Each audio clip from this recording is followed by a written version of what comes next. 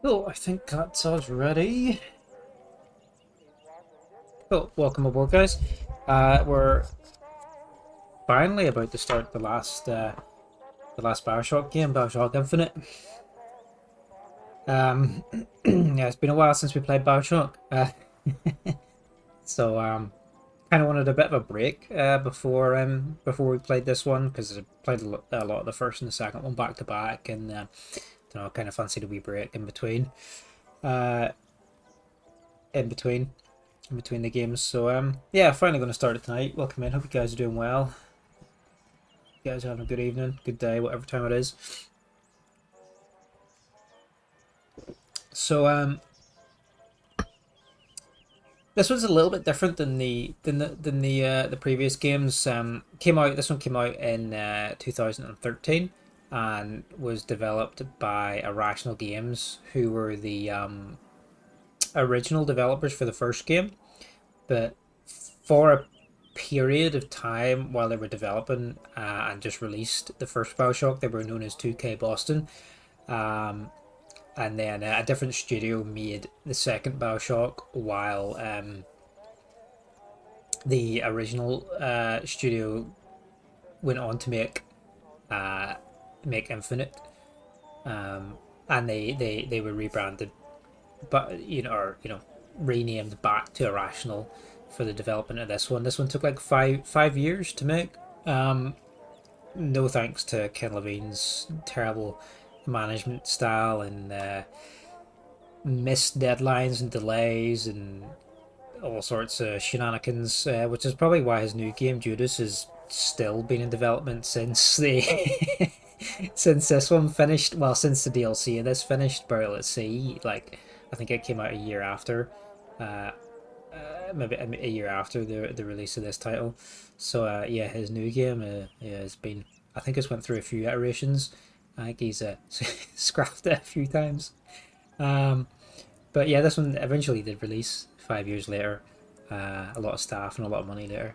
But yeah, it's a wee bit different. So previously, BioShock was set underwater in the city of Rapture in the 1950s. Um, this one takes place in 1912, and we go the opposite way up into the sky into this police state steampunk city called Columbia, which is an alternate America, or it's a portion of America that seceded after the Boxer Rebellion and took themselves up into the sky. Um, so yeah, it's a little bit different than the previous what we have with the previous Bioshock games, but there's a lot of similarities with themes and gameplay, especially with the plasmids and things like that. Um, it was received pretty well when it came out. I think it's still regarded as a pretty decent game these days as well. But yeah, we'll play through this, and it's also got a DLC, as I said, called Burial at Sea, which links this game to the original Bioshock. So we will get into that after as well. But anyway, let's get stuck right into it. I think I've tweaked the options reasonably well enough. If it sounds bad or there's anything off, just let me know. Um, but yeah, let's get into it. We're going to start a new game. We're going to play on hard because we finished all of them on the hard difficulty so far. Bioshock 1 was really difficult on the survival mode. Towards the end, it was really grindy, and I had to run past a lot of the enemies because they were so spongy and there weren't enough resources to replenish what you use to kill the enemies. It was better off just running past a lot of them because they respawn as well at certain points too, because you can backtrack um, around all the areas, so they repopulate over time. Um, and there's naturally less resources on the survival mode too, so it doesn't make a lot of sense to waste them on just regular goons. Um,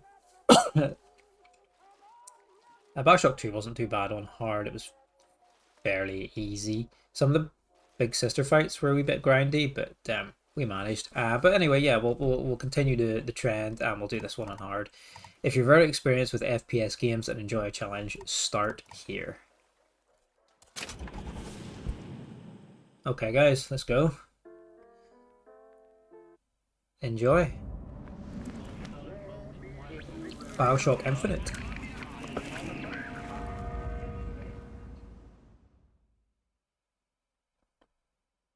You've unlocked the golden pistol and machine gun upgrades. Find the weapons to equip them. Okay. You've unlocked Comstock's Eye. Find a sniper rifle. Okay, because this is a definitive edition from Epic we're playing it on, so it's got all the DLCs and pre-order content and all that jazz. Comstock's Broom. Are you afraid of God? There we go. No. But I'm afraid of you. The mind of the subject desperately struggle to create memories where none exist. Barriers to transdimensional travel. Armistice, 1889. 1912, coast of Maine. Are you going to just sit there? As compared to what? Standing? Not standing, rowing. Rowing? Hadn't planned on it. So you expect me to shoulder What's the this? burden? No, but I do expect you to do all the rowing. And why is that? Coming here was your idea. My idea. I've made it very clear that I don't believe in the exercise. The rowing. No. Imagine that's wonderful exercise. Then what? The entire thought experiment. Excuse me. How much longer? One goes into an experiment knowing one could fail. But one does not undertake an experiment knowing one has failed. Can we get back to the rowing? I suggest you do, or we're never going to get there. Our character, Booker I'd DeWitt. greatly appreciate it if you would assist. Perhaps you should ask him. I imagine he has a greater interest in getting there than I do. I suppose he does, but there's no point in asking. Why not? Because he doesn't row. He doesn't row. No, he doesn't row. Ah, I see what you mean. Voiced by the one and only Troy Baker, who's in basically every video game around this time. For about 10 years.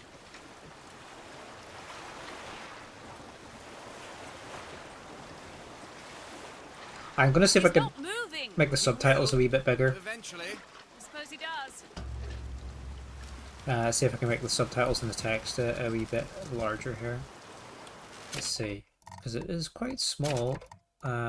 I will also turn my can I turn my sensitivity down a wee bit? Just turn that way down. Save that.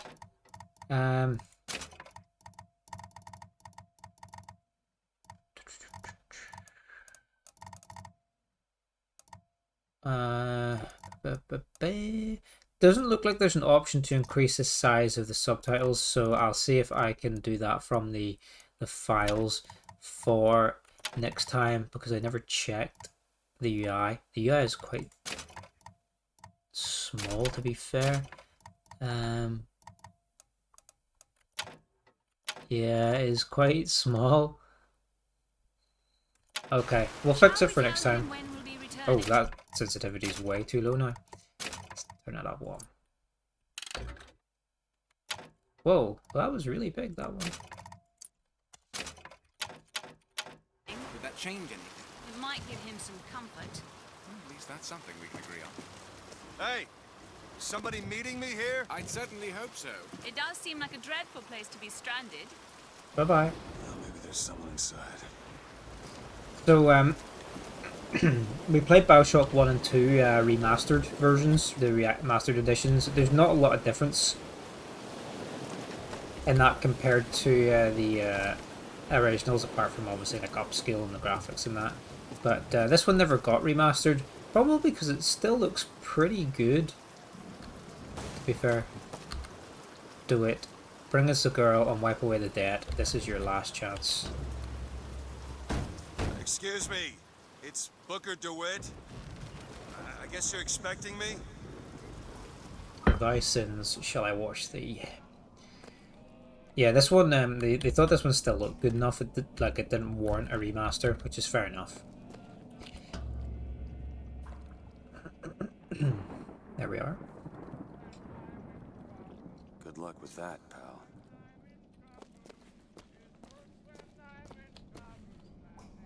Eat the jar of pickles, gives me health. Silver eagles, which is our currency. Search containers for useful supplies. Can of beans. From Sodom shall I lead thee? Is anyone here? Hello?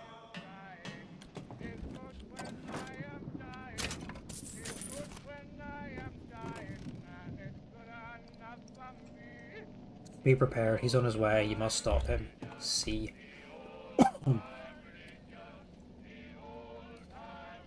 To and from Colombia, departing and returning.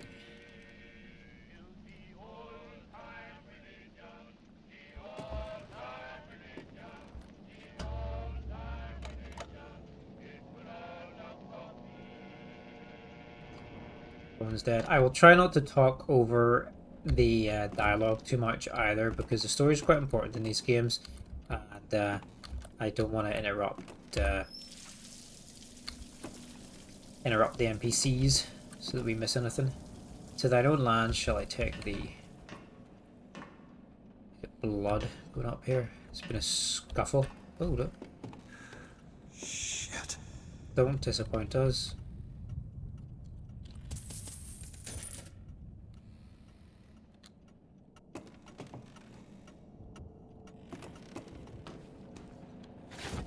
Who puts a pear? Oh, I thought that said explosives. It says provisions. Like who's putting pears in the explosive barrel?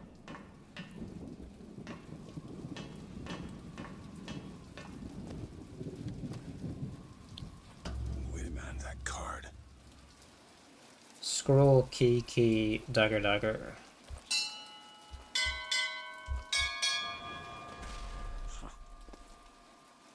Big. What in the world is...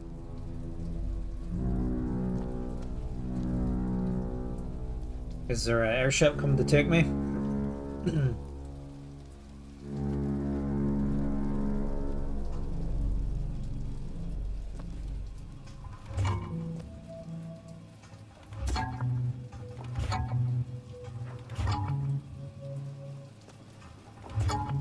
Sending out the signal. Yo, dude. Hi, out. Good. Yeah, we've literally just started, so you're you've arrived at a good time. We're just about to go to Colombia.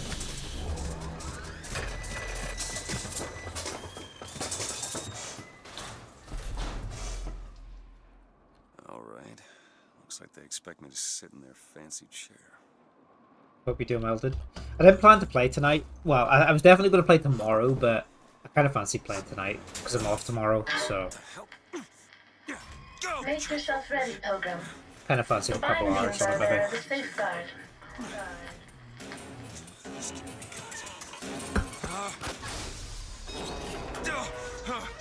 No, God damn it! Ascension. Ascension in the count of 5. Here we go. Count of 4. No. 3, 2, 1. You can let me know how it sounds, if it's too quiet or anything, or 5,000 feet. this is 10,000. terribly inefficient if they can only launch one person at a time 15,000 feet. to Colombia. Hallelujah. Sounds good. Cheers, man. Yeah, it can only take one person up at a time.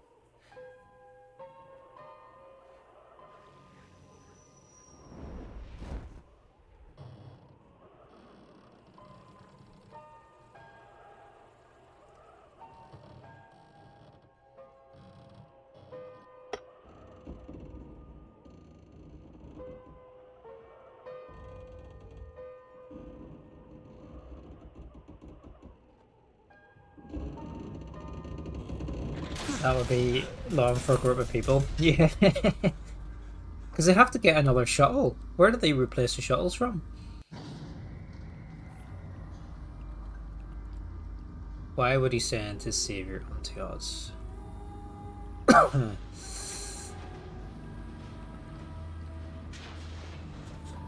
I haven't played this one since it came out.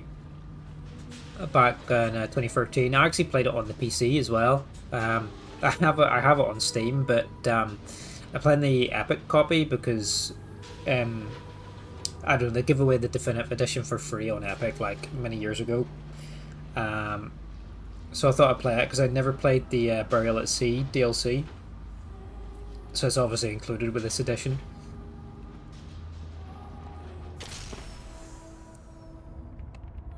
So I'm quite looking forward. Like I said, so it's been a while since I played this one, and then playing the DLC for the first time as well. Should be fun.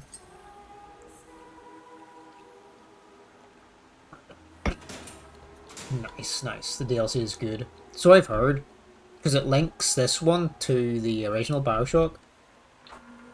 Because there's like, what, over 40 years between this one and BioShock 1. And to navigate. I'm going to try and see if for next time I can make the HUD a little bit bigger. Seed of the Prophet shall sit the throne and drown in flame the mountains of man.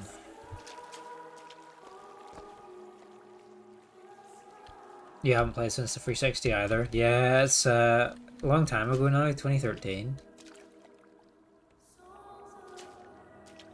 Doesn't seem like it, but over a decade ago we played this. Excuse me, where am I? Heaven, friend. Or as close as we'll see till Judgment Day. Best keep such questions to myself, unless I want to get made. Seems to be running okay. There's a wee bit of FPS drop here and there, but it ran okay back in the day, so like, and I've got much better hardware now, so I'm not sure why. And every year, on this day of days, we recommit ourselves to our city and to our prophet, Father Constant. We recommit through Could be the 4K. and the giving of thanks, and by submerging ourselves in the sweet waters of baptism. And lo, if the prophet had struck down our enemies at wounded knee, and not railed against the Sodom beneath us, it would have been enough. If the prophet had just railed against the Sodom beneath us, but not accepted the 3 golden gifts of the founders, it would have been enough. If the prophet had just accepted the 3 golden gifts look, of there's the an founders, arrow that tells me and exactly not where to go. prayed for our deliverance, it would have been enough. If the prophet had only prayed for our deliverance and not led us to this new Eden, it would have been enough. If the prophet had just led us to the new Eden and not purged the vipers of the Orient, it would have been enough. If the prophet had just purged the vipers of the Orient, but not suffered the sacrifice of his beloved, it would have been enough. If the prophet had just suffered the sacrifice of his beloved, but not expelled the vox populi, I try not to talk over the NPCs too much when I can help it. Into the circle. is it someone new? Someone from the Sodom below, newly come to Columbia to be washed clean before our prophet, our founders, and our Lord? I just need passage into the city. Just let me in, old man. Brother, the only way to Columbia is through rebirth in the sweet waters of baptism. Will you be cleansed, brother? It's either this or turn around and get back on that road. I guess we're getting baptized. Hey, I baptize you in the name of our prophet, in the name of our founders, and the name of our Lord.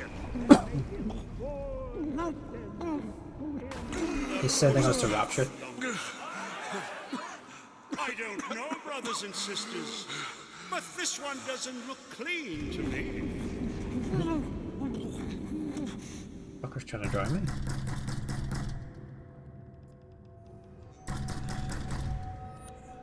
who's there? Who's there? Bring us the girl and wipe away the debt. What do you want? We had a deal, DeWitt. Open this door right now. I told you. I'm not gonna do it. What? Go away. Mr. DeWitt! Mr. DeWitt! Did we open the door or do we...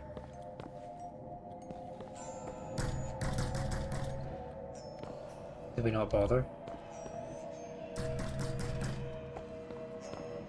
think we might have to open the door.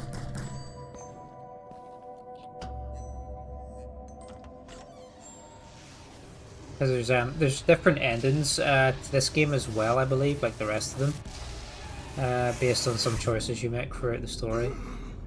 But I can't really remember what they are. In the original games, it's tied to the little sisters and stuff. But I can't really remember for this one. The Garden of New Eden. A priest needs to learn the difference between baptizing a man and drowning one. Father Franklin, Need to find a landmark Father and Washington, figure out Father what that Jefferson. Locate the Statue of Columbia. I think there's different endings. Yeah, I don't think there's that many, but I think there's maybe only 2, you know. But I can't remember what triggers them. I'm sure we'll find out later. But and so each year we recommit ourselves. Yeah, I can't remember what it is triggers them. prophet fills our lungs with water. It's been, So they like I say, better love the air. been a long time since I played this. He who crossed Yeah. the Delaware. It looks good still. It looks really good. Flaming sword and wings of angels. I will definitely try to find a fix for the UI and the HUD though, because the subtitles and stuff are really small. And as I said, don't really want to interrupt the NPCs too much when they're talking, because the story is really important. Soda pop gives me salt. What's salt do for me? Does that increase my plasmids?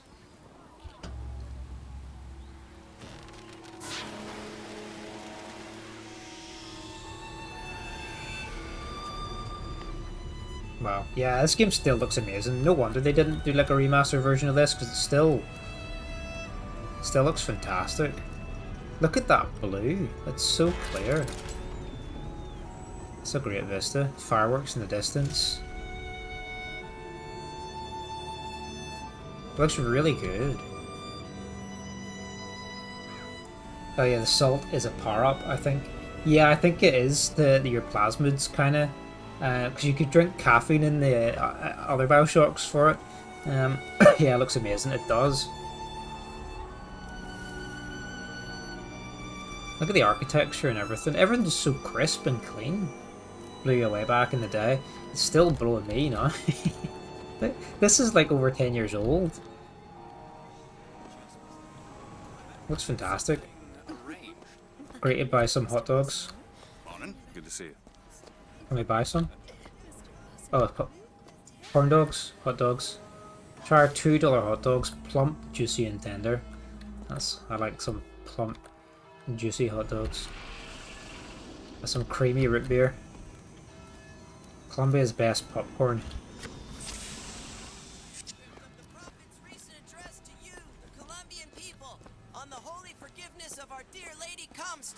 Our beloved mother of forgiveness. Shut up, kid. I mean, his face is pretty static and expressionless, but everyone else looks great. It does not matter to a Liberty Scout. There's no room for preference, only duty. Duty. Saltonstall's all right, I tell you. Says he's for faith, family, and fatherland. Who could be against Where do we go? Locate the statue. Now we're going to have a wee look around. Repairing fine custom work for $1. Never hire an artist, my dear fellow. They are a temperamental and unreliable lot to a man. I told him that the park is exceedingly far behind schedule. The landscaping. The word of the prophet presents fellow Comstock gift of prophecy. Now we can use this. Even the marigolds are. It's quite small. Can't really read that. The word of the prophet presents fellow Comstocks. Oh, there we go. In the midst of the darkest storm, the great prophet foresees bright sunshine, and lo, it appears. What will the great prophet reveal next?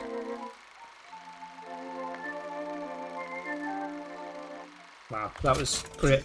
That was Kino. That's great cinema. He said that he was tired. That the work had taken. I love everything. Looks so good. Like, God, man, don't tell me about details. Look at this fancy ass till. Yes, sir. Oh yeah, how do we save this game, by the way? Is there a save button? I'm not sure. Maybe it just auto-saves. BioShock 1 had saves. BioShock 2... Did BioShock 2 have saves? I think it did, actually. What did one of them only have autosaves? Or I can't remember. Maybe that was something else. I'm not sure.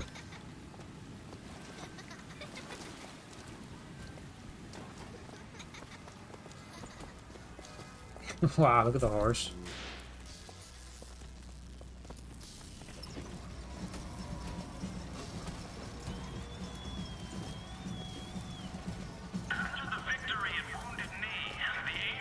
That's great. Hi, Curious. You don't remember how it saves, but you did love this game. This series is amazing. It's great, isn't it? I haven't played this one since it came out back in 2013. And I never played the DLC either, so quite looking forward to getting back into it and reliving it. It looks fantastic for a game over 10 years old. All clear. Good luck at the raffle, folks. What's this say? Office of Columbia Police Department, Special Agent. That's why we're going to the raffle. I have a good feeling this year. Yeah, it's a fantastic series. I love how Raffle and fair. how different this is to the previous two as well. This one was made by the original team as well, or Irrational. They were rebranded as 2K Boston for the development and release for the first game, and then a different studio made the second game, and then the original guys renamed back to Irrational made this one. Hello. Get a health kit. We get some cake. We just scoff the entire thing, candles and all.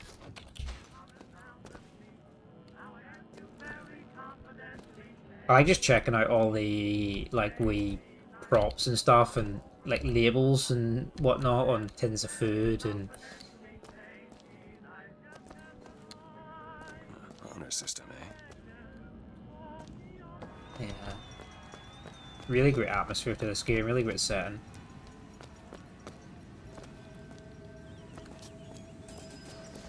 Yeah, directed by good old Ken Levine, who's an absolutely horrendous manager.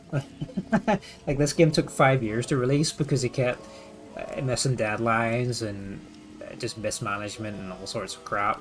Because they initially didn't want to do a sequel, so a different 2K studio made the second game, and then he kind of got talked into coming up with a concept for a new BioShock game. And this one's set in 1912, so it's like 40-ish, between 40-50 years before the first one. But then I never played it, but they link this one and BioShock together with the Burial at Sea DLC.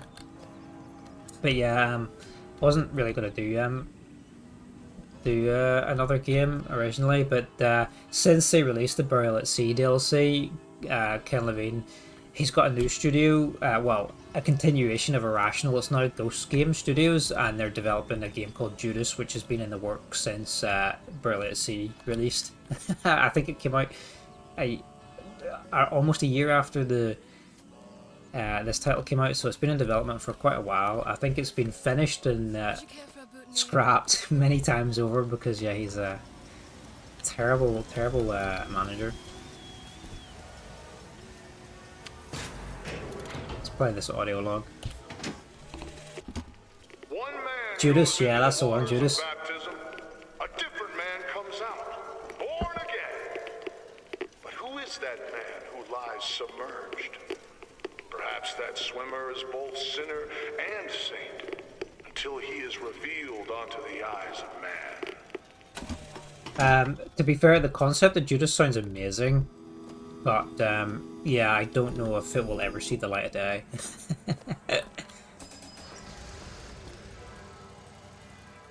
It's like humanity's been sent off on this like spaceship on a colonization mission, I think, and there's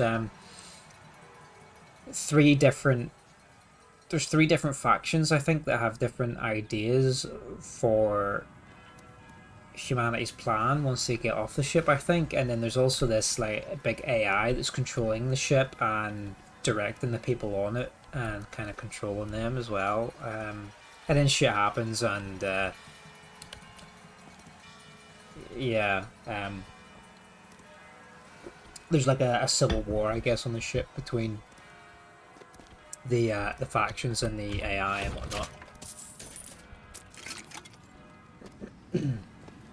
Oh yeah, 100% I play it. As much as Ken Levine's a bit of a dick, like, he makes good games. Yeah, that's where they said I'd find her. Telegram, Mr. DeWitt. Huh. Telegram for you, sir. DeWitt, stop. Do not alert Comstock to your presence. Stop. Whatever you do, do not pick number 77. Stop. Stop. Lutess. That means we gotta pick 77. Go to the monument. Go to Monument Island and find the girl. But yeah, 100% I play Judas. The idea of it, I probably didn't explain it very well, but if you go look it up, it sounds great. It sounds like it's got like, because he used to work on the old System Shock games, and it sounds as though it's got a wee bit of a System Shock vibe to it. These two getting up to. They go, oh, Bob Ross, I got some dark roast coffee grounds you've never tried yet, and some coffee pods you've never tried infused with creamy vanilla. Nice. Have you got one brewing at the minute, dude? Good day to you, sir. Hello. Let me know how they are. You had no coffee this morning, didn't you? You were out of coffee earlier. Hello there, friend. I think it was this morning, or was it yesterday? I can't remember. My days have all blended into one because I did like 4 night shifts, and then I went back on to days today. So my concept of time is thoroughly fucked. I have no idea what what moment we're living in right now. A life of vigor is a life that's bigger. Who amongst you has tasted the divine gift of the vigor? One swig and feats of wonderment to skip with your fingers. So this vigor stuff is basically the equivalent of Rapture's plasmids.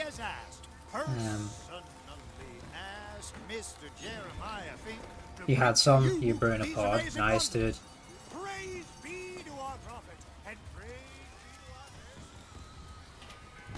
The vanilla pods, nice. Young sir, young miss, roll up and try the amazing power of Bucking Bronco. Whether you need it lifted, lofted, tossed, or tumbled, Bucking Bronco is just the ticket. Find the devil, good sir. Protect the woman and child, hit the devil 3 times.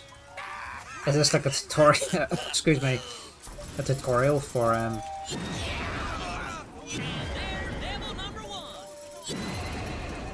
tutorial for the plasmids.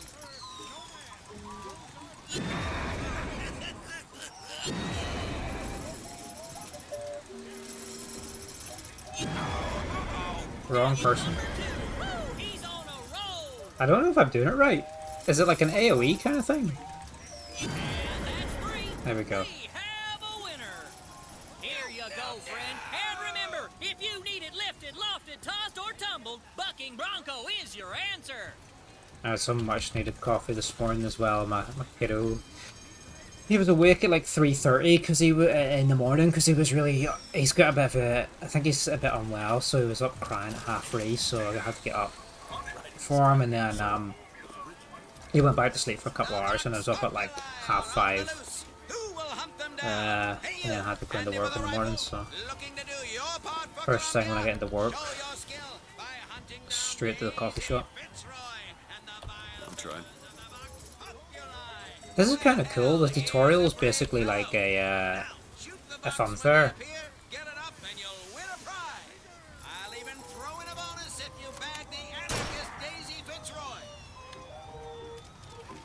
What do I have to shoot?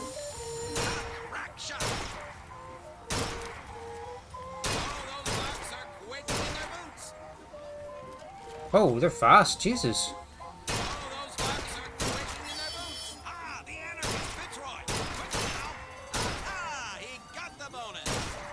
He got the bonus. This is a fun shooting gallery. I think they're using live ammunition, though it is America, so.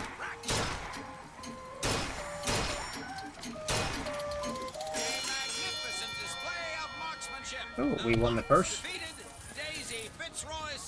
That's it. Maybe not so strong as Good Dark Roast, but it's still good. He almost went for French vanilla espresso, but 8 grams of sugar per cup. Jeez. I bet it smells good.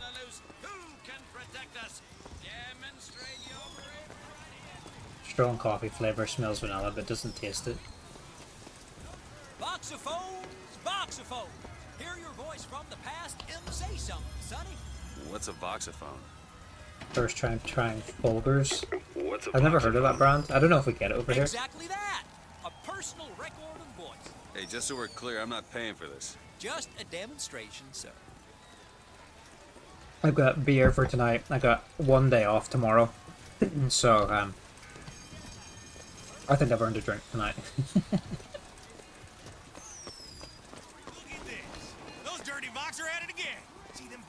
Yeah, I think I'm probably going to call these, yeah, this guy looks scary. If anybody's afraid of clowns, tune in right now. Look at that stare. That's a death stare. This guy hates his job. I'm probably still going to call them plasmids, I think. It's so iconic.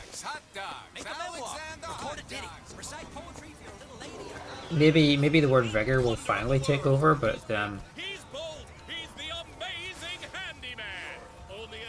fuck it is. Before he was an invalid, now he is a big dumb robot.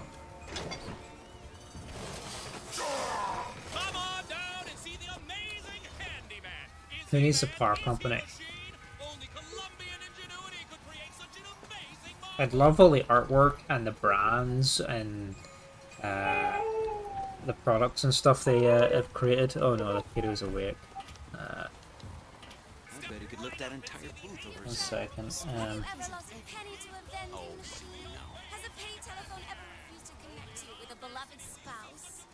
Well, it's time to take back control from the men of metal. With possession, Free you sample. are the master. You will bend any machine to your will. Give me one of those. With just a whisper, they're all ears.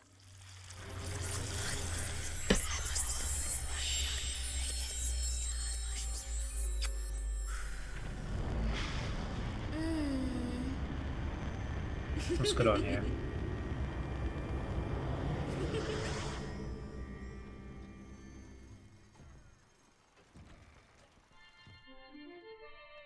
That's our first plasmid. Oh, nice. The game is almost done. Only problem you have with it is how much you had to spend on generations of things. Like what kind of things?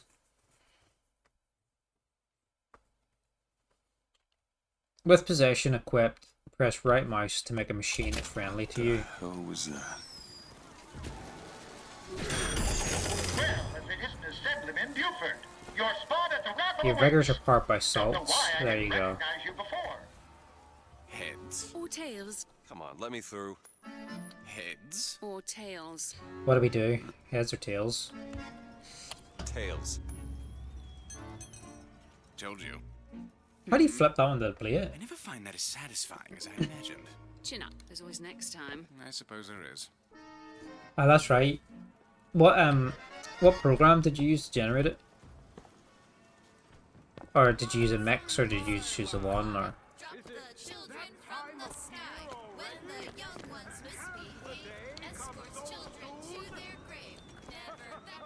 Some choco, some money. Health kits, salt. We don't really need to buy anything right now because we don't. Well, we don't know what we're up against yet. Songbird, for he is a protector of the lamb.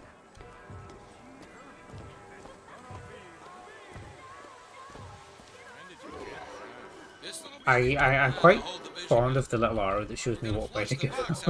So it was kind of easy to get a little bit turned around in some of the original. Looks fantastic. Look how crisp and clear this blue is. We've got Franklin there, Washington.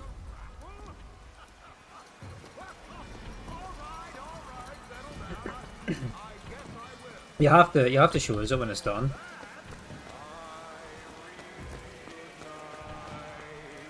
What the?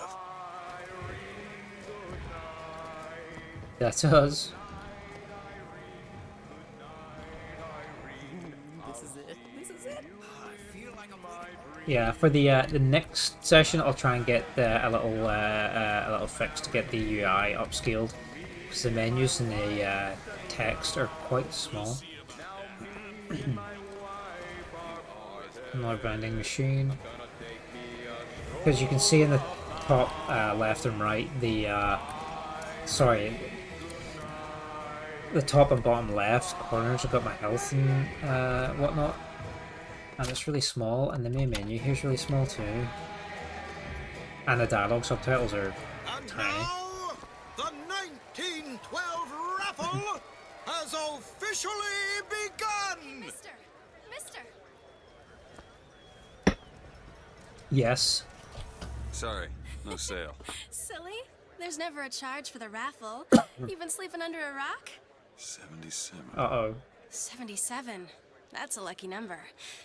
I'll be rooting for you. Bring me the bowl!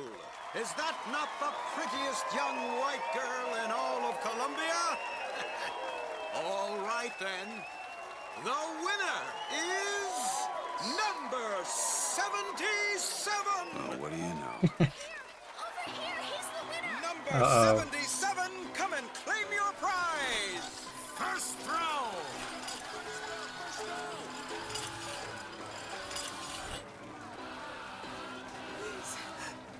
Please don't do this. It was me. It was all me. Please. Please. Uh-oh, it's getting pretty wild already. Come on! Are you gonna throw it? Or are you taking your coffee black these days? I'm the one you want. Oh, looks like we've got a shy Where should we one throw it here. at? We've got to do something. Should we not about be an that. answer out? Got something for you, Time's son of a wasting, my bitch. boy. Wait. Uh-oh. It's him. Now, where'd you get that brand, boy? Don't you know that makes you the backstabbing snake in the grass false shepherd? And we ain't letting no false shepherd into our flock. Show them what we got planned, boys. Oh shit.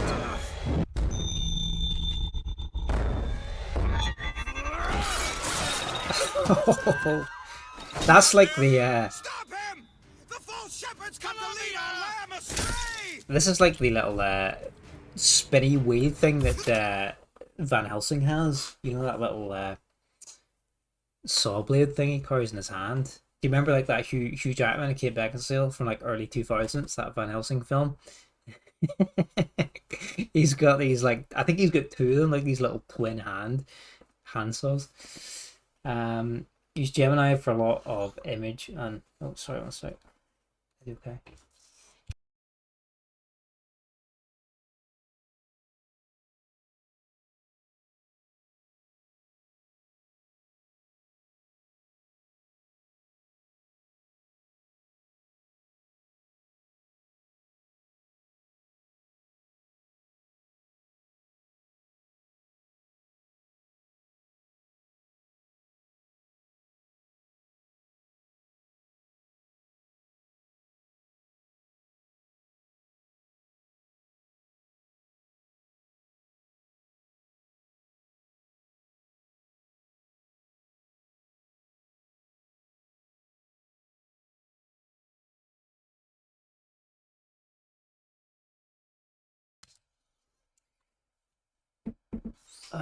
Gemini for a lot of image and video generation. Yeah, Gemini is quite good, as well as text generation. Kling AI for lip sync and video animations that keep the same frame. Suno for music from prompts and 11 Labs has a voice changer, text to speech with emotion and voice generation. Yeah, you, Taco, and Croc will be the first to know of the release. Just hope I'm there to see you play it. If you do, yeah, dude, let us know. We'll definitely it'd be fun to play. It's like a little point and click adventure, isn't it? Apart from trying it, me and Croc played the Phantasmagoria, which is a point and click adventure quite recently, and we're planning to play a lot more of the old point and click stuff together on stream. So definitely check it out, dude. When do you think you'll have it finished by? Sorry, I was just getting an update on the kiddo. He woke up there. He's a wee bit unwell, so he's waking up a few times through the night, which he never normally does. So when he does, he's a bit sick because it's not as usual. You forgot about the underlying themes of this game. Yeah, I mean, BioShock is definitely a series known for its themes, let's say, for sure. This game is wild. It should take an hour or less for your stature. Maybe 2 more weeks to finish. No, I think it'll take 2 weeks for someone my stature to finish it. We finished Phantasmagoria fairly easily, but the last stream took forever because it kept crashing. But every time we had a crash, and then every time we got back to where we crashed, we were able to do one more action, and then it crashed again. And it kept crashing. But it's because Croc, he was playing it on his end, and I was just streaming it through Discord on my end, and we are just like chatting through it while we played it. But he had the GOG version, and they give you like an emulator to run it on because it's an old like game from '95. But the emulator they gave you to run it is like an old version, so we had to get an updated version to stop the crashing. Because I think the final chapter took us like 2.5 hours. Should only taken us like half an hour, and it took us like 2 hours extra. But it was a really fun game, and yeah, we're gonna play a lot more of the old point and click stuff like King's Quest and all that jazz and stuff, all the old Sierra games, and what other point and clicks we'll play Bob's game, and yeah, just whatever. It was really fun. Fucking hell. Here come the police. Jesus. Yeah, when was this game so violent? My Van Helsing saw. Look at this. Guy's got a literal hole in his head.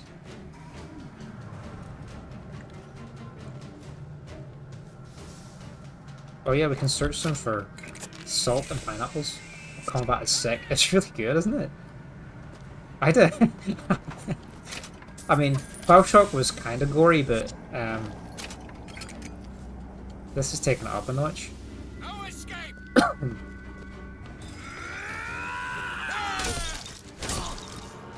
It says something about oh yeah, finishers. Literally rip the eyeballs out of the socket. You don't remember this game being this violent? Neither do I. Like, it's oh, he's got a gun. Jesus. It's like so crisp and blue and just nice. And then we're ripping people's eyeballs out of their socket. Like, it's quite a contrast. Yeah, I don't remember it being so gory. I've got a nice little pistol, which looks like it kind of looks like a Luger, but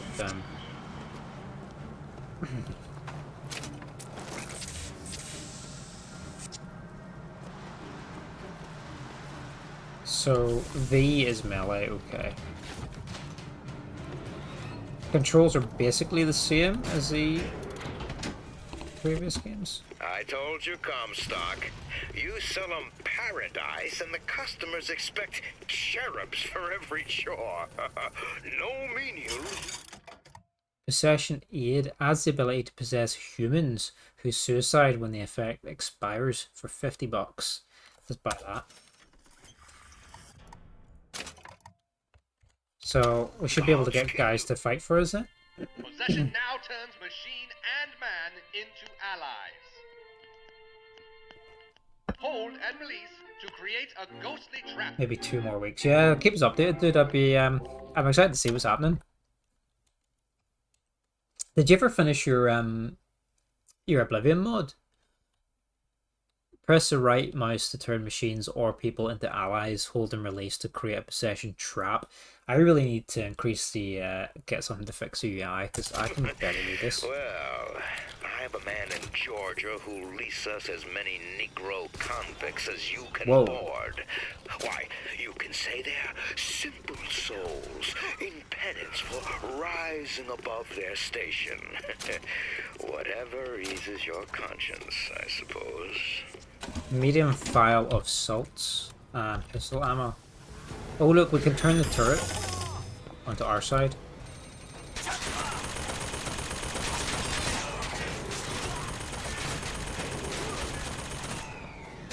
Oh, that's a way good.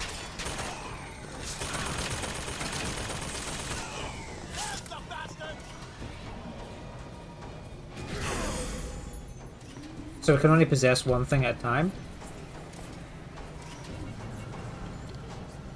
So when this runs out, he should suicide himself.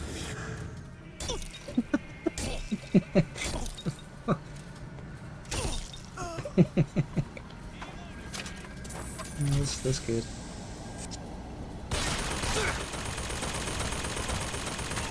How do we use our health kits? This game is I don't remember it being like this, but I'm for it. Excuse me. What's the health kit button?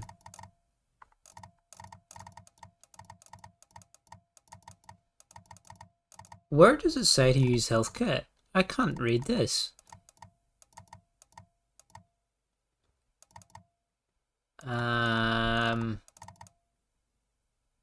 Huh.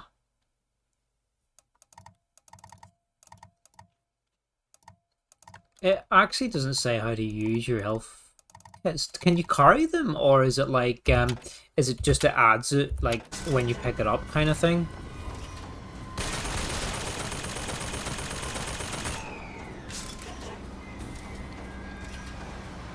I think it might be a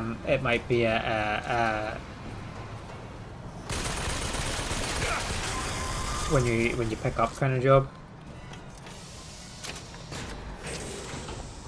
Oh no, it's our salts that are low anyway, not our health.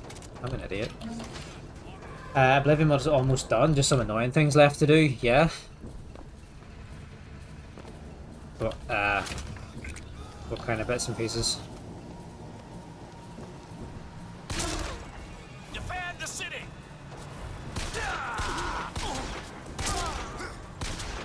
Are you going to upload it to the Nexus?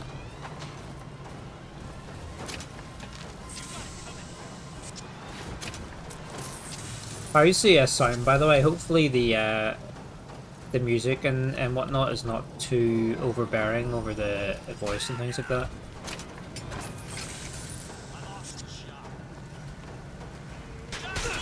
Combat's pretty good, to be fair. Combat's pretty good.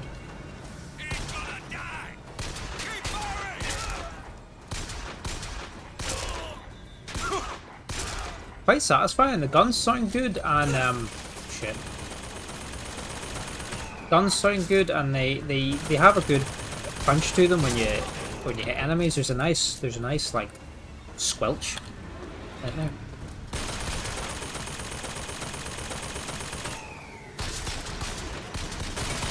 Get cover behind these impenetrable leaves. Yeah, for sure. If I ever get the 30 Avenue list done, I'm sure you will, dude. I'm looking forward to it.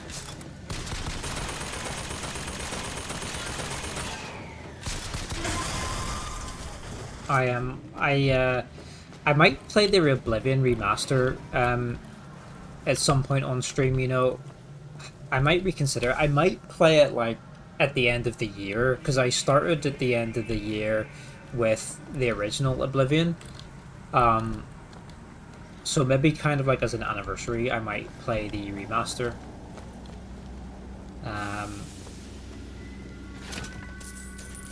But I do want to, after we finish Skyrim,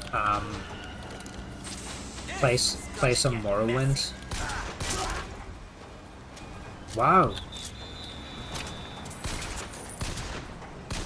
Look at these bullet wounds, Jesus.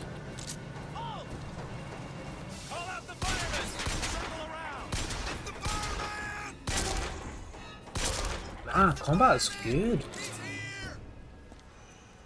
That was a much more, that was much more work and long hours spent.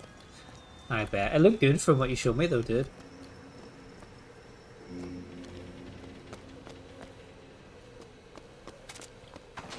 But yeah, I would like to play a full playthrough of Morrowind at some point because I've never done that. Ooh, in the pantry. What's the booze give me? Drink a flask of unknown booze, plus health minus salt. No, we're good. We're good for health. We actually need salt.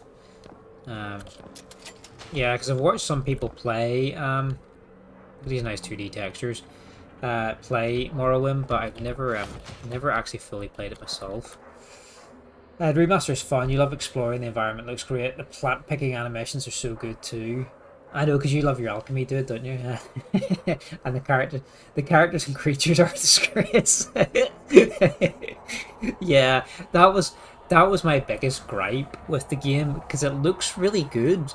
It looks awesome, but the the characters just look really uncanny.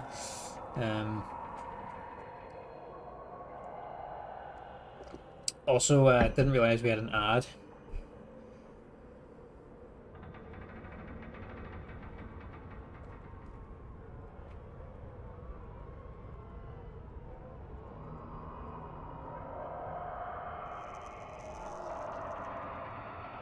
I'll be back in 2 seconds. Didn't realize we had an ad pop up there. I'll just take a quick 2 minutes. I could get some water and that. And, I'll see you in a wee minute.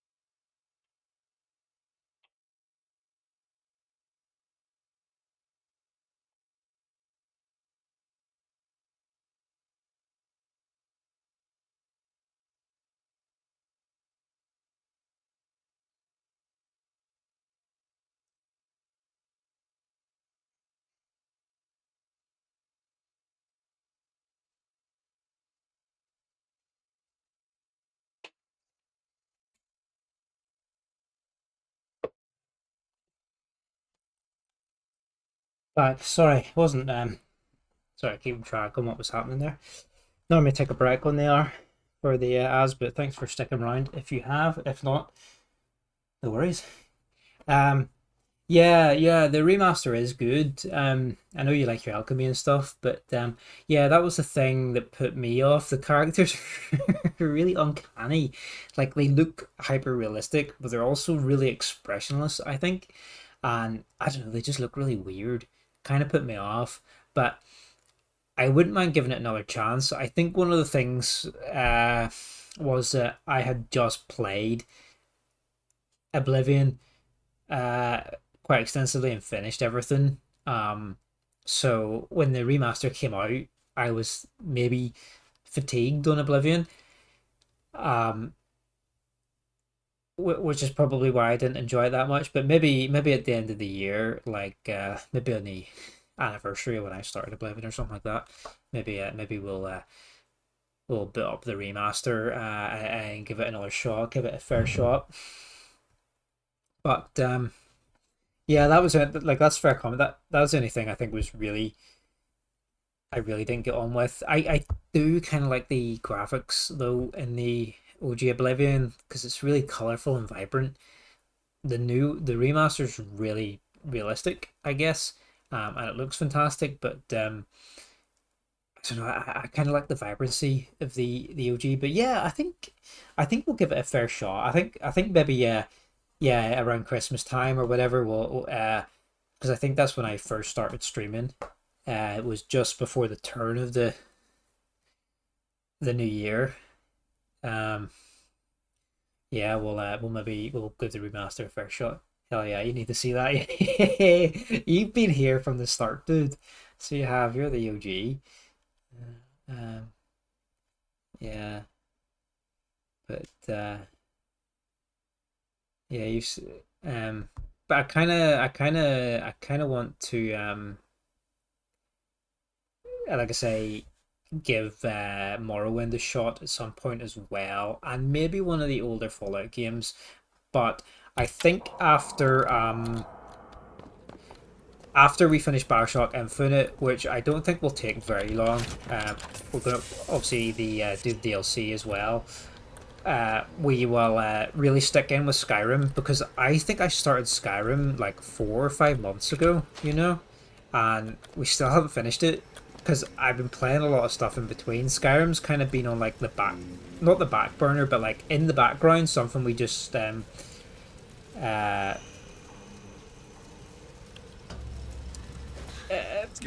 Oh, sorry, I'll let the cutscene go on here a second.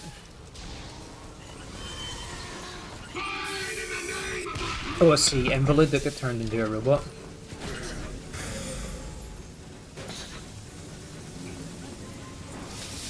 Will he suicide after it runs out? Can the Invalid suicide? No, he can't.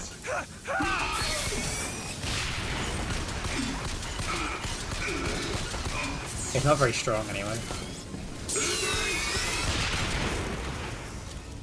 I'm not sure if I'm allowed to call him an invalid. Is that not? It's not really. Shits. Oh, that's spicy. Wow.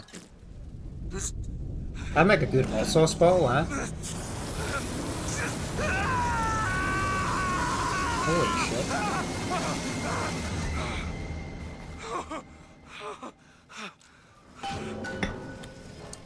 Devil's Kiss.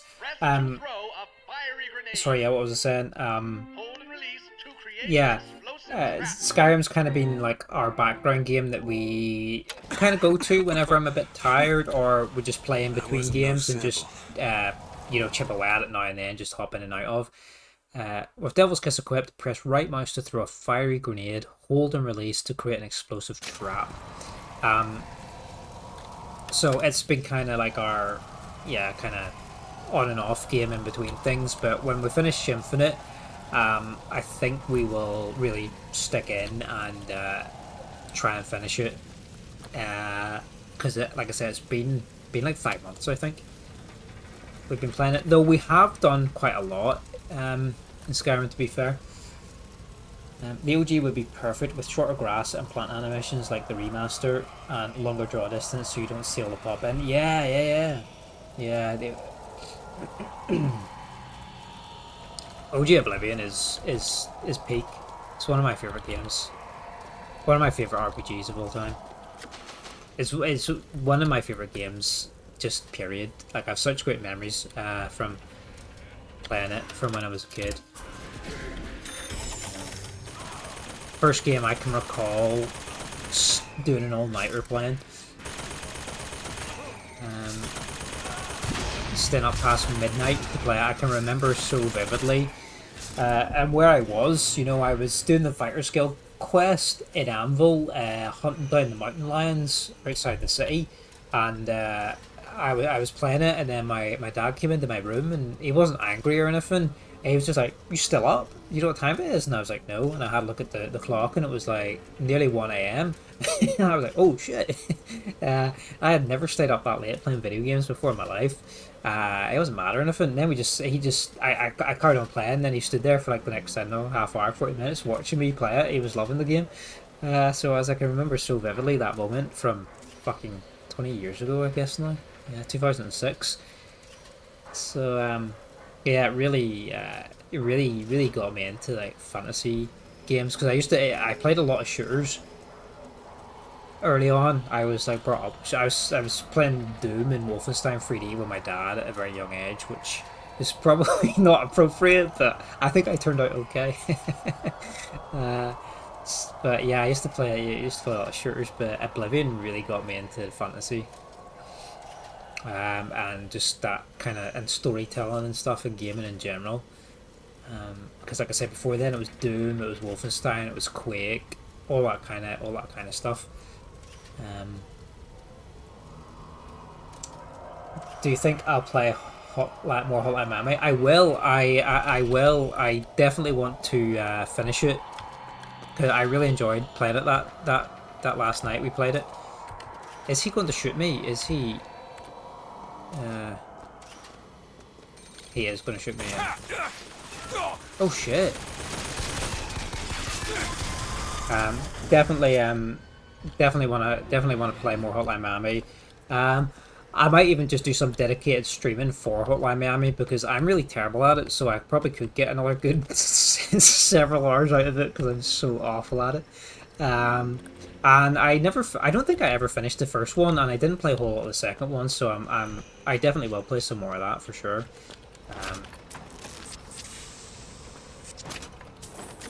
It's so much fun.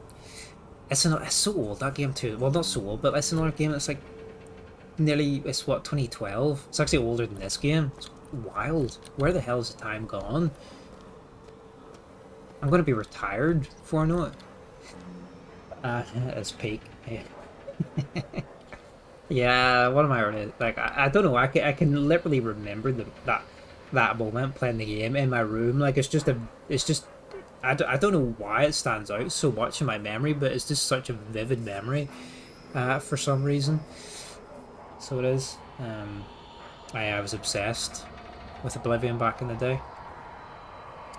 Google says it was always that violent, but the execution moves are optional. Yeah, we can hold V, so V is the melee button, but if we hold it, we can do like an execution finisher. Where we rip eyeballs and things out with our Van Helsing saw. I was curious if it was part of the remaster or something, but nope, he just didn't do the executions. Yeah, I suppose like the melee maybe isn't as prominent in this one as the other ones, because obviously in the original you've got the wrench, and that's kind of like a throwback to the System Shock, and there's a lot of builds you can do around melee and using the wrench, and even in the second game there's some builds you can make around using the drill and things like that. Whereas I think melee is kind of not as effective, or there's not really many builds around it in this game, I think. So I guess it's quite easy to forget you can do the melee, I guess, but yeah, it's definitely a lot more violent than what I remember, for sure. But this one didn't get a remaster because it still looks great and runs great, and it's still fairly taxing on some systems these days, so they never remastered this one. Primeval Dude, what's up? Yeah, we've just started BioShock Infinite. Finally. No, you're breathtaking. What's up, dude? Yeah, we just finally started this one. Which, yeah, really enjoying it so far. It's really good. Yeah, like we're saying, it's a lot more violent than what we remember, but it looks stunning, and the gameplay is pretty solid though. The combat packs a punch. The blue ribbon. What have we got? We've got a boiled foil, flank of Spanish olives, green turtle soup, and roast beef with grate or chicken. Minced ham, ham a la Russe, green corn, boiled brown potatoes, and we've got steamed pound pudding and brandy sauce. I don't think I'll visit this restaurant. Yeah, how you doing, dude? Oh, leave area. You need to press enter. It does have zip lines, that's right. Season Pass Award. You 4 gear pieces, a golden machine gun upgrade, and a golden pistol upgrade. Yeah! Industrial Revolution awarded you 500 silver eagles, 3 gear pieces. Get them at the blue ribbon. Oh shit. And we have unlocked 3 pieces of gear. Collect them at the restaurant. So this is the definitive edition from Epic. Oh fucking hell, more. You must collect all your rewards before continuing to Monument Island. Okay, so this is a definitive edition from Epic, so it has the Burlet C DLC and like all the pre-order DLC and all that sort of shit. So I did originally play it on Steam, but I'd never played the DLC before, so I decided to play the Epic version, which I got 3 years ago anyway, because they always give away free stuff on Epic. So I've had it in my library for a while, so I thought I'd do this version because then we can do the DLC. You finally ordered an SSD. Yes, what for? For your OS or for launching games from? You've seen a small amount of this when you were at a friend's house years ago. Yeah, it's really good. Like I haven't played it. It came out in 2013, so I haven't played it since then.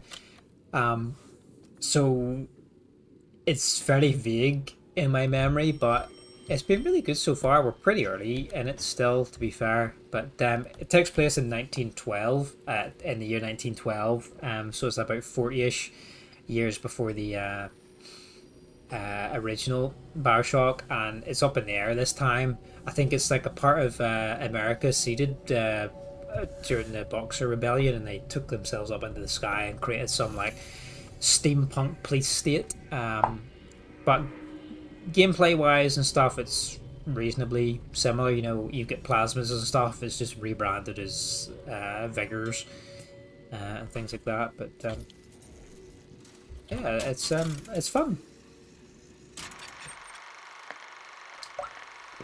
Although the UI and the subtitles and the menus and all have scaled really badly, so I need to find a fix for next stream to upscale it. There's 37 of those things to find, because it's quite hard to read these things.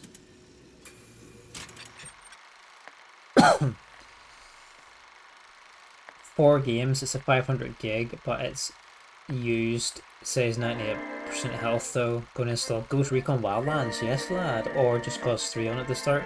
Classic. Yeah, I have one for gaming, which I got kind of recent.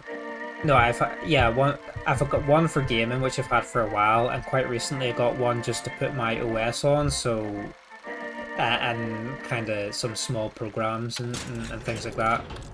So it's only like a 500 gig one, and then I've got a terabyte one that I just put all my big games on, and then I've got an old mechanical for just small games and crap and stuff that I don't really care about. But I only did that fairly recently, maybe in the last like 6 months, I guess. I get the new SSD, that is.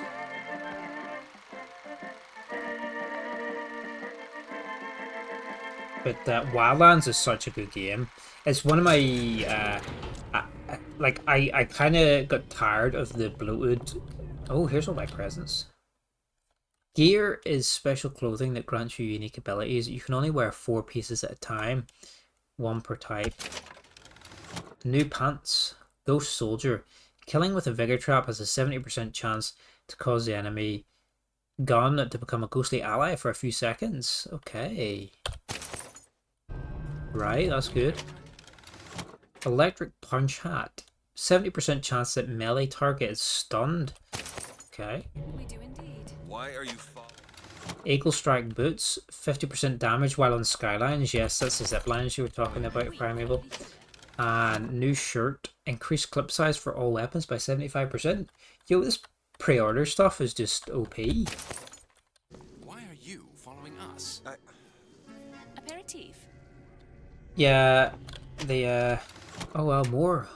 Melee targets are knocked back. There's so much free shit. Killing a possessed human causes him to explode. When found, Vox phones provide silver eagles.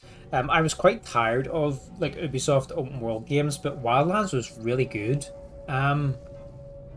It had a really nice variety in its environment and some killer animations. Like if Ubisoft do something well, it's animations, and I don't know, it just felt so good to play that game. It was really satisfying to play. The difference between life and death. Gold bar, that's a lot of money. Increased damage against handymen. I think, yeah, that's the invalids. Sugar Rush snacks. After eating a snack, move 50% faster for 3 seconds. When evading, movement speeds are increased. Okay. Infusion. Ooh. Increase health, shield, or salt capacity. Let's get some more salt, and let's get some more health. Let's get one of each. And let's smoke some cigs while we're here, because why the hell not? So I feel like this game must auto-save, because I haven't been able to save. Yo, they throw more stuff at me. Okay, let's just get one of, like, everything. Let's just go down the line. Yeah. What's this? Salt? Salt's full. This is like a little hub. Yeah, Wildlands was a lot of fun. I never actually managed to finish it because it was such a huge game. But it's really good. And Just Cause 3, Just Cause is one of those games where it's just pure fun. It's like over the top ridiculousness, isn't it?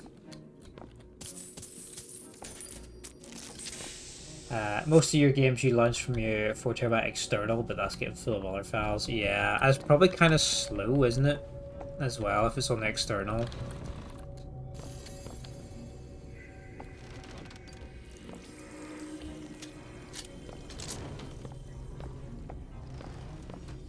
Oh, she's got more stuff for us. Shield upgrade. Adds a magnetic repulsive field to improve defenses. What was that? Surprising. Surprising that it worked? Surprising that it didn't kill him. But a magnetic repulsive field around one's body can come in handy. If it doesn't kill you. A fair point.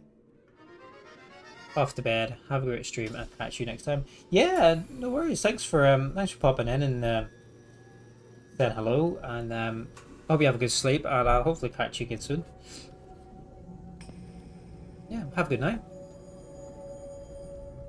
Thank you. It's a Carnervo Toshiba's gaming thing. Okay, so it's like it's sort of specific for what you're using it for then. That's not too bad. Father, Comstock. The only noticeable one is Tarkov. Yeah, Tarkov is a massive, heavy game to run, isn't it? Exactly 100 pages in advance. Now, I'm half a Jew when I smell silver, so I say, Father, your flock would pay for 1,000, you know? Why settle for less? And then The Prophet looks to me and says, 100 will suffice, as I know how it ends. How do I actually equip the clothes and stuff I just got? There's no option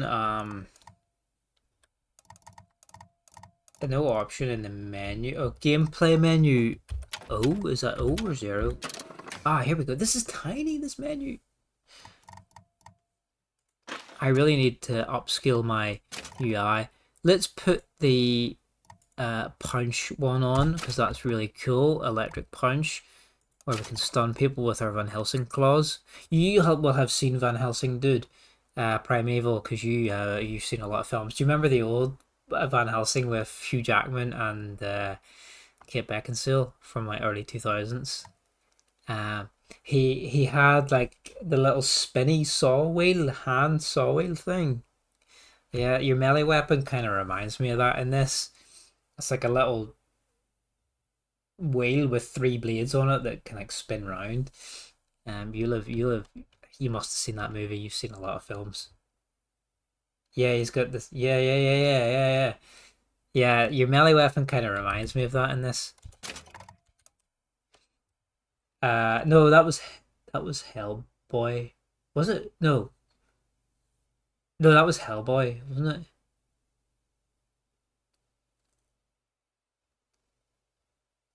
Yeah. There was Hugh Jackman was Van Helsing. Kate Beckinsale was the. She wasn't a vampire. She was like a, I don't know, some vampire hunter, I think. And then there was like the friar guy, I think was played by Faramir's actor. What's he called? Like, is it David Wenham or something like that? Where I remember the start of a Van Helsing when he's in the village getting mobbed by the locals. Yeah, so the prologue of the film is black and white, and it's I think it's Dracula and his assistant Igor, and all the villagers come to mob Dracula, and then I think some of them escape or something like that, and then it goes to like not the present day, but the present day of the film. And then Van Helsing is chasing some big hunchback guy through a church building, I think in Paris or something like that, in the beginning, and then he ends up in Transylvania, like vampire hunting with Kate Beckinsale or something like that. So something like that. But I used to love that film because I was like a kid when it came out. But anyway, yeah, the melee weapon in this kind of reminded me of one of the weapons he uses in that game. And I actually had the toy of his weapon as well. It had a little handle on it, and you could pull the handle and activate a like little spring or whatever that made the blade spin round, and it made a whizzing noise. And I thought it was like way cool. Yeah, then he fights some vamps, and they're like, okay, yeah, yeah. I'm sure there's a couple of Van Helsing films, but that's the only one I remember. And there was a game of it on the Xbox 360, or not the Xbox 360, sorry, the Xbox original, and I guess PS2. I don't know if it came out in the PS2, but I definitely played it on the Xbox original, and it was really good. Well, I thought it was really good at the time. It's probably a lot of crap now. Should we increase our damage against invalids by 50%, or increase our weapon damage by 50% on Skylines? I think Skylines is very specific, but I don't know how common they are. But I feel like we can kind of change these at will. So I guess we'll put the handyman one on, and then we'll put the one that gives us a 70% chance for the enemy gun to become a ghostly ally. Someone told you there's a Hellboy game on Xbox. I think I mentioned the Hellboy game. I'm nearly sure there's a Hellboy game, not on Xbox One, but I'm nearly sure there was a Hellboy game on Xbox. It might have been like one of the Xbox Live arcade games or something like that. More damage is always good. More damage is always solid choice. When in doubt, more damage.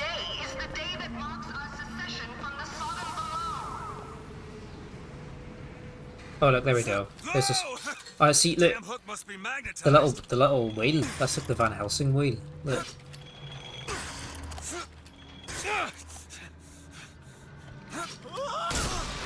Oh. Killed enemies drop their weapons when killed. Try for yourself. Ooh, nice.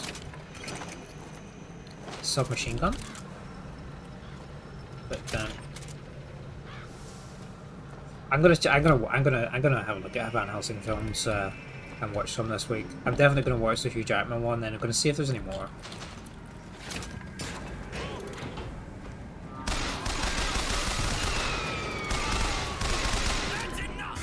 Possess this guy.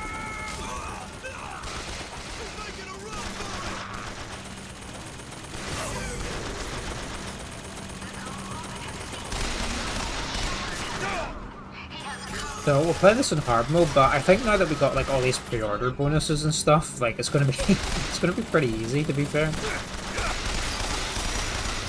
But we never really struggled that much with BioShock 2. The only one that gave us some trouble was BioShock 1 on the survival mode, but that's because it really limited your resources on survival, and the enemies were massively spongy. A lot of the times it wasn't actually worth fighting the enemies, it was just better to run past them. Because the amount of resources you use to kill the enemies, you would never recover, so you're always at a deficit.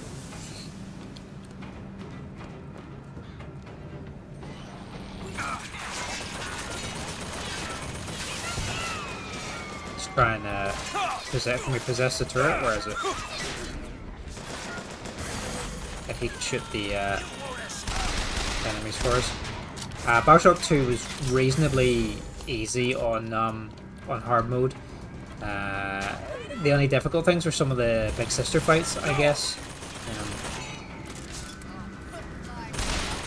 But it was a lot more manageable. We're still early game in this, but I feel like with all the buffs we got, it's not going to be too crazy. You started rewatching Breaking Bad, already finished season 1, dude. I was just talking to Hyped, I think, actually, the other day, that I really fancy rewatching Breaking Bad as well. How are you finding it?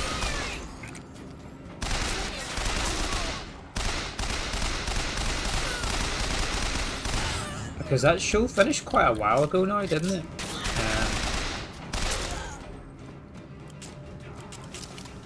E for quick swap our weapons. Yeah. Oh shit! Nearly fell. Breaking Bad, when it first came out, was a show that a lot of folks I knew were raving on about. I said, "Oh, this is the best show ever. You gotta watch it." Blah blah blah blah blah. And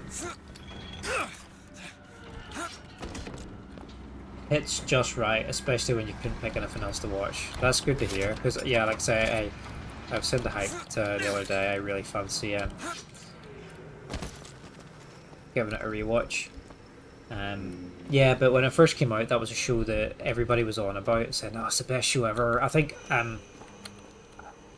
there'd been a couple of seasons out, maybe 2, maybe 3 seasons, or 3 or 4 seasons. Had been released by the time people were talking about it that I knew, and I watched the first few episodes and I was like, I just could not get into it. I was like, is this what people are talking about? Like, this is not very good. So I think I gave up after a few episodes, and then everybody was like, no, just carry on with it, just carry on with it. Like, it's so good. It was bound to happen. Violence is not a foregone conclusion. And I decided to give it another go, and I finished the first season, and then I just started to get hooked, and then worked through the second season, and I was addicted to it, and then I just couldn't stop watching it. And I'm so glad I gave it a second try, because I'm not going to read that. I'm so glad I gave it a second try, because one of the best, yeah, one of the best television programs I've ever seen in my life. You told your entire college class about Breaking Bad when nothing but the pilot was out. Dude, that's bold. Because I don't think the pilot is that good, is it? That's a bold move, dude. Just pouring another drink. FX channel used to repeat the pilot before the rest started, please. I was like that with Game of Thrones. It's overhyped for me, so I couldn't get into it. Hype can hurt the thing. Hype can definitely hurt the thing. I don't think it was. I don't think it was the hype that maybe hurt Breaking Bad, because I think I mean, I haven't seen it for a long time, but I think the early episodes of Breaking Bad are not that great, to be fair. Like, you have to get through a few dodgy episodes for it to actually really pick up and start get going. So, like, I can see why people could be turned off Breaking Bad by just the first few episodes in the first season, because I don't think it's that great. But once I got, like, you know, halfway into season 1 and stuff, like, I started getting a lot more into it, and by, you know, season 2 or whatever, end season 1, start season 2, I was hooked. I don't necessarily think it was hype for Breaking Bad. I think it was just genuinely kind of mediocre in the beginning few episodes, but I do need to rewatch it. Like, I haven't seen it since it actually finished. Like, I haven't watched any more Breaking Bad since the finale, so I think it would be really interesting to go back and rewatch the whole thing again.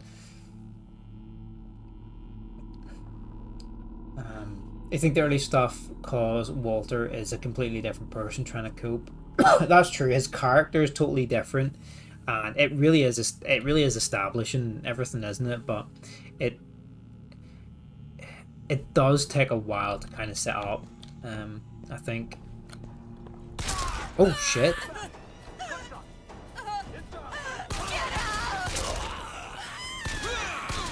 I don't think I was supposed to do that. I'm sorry, dude.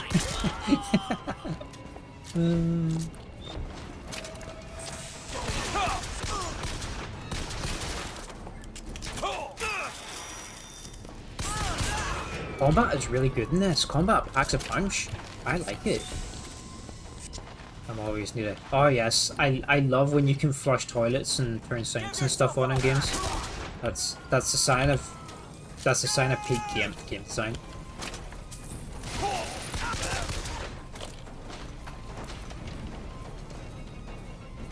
I think I just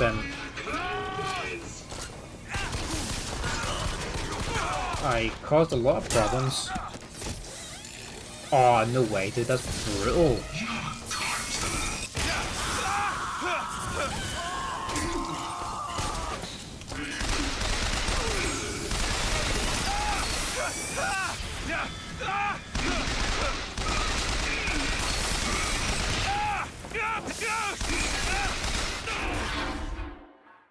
I don't think I was supposed to shoot that guy. I think when your life is saved, you will be partially healed, but so will your enemies. You will lose some of your money. Okay, that's basically the same as the Vita Chambers from what just happened? From the original. You like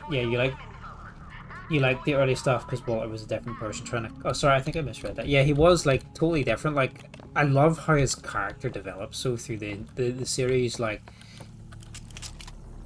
it's such a transformation, isn't it? It's such, like, both him and Jesse are such well-written characters, and seeing how they evolve over time is fascinating. Oh look, the enemies leave little loot boxes. But yeah, I would be interested to rewatch it again. Because like I said, I haven't seen it since the end of the finale. I think Game of Thrones is... Oh. Game of Thrones, I guess, was very hyped, but I don't know, like, it definitely had quite a slow couple of seasons because first couple of seasons because they were based on the books, and they were a bit more. They had a bit more intrigue, I guess, and the plots developed a lot more slowly. Then things kind of ramped up as they ran out of source material, I guess, or started to adapt the source material differently, from the differently, and whatnot, create new storylines or new characters or change what characters were doing what things, but they totally ruined it by the end, by the final 2 seasons, and definitely the final season was just dog shit, man. It went from being one of the most talked about TV shows, one of the most loved TV shows of all time, to one of the most hated TV shows of all time because of how badly they handled the final season and tying up everybody's story and all the plots. Like, Game of Thrones is tainted. It's almost like it feels bleh. It feels horrible to say. It's just been tainted. They absolutely ruined that program. You gotta play Wildlands while I'm watching that drug show. I never watched Narcos, but I heard it's good. Yeah, there was quite a few of those kinds of shows on Netflix at the time. Like, Netflix was pumping out the cartel shows for a while, weren't they? Because they had a couple of seasons of Narcos, and then there was El Chapo, and I think there was another one as well. But they were pumping out the cartel shows. I never finished an entire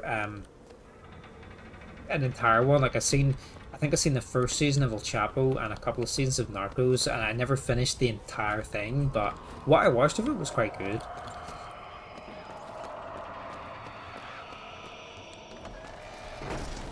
Comstock fights the Serpent of Nations. You watched The Sopranos earlier this year. Peak TV. I have never watched I've seen a few episodes, but I've never watched the whole thing. Is it worth the commitment? The thing is, so like I've seen the ending. I've seen the final scene of The Sopranos. So like, I don't know. Like, is it worth still watching if I've seen the final scene? Oh, hi, Dizzy. You only watched for Pedro. Oh, you only watched what's he in? Is he Narcos? He's in. Is that the one he's in? Yeah, Narcos. John Wilkes Booth.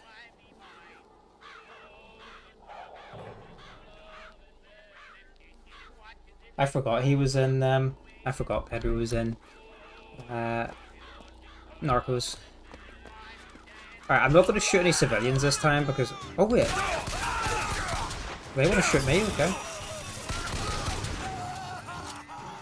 I was going to say the last time I shot a random guy in the face it didn't end well, but... These guys want to start the fight, so that's okay. Narcos, yeah.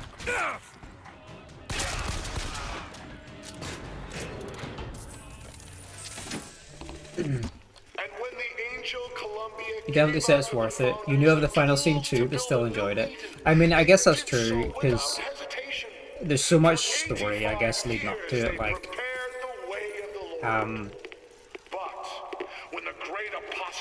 You can still appreciate it even if you've seen the final scene. And again, the final scene in and of itself is very ambiguous anyway, so...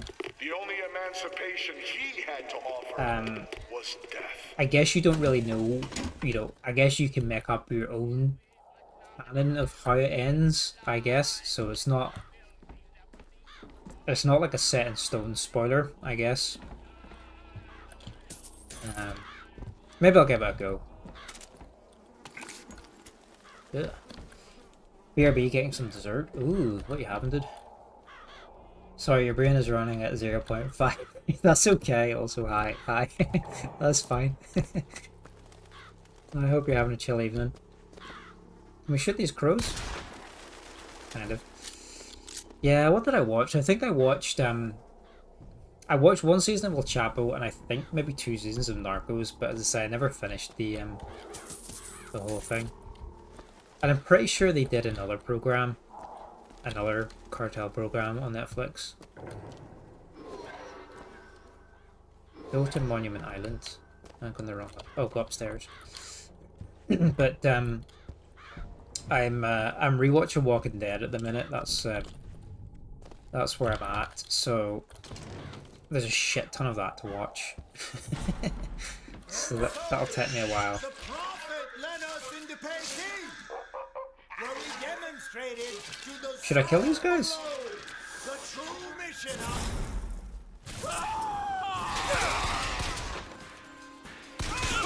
Yeah, I guess they're enemies. They are now, anyway. Oh, they can fight.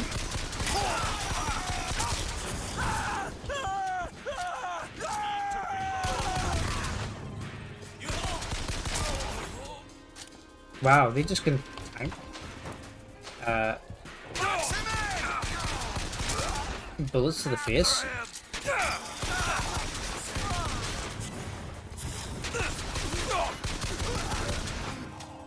You didn't finish Narcos, so it must just get shit at some point. I mean, that's kind of what happens when the programs go on for too long, isn't it? They really lose momentum, don't they? And most of them aren't worth finishing. But so I have no idea why I'm watching Walking Dead, because there's 11 seasons. 11 seasons, is it? I think so. I think I bailed out around 8 or 9, I think, when there was like all the 3 communities. There was like, I think the Saviors in Alexandria and Hilltop and the Kingdom, and Maggie went to like oversee the Hilltop and whatnot. I think one of the Tigers died. Spoiler for an old show. Oh, we got a new key to the chest. Oh, a new infusion. Let's get another shield. Let's just even them off. And we'll take the chest key. Optional quests give you opportunity to find valuable resources. Try revisiting places you've already been to. No, thank you. Find the lock that fits the key. Yeah, that's when you start watching that too. Yeah, it really dragged, didn't it? Yeah, I think it's like 11 seasons, and then there's 4 spin-off shows. So there's Fear the Walking Dead, which is the prequel, which begins like during the outbreak. I think maybe just days before the outbreak or the day of the outbreak. I've heard the first 3 seasons of that are quite good actually, but I didn't know there's 8 seasons of that, which is pretty wild. And then there's the 3 other spin-offs. There's the Dead City with Maggie and Negan. There's the Darryl Dixon one with Carol, and then Michonne and Rick have a spin-off as well. And I think they all have 2 seasons, and they're all renewed for a 3rd. So there's like a shit ton of spin-off shows. Shit. So there's a ton of Walking Dead to watch. I don't know, like I just felt like I don't know what it was. I think I was reading something about it, or I'd seen some clips or something. I don't know. Someone got it in my head, and then I was like, oh, I kind of really want to rewatch this, and then I kind of got a bit obsessed with it and started binging it for a while. And to be fair, the I'm on season 6 at the minute, but the early seasons are actually really good. The first 4 are like solid, and 5's pretty good too. I'm not too far into 6, but it's been okay so far. But to be fair, the first 5 seasons are really good. But it is a show that went on for too long, probably. gonna head off here because you got work tomorrow. Yeah, no worries, dude. Have a good day at work. We'll be playing some more of this tomorrow, so if you're about, maybe see you then. Otherwise, I'll probably message you. I'll probably be sending you some reels tomorrow anyway, dude. So, yeah, take it easy, man. Have a good sleep.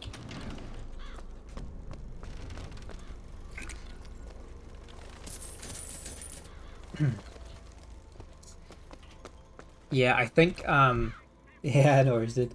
Yeah, see you tomorrow, dude. Hope it's not too busy.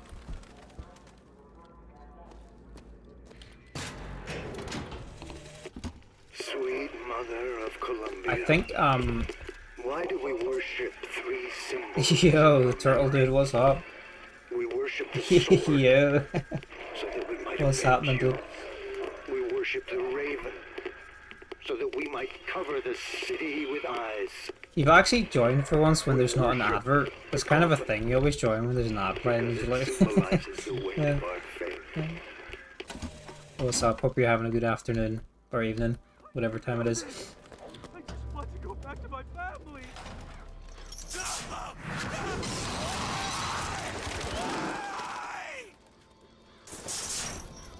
What the fuck?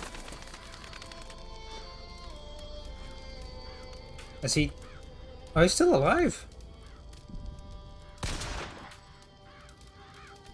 What? He's still moving. This kind of looks like a boss fight. But, apparently for The Walking Dead, I think there's some episodes they filmed over COVID, and apparently they're a real struggle to get through.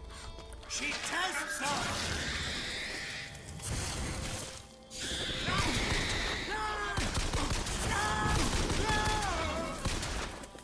There's a lot of them that are filmed kind of like in one location. Pick up kind of vigor. Murder of Crows. That's a hell of a thing. I like the bottle designs in these. These are quite cool. Oh yeah, just drink this random ass bottle this guy dropped. Sure, why not? Sorry. Too soon. How's BioShock? Really good actually. Hold and release to create a nest trap. I haven't played Infinite since hold right mouse to summon murderous crows to stun and damage your enemies. Hold and release to create a trap. Yeah, I haven't played Infinite since it came out back in 2013. So it's been over a decade since I played this. I played it on the PC back when it released, and that was the only time. And I remember enjoying it back in the day. But I've been playing through the series, and this is obviously this is the last one. So we just started it today. I had a little break between the last two because we played 1 and 2 back to back, and I kind of wanted to play a few other things before we did this one. I didn't want to get too burnt out on BioShock. So yeah, we finally started it tonight, and yeah, it's really good. It's a lot more violent than what I remember back in the day, but 70% chance that a melee target is set ablaze. Yeah, let's put. No, we've got an electroshock one on. No, let's put the fire one on. Fire's always good. So it's yeah, it's really good. It holds up really well. It looks fantastic, and the gameplay is really solid. I mean, it's a similar gameplay loop to the previous 2 games, with your plasmids. Well, they're called vigors in this one, but you get your physical weapons and your plasmids or vigors. But I mean, look, this looks fantastic. Look at this. Really great art style, the colors, the art direction, it looks fantastic. It runs pretty smooth too. They never did a remaster of this one because, well, it didn't need it, did it? It looks and plays great. I'm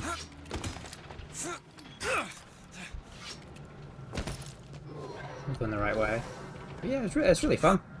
I never actually played the DLC for this one. Burial at Sea, because this one takes place in 1912 about about 40, 45, 50 years before the original BioShock. And it's up in the air this time rather than under the ocean in Rapture. But the DLC, Burial at Sea, it links this game to the original BioShock, so it would be quite fun to play that. He never originally wanted to make a sequel, because this one was made by the studio that did the original game. It was Irrational Games, but they got bought by 2K and they were rebranded as 2K Boston while they were developing the first game.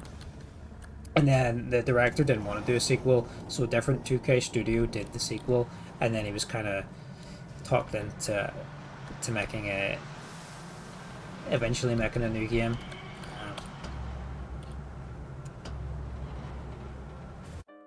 But yeah, enjoying it so far. The music was in The Evil Within, or have I lost it? Was it? I don't know. When you stand near the mirror? I don't know. I never finished The Evil Within, but I have thought about maybe playing it over October for like spooky season. I thought that might be kind of fun.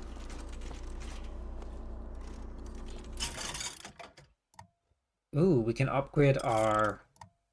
No, we can't. I need to get a fix for the UI, because the UI is needs upscaled, so I need to sort that out for next session, because it's really fucking hard to read.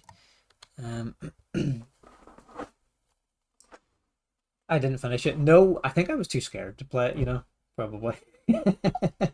The first one, yeah, the first one. I never played the second one. I played a little bit of the first one. Sort of like I played a little bit of the first one, but not a lot. But yeah, I think for spooky season I will play a wee bit of Evil Within. I thought about playing... Oh, look at that hand. I definitely want to play Dead Space 1, and Evil Within was another choice as well. So maybe I'll have a little bit more courage playing it on stream, you know. Oh shit. Let's possess the turret. Where's the turret? And he can take out some of these enemies for me. It's the same with Outlast. I had literally no intention of ever playing Outlast on my own. It's too terrifying. But I actually had a ton of fun playing it on stream, you know. That game was way more fun than I thought it would be.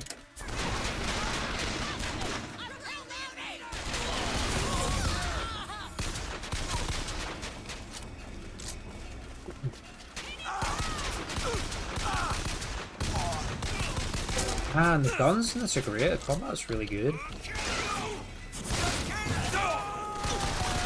It is a lot more fluid than the previous games.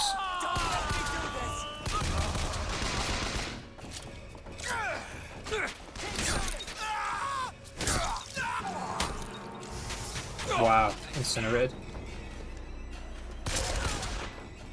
Very fluid, very smooth gameplay.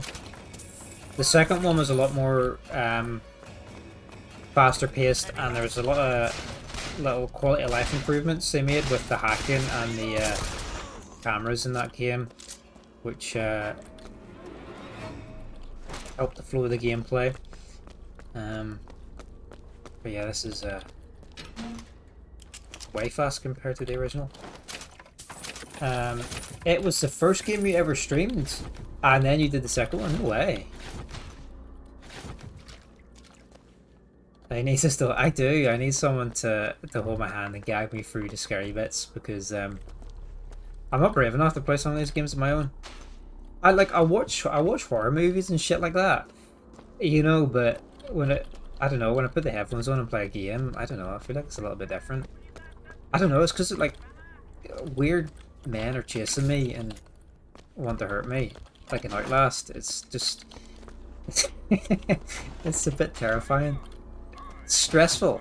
Like, I don't get stressed watching a movie, but Playing the games is stressful, you know. Getting chased in Outlast or Amnesia or Evil Within, like it's stressful. But I feel like I can have a bit more fun and make more of a joke of it on stream.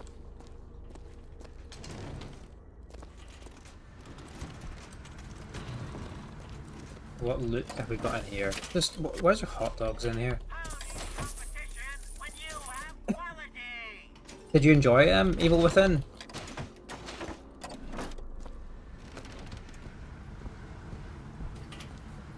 Ooh. We can take a ride on the skyline here. Skyline to Monument Island. Wow. Whoa!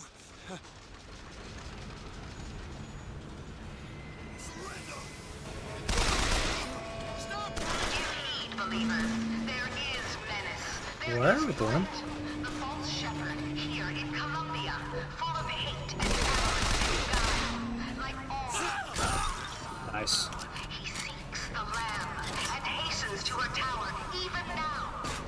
Like I enjoyed what I played of, like what little I played of the first Evil Within.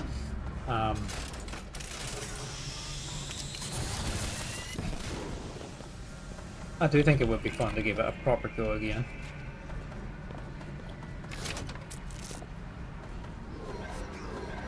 Back on the skyline? Oh yeah, I just pulled the control. I did pull the lever, didn't I? I did pull it, yeah.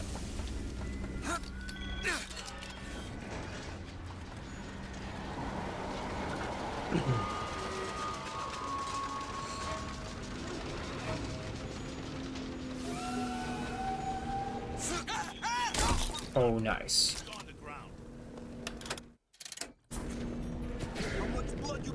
It's probably one of your favorite games, but it is hard. Yes, it is.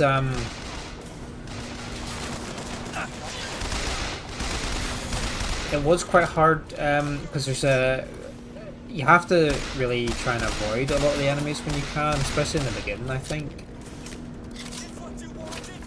Because I don't think you have the resources or just the capacity in general to fight a lot of stuff. Up above. Somehow get some elevation, I could probably reach it. But I think it's like I think so, or I assume it's like the Resident Evil games, I guess, where you're quite limited in the beginning, but by the end you kind of stocked up on, you know, weapons and all sorts of stuff, and it's a little bit more actiony.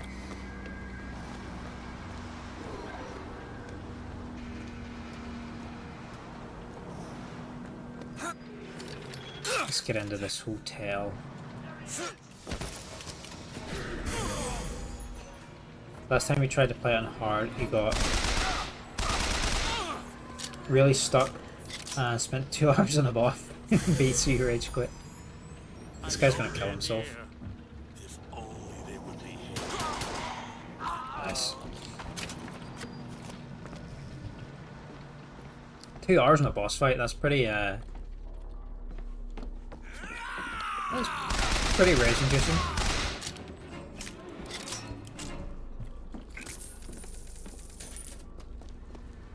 You don't recommend then when I play Evil Within to play on hard, then I should play on baby mode. I can't get over how good this game looks.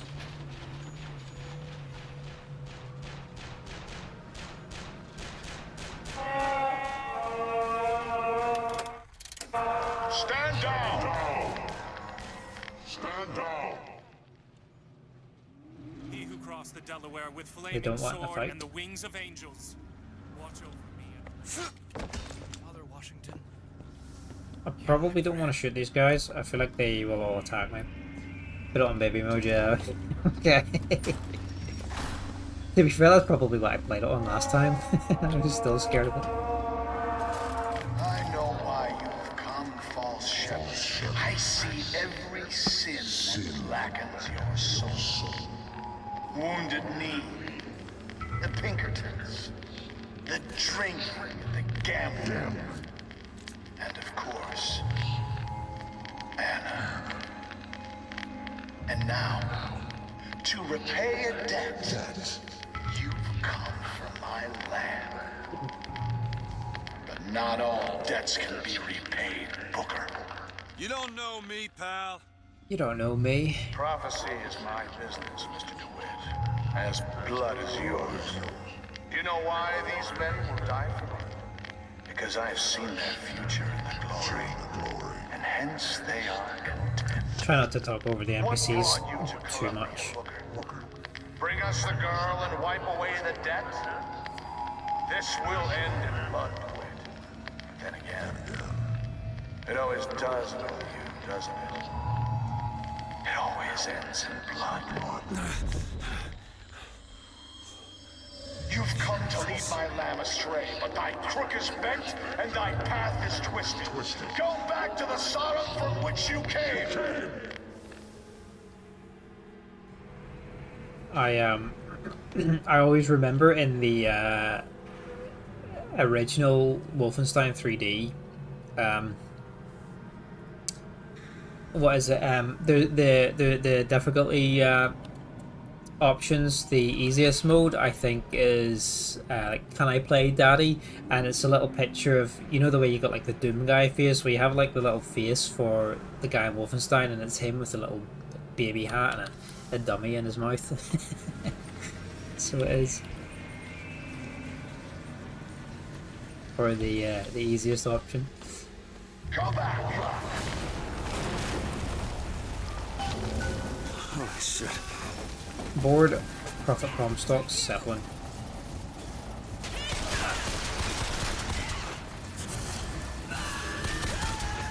Ah, combat's great in this.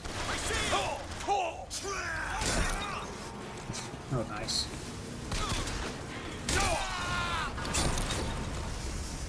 I don't seem to be able to do executes with the melee because it's got elemental damage on it now.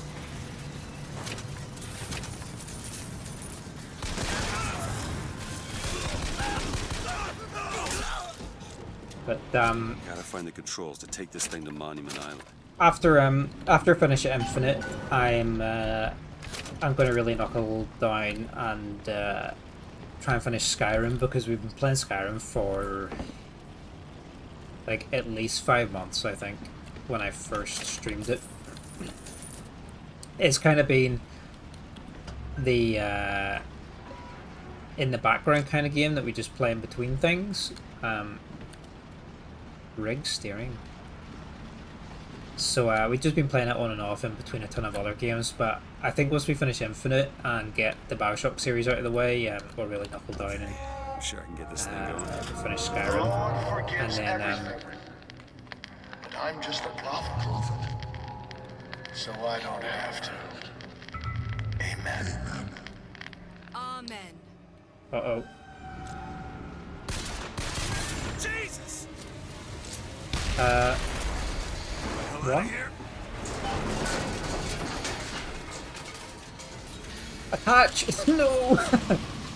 What? Oh, I just teleported. Oh, that was... What's the point of that? Just make it a cutscene. That was close.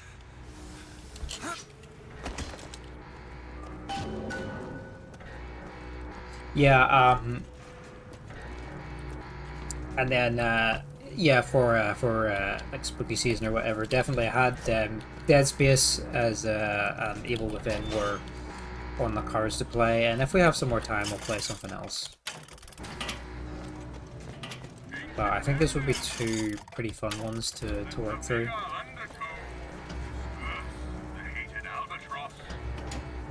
I haven't played Dead Space for a long time. I played a little bit of the remaster of Dead Space when it came out, but not a lot. But we'll play the original. I think it was 2000. I want to say it was 2008 it came out. They had planned to remaster the other two games, but I don't know what happened with that, because the Dead Space remaster came out like maybe 2 years ago. I don't know if they're still thinking about remastering the other two, but yeah, I haven't heard anything since the first remaster came out. But yeah, we'll definitely play it. It's fantastic, and yeah, I'll brave Evil Within. And then I did think about maybe playing Murdered Soul Suspect, which is it's quite short actually, so we could probably play it in like 1 or 2 streams. It's like set in Salem in the 1900s, and you're a detective who gets killed during a case, but you come back as a spirit, and you have to solve like who killed you and the murders and the mystery as like a ghost detective. It's a really cool concept.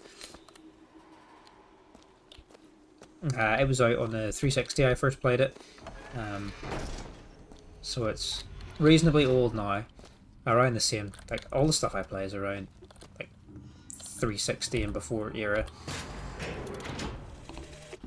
I guess even in a restricted area, these crackers need someone to clean the floors.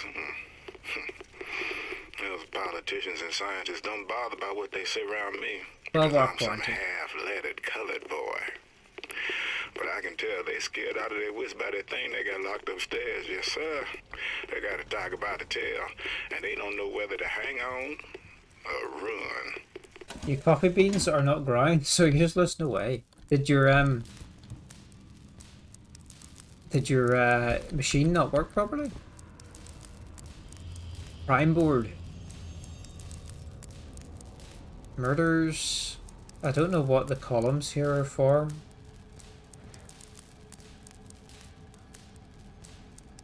What murders? What's this? Morphology. Oh look. It's the some really old ass x-rays. It's not the first x-ray, is it? I don't think so. Because the first x-ray taken was, they were developed by Ronkin, and he took one of his wife's hand. But I'm nearly sure she had her rings on in the x-ray, so this probably isn't a picture of the first x-ray, but the picture of the first x-ray was of his wife's hand. I'm nearly sure she had rings on. But yeah, very, very dark, very overexposed. You can't really make out much bony detail. You don't have a grinder. Okay. Oh, so you weren't you didn't expect them to be beans? Is that it? Were you expecting it already ground or what?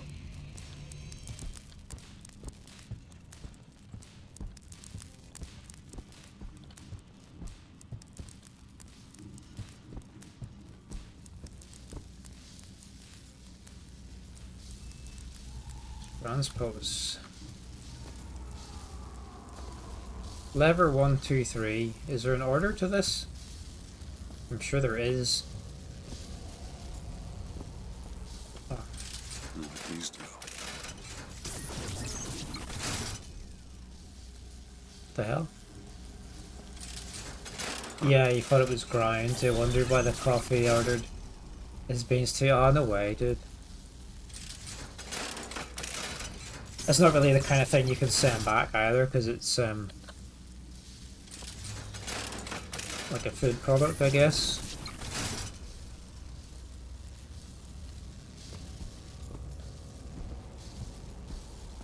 At least you got your tasty vanilla pods. It's some consolation, I guess. Well, that sucks, dude. Mr. Thompson, sir, I replaced the entire fuse banker's ass, and the lights were all in working order last night. What are they doing to her? We go through boxes of fuses every day as of late. Just in the siphon alone, I don't... Oh, something's happening. What? Dark room. Some weird experimentation going on. They've been watching her.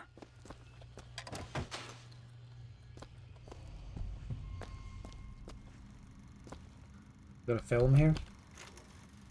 Lockpick attempt 132.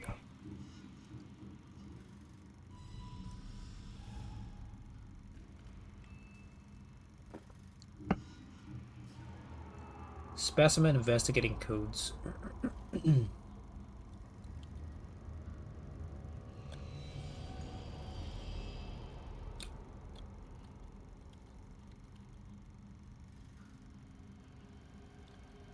Specimen painting. The Eiffel Tower.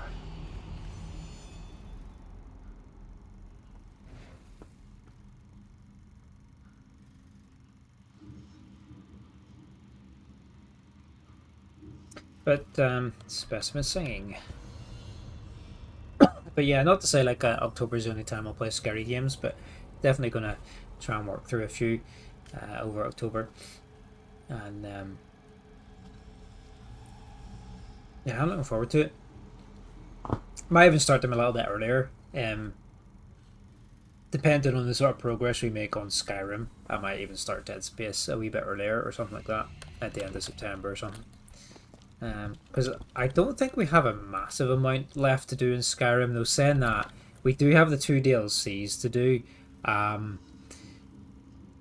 So the last thing we have to do in the main quest, in the base game, is the Dark Brotherhood. Oh, sorry, and the Civil War. Actually, I always forget about the Civil War because it's kind of, well, it's forgettable, isn't it? It's it's a little bit rubbish. So Civil War and Dark Brotherhood. Dark Brotherhood, we're going to respec a wee bit because we've been playing a maze the whole game, so we're going to spec into a stealthy kind of character just for that quest line. Kind of immerse ourselves in the life of the assassin for a bit. And then yeah, the Civil War, which is really short anyway. I'd probably do it in like 2 hours. But we do have the 2 DLCs to do. So Dawnguard's really good actually, the vampire one, and it's a decent length, but Dragonborn's quite long actually because it adds a whole new world space to explore. It is one thing to imagine one's future, but there's not a huge amount. I have seen the seeds of fire that will prepare the Sodom below for the coming of the Lord. But Elizabeth shall sow those seeds. But our main goal was we got this my favorite DLC house, the Ryak's End, which has got my favorite trophy room. Shall take up my mantle. So the goal of the playthrough was to complete this trophy room. So we have to do all the major quest lines to get all the unique items. And I go with Sorry, joy, let this guy finish. knowing that Elizabeth will take my earthly place. But the false shepherd is coming to lead my lamb astray. I will not board that train until she is safe from his deceptions. So we have to got my favorite DLC, my favorite house, which is a DLC house, Ryak's End. It's got the coolest trophy room ever. And we have to do all the major quest lines, which we were going to do anyway, but to get all the unique items to fill out the trophy room, so the unique weapons, all the Daedric quests, which we've done, so all the Daedric artifacts and stuff like that. So we do all that to fill out the house, but it's also got like a bunch of other things, like all the Dragon Claws to collect, all the Elder Scrolls, which, well, 3 of them, all the Dragon Priest masks, and a few other unique items from some side quests. So we're basically going to do everything to complete the trophy room, and then once we've got all the artifacts, we'll consider the run complete, I guess. There's not like a massive amount left to do. We probably would have finished it if I was playing Skyrim consistently, but like I say, we were just playing it in between things. But after we do Infinite, once we knuckle down on Skyrim, it shouldn't take a huge amount of time. It's been fun. I've been enjoying playing it. The last time I really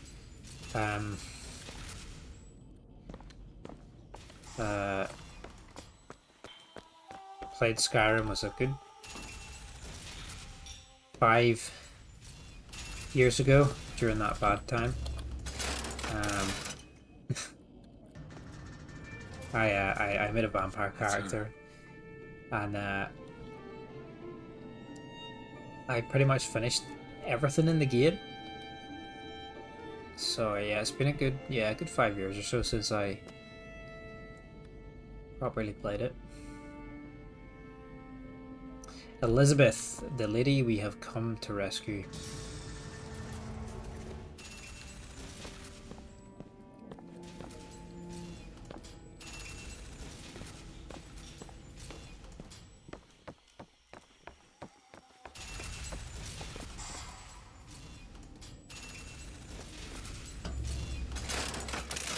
I guess these aren't...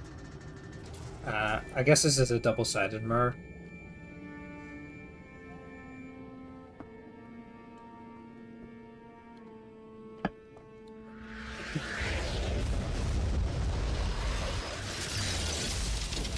Whoa!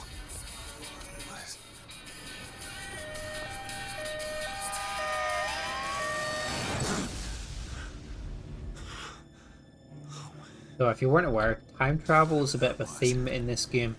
It's got nothing to do with the job at hand.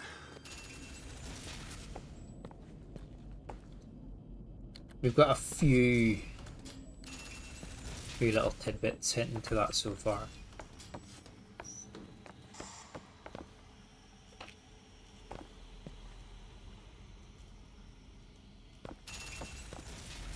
This job's getting worse all the time.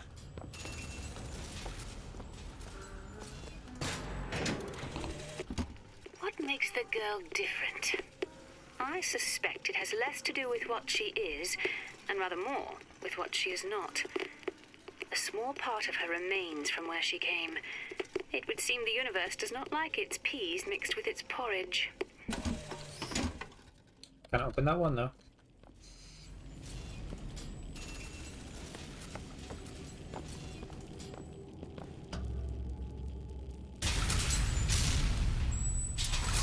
Oh. Holy shit. Alright. I can do this. Yeah, I'm definitely getting the gonna look for some fix for the HUD.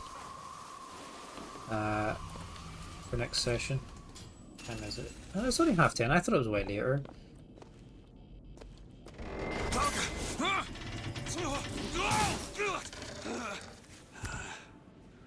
Hello. Oh shit. Hey! Knock it off!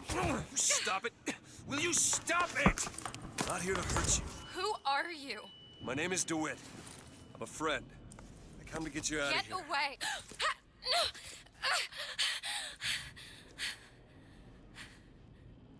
Are you real? I'm real enough.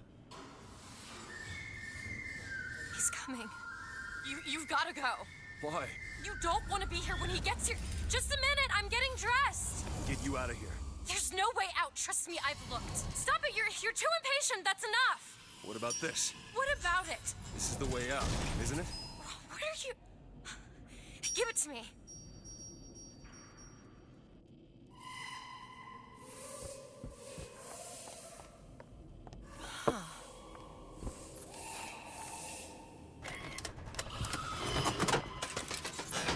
Alright. It's a way out. I have so many games I want to play on stream. I think I'm going to be doing it until I'm dead. Come on, this way. Just the list of stuff is never ending. And the time to play it is so limited. Keep me locked up in here. We'll see about that. I wish I could stream 8 hours a day, but Who are you? Why did you come here? got responsibilities.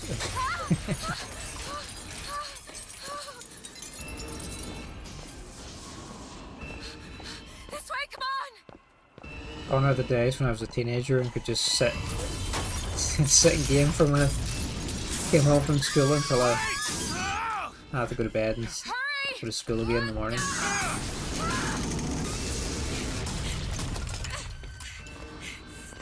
Call the elevator! What? The hell? Press the button! The screaming is quite obnoxious, isn't it? They were watching me? All this time? Why? Why did they put me in here? What am I? What am I? You're the girl who's getting out of this tower. Let's go. Oh shit. It's a songbird.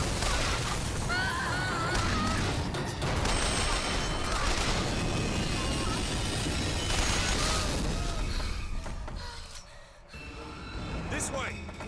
Follow me. Let's get out of here. Keep moving. He's tearing the building apart. Be careful, Elizabeth. How do you know my name? Not now. So this is a girl we were sent to Columbia here to rescue her. This was our mission. Who gave us this mission? I'm not sure. But we've been told to come here and rescue her.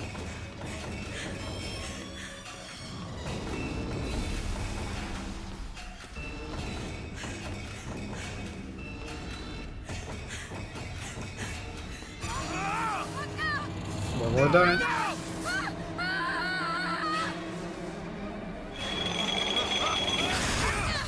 Get my little Van Helsing hook.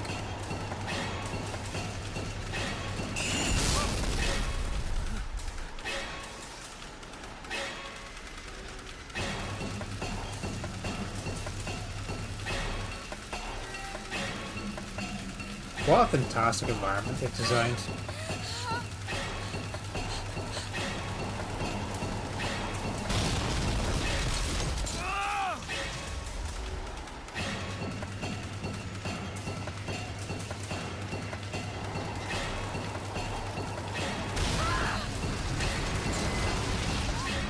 Oh shit. End of the line.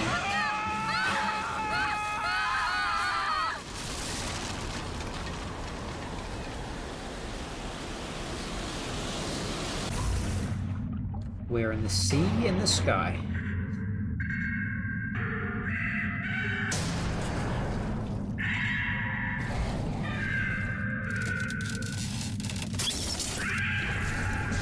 That songbird's quite terrifying.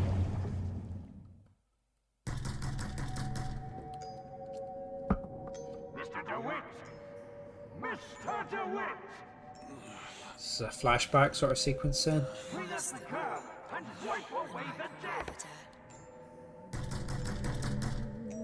Are you in there, DeWitt? What do you want with her? We had a deal, DeWitt! Tell me what you want with her. Open this door right now! Are you going to hurt her? Tell me what you want! So I don't think we have any alternative but to open the doors during these sequences, because there's a couple of endings to this game. I can't remember what actions trigger each ending, but there are a few choices you can make throughout the game, but I don't think we have a choice about opening these doors or anything like that. Because all the games have had multiple endings throughout the all the games have multiple endings. I think the first one has 3. The second one technically has more, but they're not like proper endings. They're just like an extra slideshow, really. But they class it as an alternative end because you can have 2 different like slides. Where am I? Back in the land of the living. Here, let me. She's got really big eyes. You almost drowned. You need to. I said I'm fine. Just give me that. This was a very popular cosplay back in the day. Elizabeth, so it was. It's music. Go on. I just need to... Okay, I won't be long. I won't be long, Mr. DeWitt. The pair of them actually book around Elizabeth were quite popular cosplays back in 2013. Where is she? So we're at the beach in the sky. I mean, this was quite nice. Strength through leisure.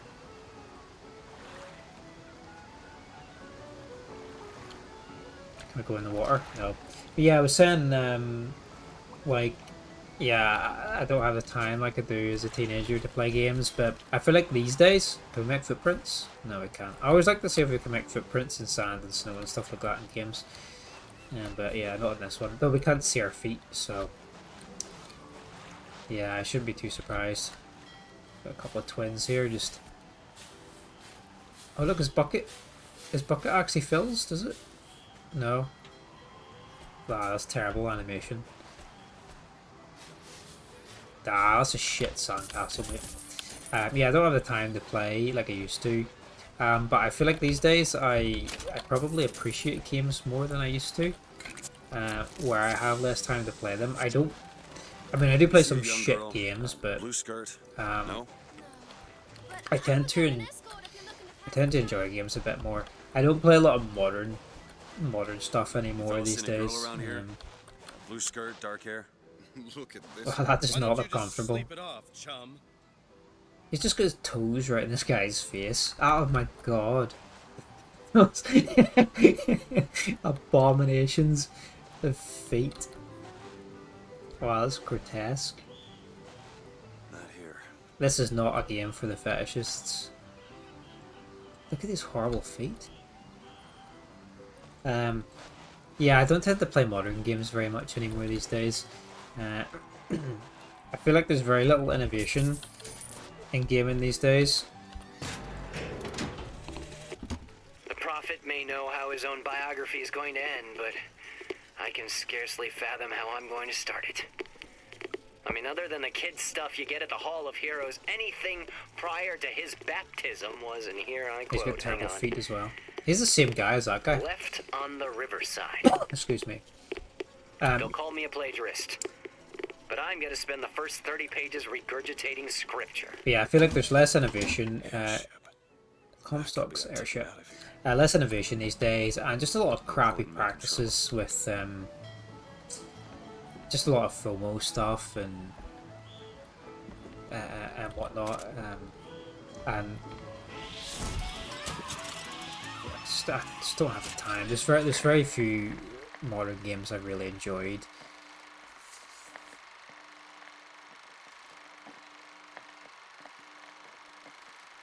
I think the last few recent games I really enjoyed were probably The Last of Us 2 and Baldur's Gate 3, I would say. That really hooked me.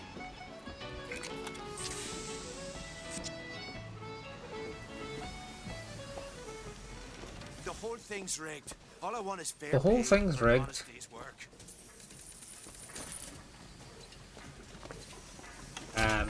But I tend to just go back and play old stuff from my from when I was growing up.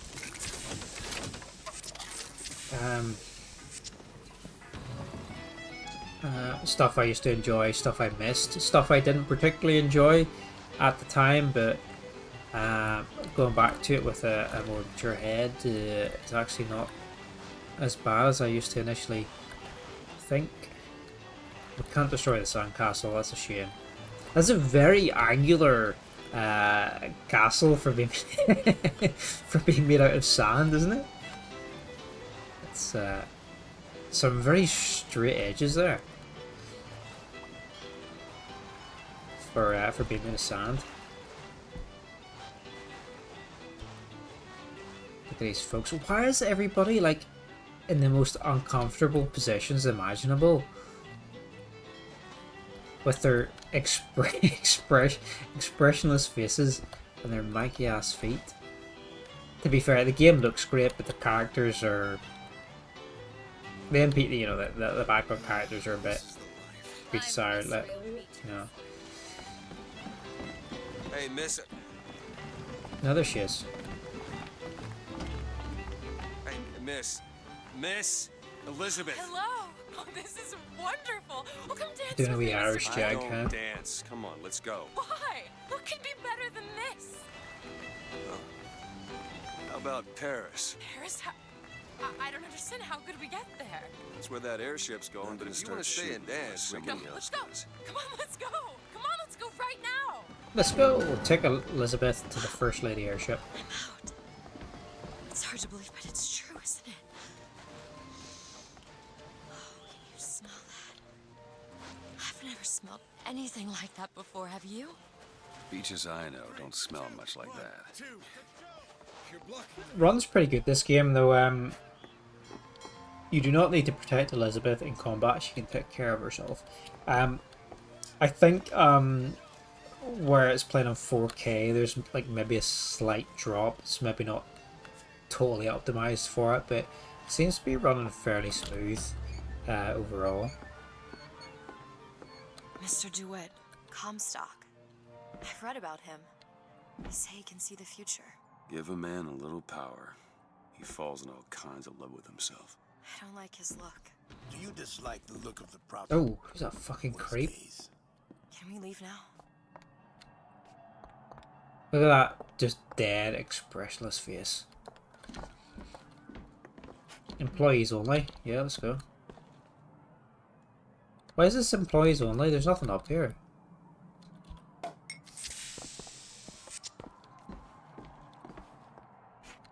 Colombian Flag Co.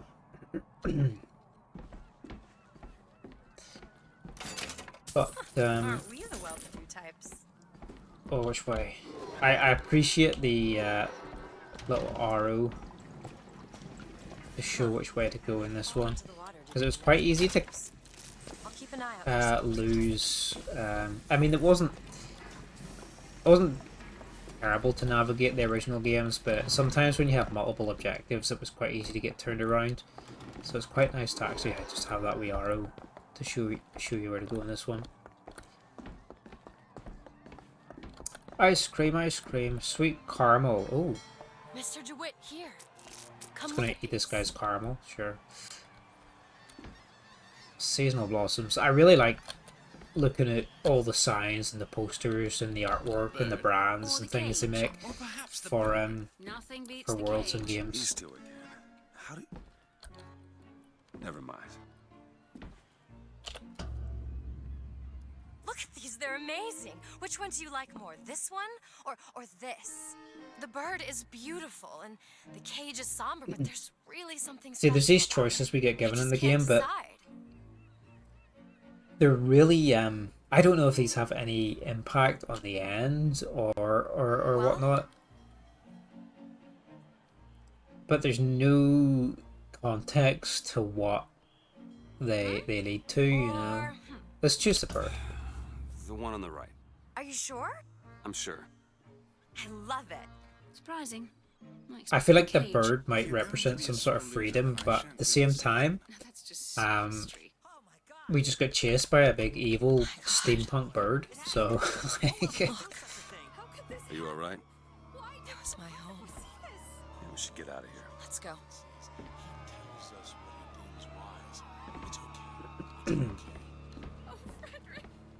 We got apples. But yeah, as I was saying earlier, after Skyrim, I kind of like having a Bethesda game ongoing. We've already done the OG Oblivion. That was actually the first game I streamed.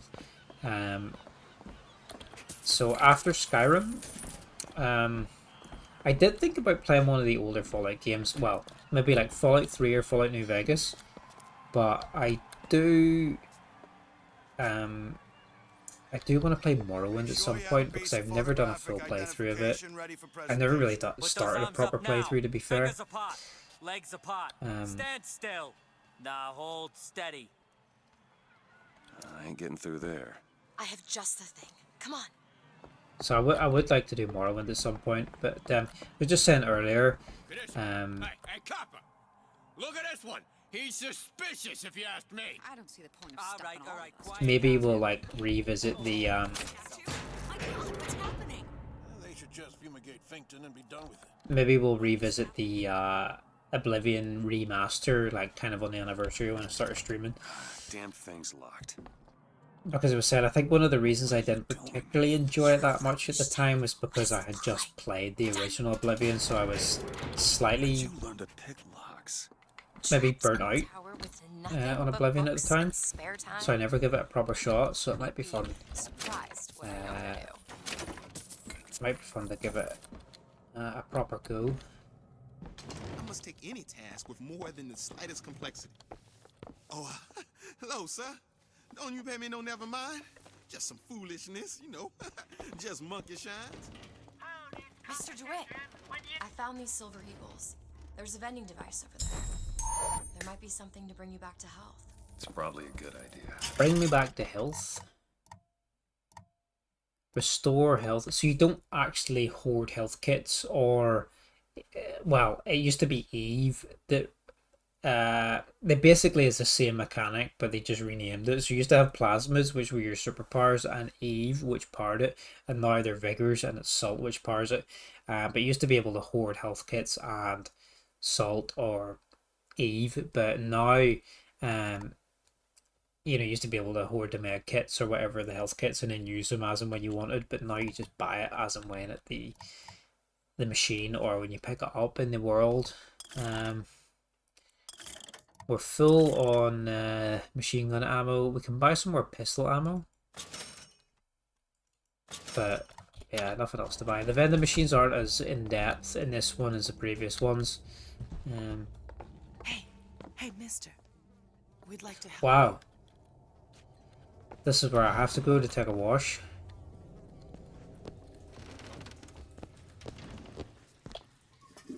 In this shitey wee... Look, this one doesn't even have a fucking toilet on it. It's just a pipe. Squat over. I do appreciate when you can flush toilets and turn on sinks on games. It's peak design. Peak immersion. Look at this. Keep this area clean, it's your job. Well, we're really shit at our jobs. It's just full of booze. Is she holding her nose? Is she? I think she is. I think she's pinching her nose because it fucking stinks in here. This ain't no place for you, sir. You best be on your way, or there's gonna be trouble for us both. Yeah. Look at her face. She's not amused. Do I know you? Back at the lottery, you... New hat. Become harder to detect. Affects automated turrets, zeppelins, and motorized patriots. Okay, we'll take the gear. Sorry, the menus are really tiny in this. I will fix it for next time, because I need to install like a little fix because it's not upskilled for 4K. Hat. What hat have we got on? Burning Halo. 70% chance that a melee target is set ablaze.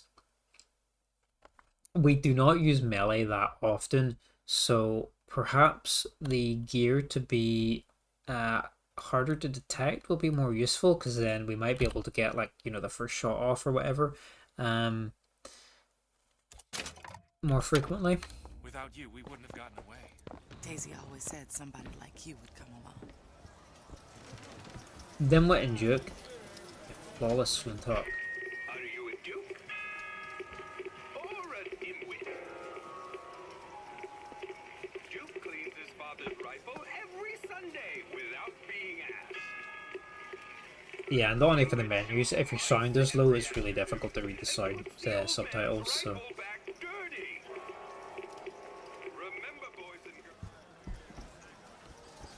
Oh, there's a whole load of wee stories, look, that you can activate. There you go, little miss. Cotton candy here. It's your cotton candy. Cotton candy free today. 10 soldiers on sale. Man, these are the most depressing dolls I've ever seen in my life. That must be DeWitt. Because he looks like a DeWitt. She's not well. What do you mean, not well? As in one stroke, no husband. Why is one bathroom for colors and the other for whites? It just is. Seems like an unnecessary complication. Got that commentary there? I hope you don't intend for me to follow you in there. Oh look, a nice toilet. I had a dog named Bill. Like all dogs, Bill was a loyal friend.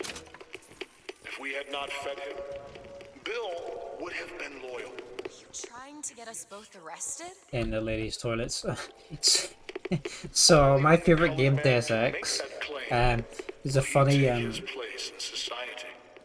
there's a funny little Easter egg where when you're at your headquarters in UNATCO, you can explore the headquarters before you go and like talk to your boss for your briefing. And if you walk into the ladies' toilets before you go and talk to your boss, Exactly what business do you have in here? he'll do your mission briefing or whatever, and then update you for your next task. And then at the end of it, he'll be like, "Oh, by the way, JC, try and stay at Lily's bathroom. Like it makes us all look bad or something like that." Like yeah, looks a reference to it. It's quite amusing. Anyway, speaking of toilets, I'm gonna run to the toilet very quickly, so I'll leave you with this as log cabinet puppet show just while I BRB 2 seconds. Are you a duke? Or a dimwit? Duke cleans his father's rifle every Sunday without being asked. Dimwit shoots mice every afternoon and puts the old man's rifle back dirty. Remember, boys and girls, don't be a dimwit.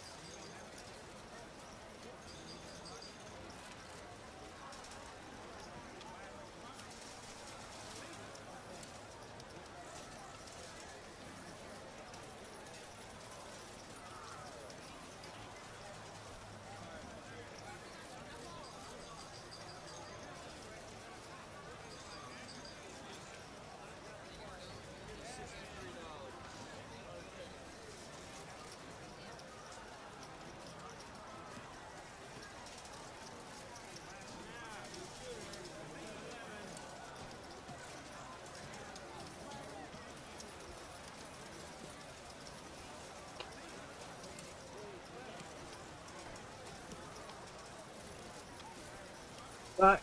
Hopefully you enjoyed the puppet show. Let's head upstairs to the Hall of Heroes. Oh, it's the Popo. Office of Columbia Police Department Special Agent. Look at the mutton chops on him, huh? Annabelle? Excuse me? Annabelle, it's me, Esther. Oh, no, I'm not Annabelle. Are you sure? My name is Elizabeth. Do I know you? Elizabeth? Isn't that a lovely name? That was odd. Maybe we will play for another hour. I mean, it's 11 o'clock. I'm quite enjoying this game so far. Last customer. Park's closing. Park's closing, everyone. Maybe we'll do 30, These shoes sure could 45 minutes. Guess I haven't paid much attention. But I do plan to do a couple of streams this week of BioShock Infinite. Oh, look at that. Strut. I didn't really plan to start this tonight actually. But I just kind of felt in the mood. I planned to start it tomorrow, so I had, but I'm actually off tomorrow, so I thought maybe if I started tonight and I could stay up a wee bit later actually, you know, and make a wee dent in it. So I plan to play it actually tomorrow and Wednesday at least. Because it would be kind of nice to finish it this week or like next week.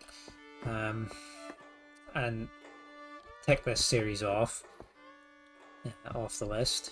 Have you got sauerkraut? Sauerkraut? I guess so. I'll take, one, please. How much? 1 silver eagle. All right. What a really awkward fucking exchange. These guys are giving bad vibes here. If you're in such a hurry, go on ahead. Can I take his money? No. Oh, there's a shield, like a tribute buff behind him. 2 tickets for passage to the First Lady airship. Yeah, just a minute, friend. Yeah, I have it. How do you, want to proceed? In a bit of a rush, pal. I got it. I'll ring you back once the matter's in hand. I don't like this. Yeah, send in the bird. We're ready to execute. Demand tickets. Excuse me, can I get some help here? Certainly, sir. Sorry about the wait! Oh! What are you doing? Get the girl! Get off of me! Ow.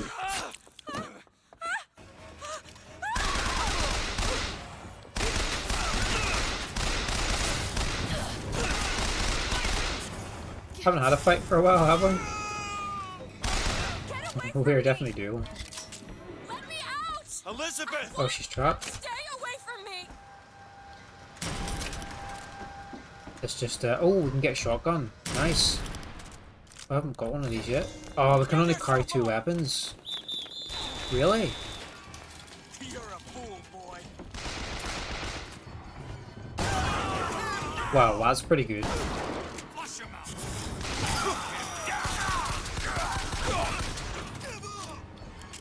I didn't know we could only carry 2 weapons. In the previous 2 games, you could carry, well, there was every weapon in the game you could carry. Elizabeth! I think there was, what, 8 weapons you could carry?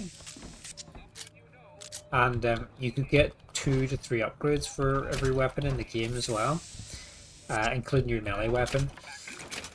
But yeah, we seem to only be able to carry 2. There's like no weapon wheel either. You can only press E to swap. To access all your vigors, hold Q. Yeah, so we have a menu for our vigors or plasmids. Yeah, only 2 weapons. That's, I guess, a little bit disappointing. I will say that. Like all dogs, Bill was a loyal friend. Wow. If we had not fed him, Bill would have Fuck been loyal. off, dude. If we had struck him, Bill would have been loyal. Only when the colored man can make that claim will he take his place in society. Oh! My little Van Helsing saw. Nice. I'm totally watching Van Helsing after playing this game. That is his weapon.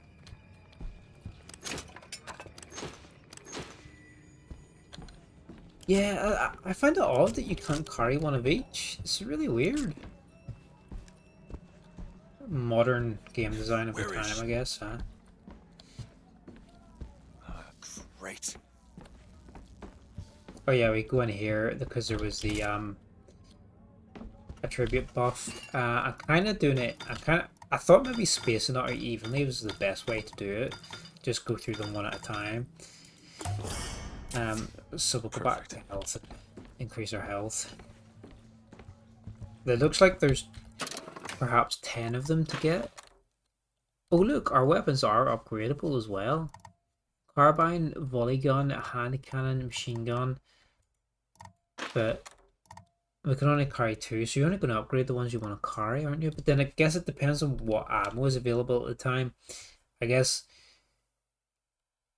the further on you get in the game, enemies are going to use some of the later game weapons, and the early stuff you're going to find less ammo for in the world. But I guess you can always buy it at the vending machines, the ammo. Here's a little biography for everybody we've met so far, or is it? No, these are the Voxophone dialogues or transcripts. Sorry. Which we can't read because it's so fucking small, the UI, but we're fixing it for next time. Here we go.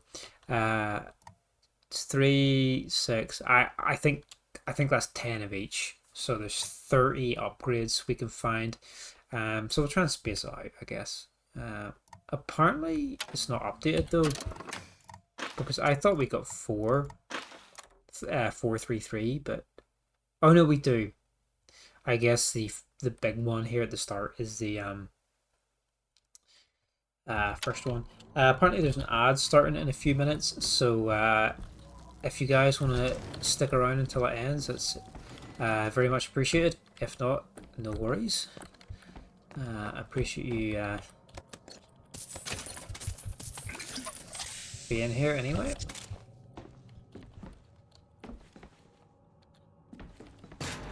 I will just play through the ad this time. As the months and years turn to memories, so did the men of Congress turn to righteousness. And through the technology of men, the dollars of Washington, the Lord worked his will upon Columbia and raised her high above the Sodom below. Wow. I just stay where you are. I thought it crashed there. I generally take a break on the ads on the hour, but I've just been up and I took a break last time, so I just play through this one. But yeah, I feel like it's generally good practice to get up every hour Hey, come back here. and stretch and rest the old eyeballs, but not this time. Oh yeah, no efforts. Yeah, yeah. Thanks for your sub last time. You can watch my cringe gameplay ad free. Kill those people. I can't believe you did that. They're all dead. I'm surprised you haven't fallen asleep yet. You killed those people. Elizabeth, You're a monster. what did you think was going to happen? What? Do you understand the expense the people went through to keep you locked up in that tower? You think people like that are just going to let you walk away? You are an investment, and you will not be safe until you are far away from here. What do they want from me? I don't know. But that's the last time anyone gets the drop on me. My kid is basically just like lying across his pillow. He looks so uncomfortable, but he's asleep. I don't know. Babies are weird. What happened back there? It's not the last of it, is it? I don't know. There. I'm actually just going to plug his monitor in 2 seconds because it's running out of charge. I'm just going to pop under the desk. I suppose I best get used to it. You know, I've read a thing or two about medicine. There we go. Do my best to keep you supplied with remedies. The oh You shit! violated the law. Pay the court a fine or serve your sentence. Yo, Marcy, dude, what's up? Thanks for the raid, man. Thanks for popping in. Yes. Welcome in, guys. Welcome in. We're playing some BioShock Infinite. We just started it tonight. How did Life of Pi go? Did you finish it yet?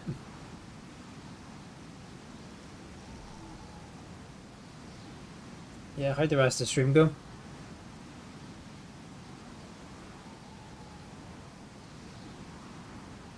We almost finished. You finish it next stream, do you think?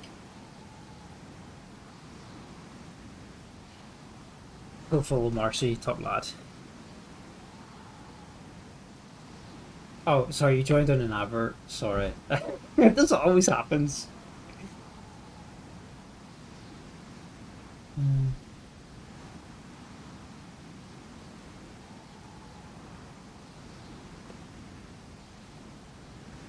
Pretty sure it's the last area, so tomorrow you call it the finale. Okay, what's next? What's after Life of Pi? More souls? More souls like? Shit. I'm just gonna, so many wires here. Just gonna get the monitor, baby monitor, here so I can see what he's up to. Yeah, what's after Life of Pi? Oh, you say the adverts give you jump scares if you fall asleep. That's true, because sometimes you're watching it and then the advert like comes out of nowhere, and it's like the sound of the advert is way more loud than the stream you were watching, isn't it? It's Need money? quite shocking sometimes.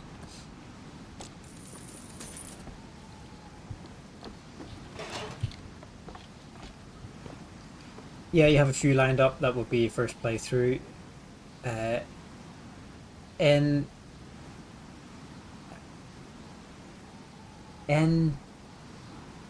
I don't know what that one is. Noah, I have seen some gameplay of I don't know how you pronounce it. Noah, whatever.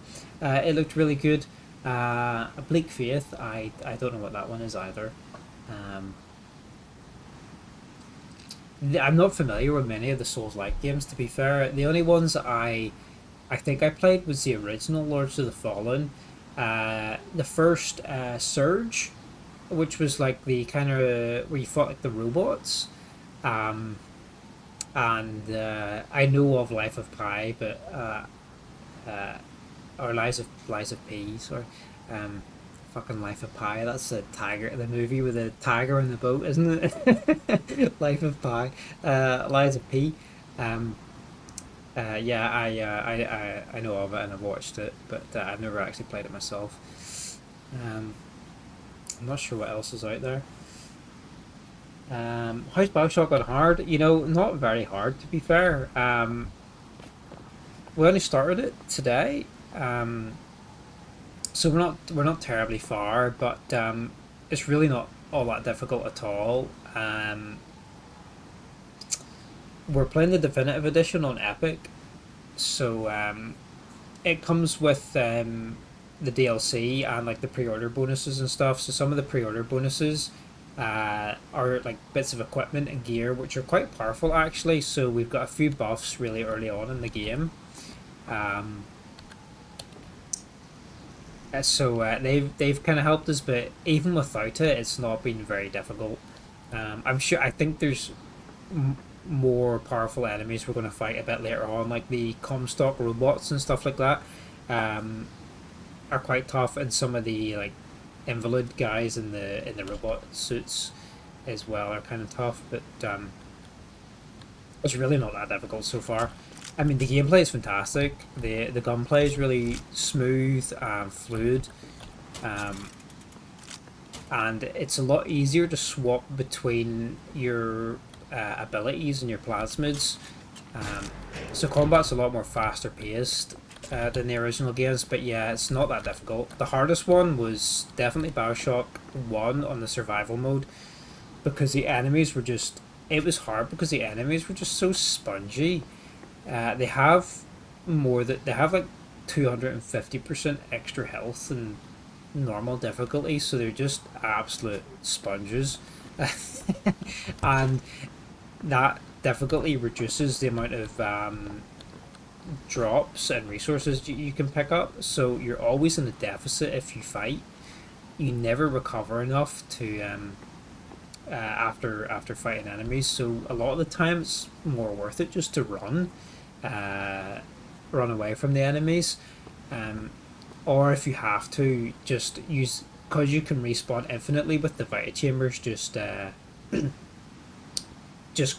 grind the enemies down, die, respawn, grind again, when there's sections that you do have to fight. And to be fair, it gets quite tedious towards the late game. So I would say it probably wasn't that fun on that mode. It was just tedious. Maybe it was just tedious, I think. But BioShock 2 was not as hard as that. It only had the hard mode. They dropped the survival mode for it. And I guess some of the Big Daddy, Big Sister fights were a wee bit tricky, but generally the game wasn't that hard, and this one's been pretty easy. Yo, Midland, what's up, dude? And Bucketsmith, Raid, thanks for joining us, dude. But this one's not been very tricky at all. Let's see if we can give you a little shout out. There we go. Gunplay, it's definitely been the most fun gameplay out of the three so far, but yeah, it's not terribly difficult. Oh, there's your long-winded answer to your question, sorry. But the game looks fantastic though. This came out in 2013 and it looks so good. Like the art style is so, it's just great, and the colours and the architecture and everything just looks fantastic. Like, you wouldn't think it's over a decade old. You're doing good, how about you? Yeah, not too bad. I've been exhausted from work lately. I've just done a big run of night shifts and then went straight into day shifts today actually. Request lockpick requires one pick. Okay, yeah, we can find lockpicks, and Elizabeth can seems right up your alley. pick doors for us, and then there's like special items, resources, upgrades, or whatever behind them. Yeah, I think I finished Sunday morning, my last night shift. My shield upgrade, and then I started back on days today. Actually, ooh, Caroline. Let's try that. So yeah, it's been a bit of a mess, but I don't even know what day it is today, but yeah, here we are.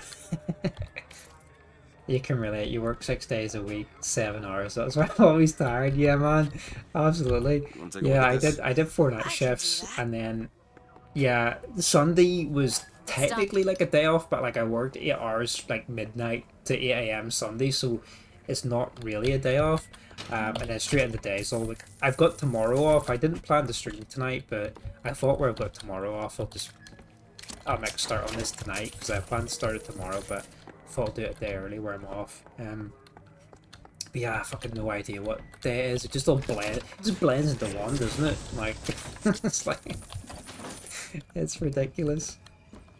Let's find some resources here. I will say one thing I don't like about this game is that you can only carry 2 weapons.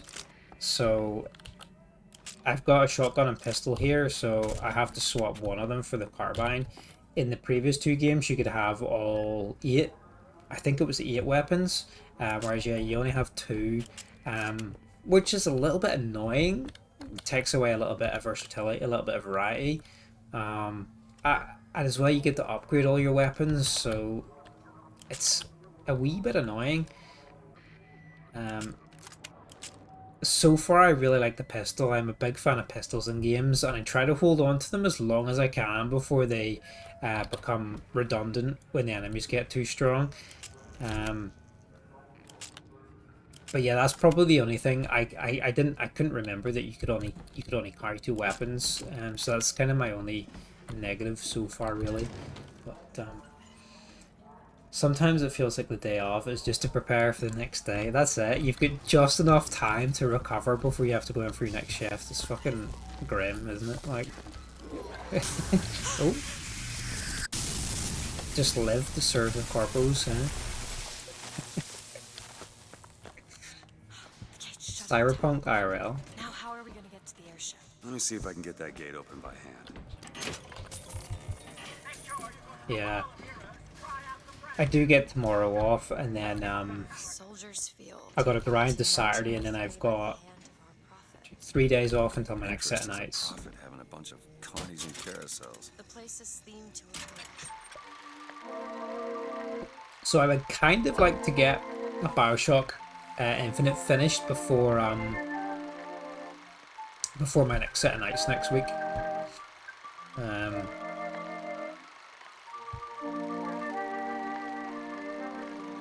then we're gonna knuckle down and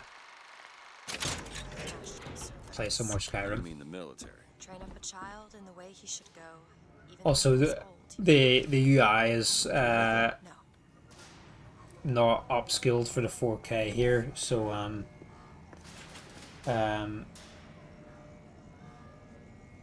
for the next stream I'm going to try and find a wee fix to upskill the UI, because it's so hard to read the dialogue and the menus and stuff. I mean, look at this menu. It's a menu for ants. It's fucking tiny as anything. These are normally the kind of things I try to fix before I come on and stream a game in the first place, but I didn't check this game beforehand, so Try forcing it open. so yeah, unfortunately we have to suffer tiny tiny text for this stream, but I'll fix it. I'll fix it for tomorrow.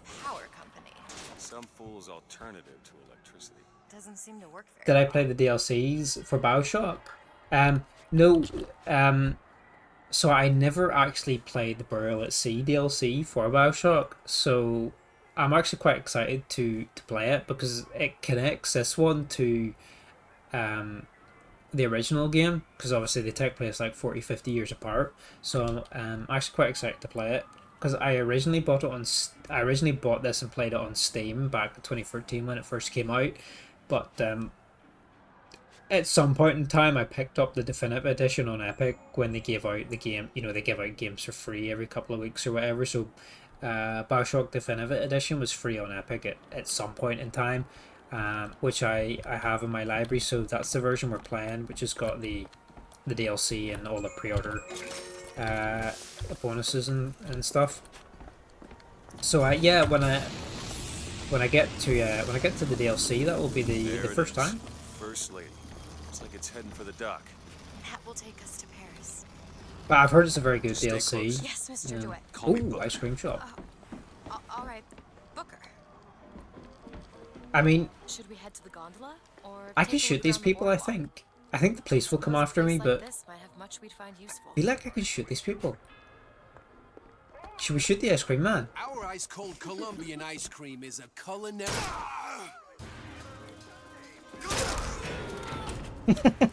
we can't. He had a bullet hole in his mouth. Okay, yeah. Now the police are gonna come get me. 5-star wanted level.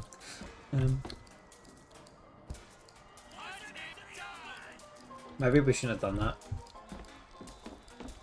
The hot dog man ran away. I don't blame him. Oh god, now they're all after me. That was not a good move, was it?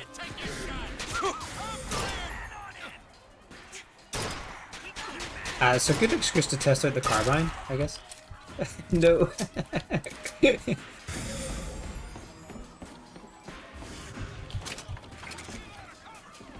He didn't have any vanilla ice cream, so I had to get rid of him. Oh look, it's a wee songbird teddy.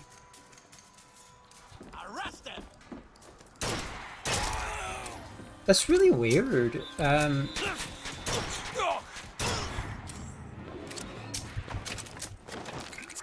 Yeah, you can fight NPCs in this game, but it's weird.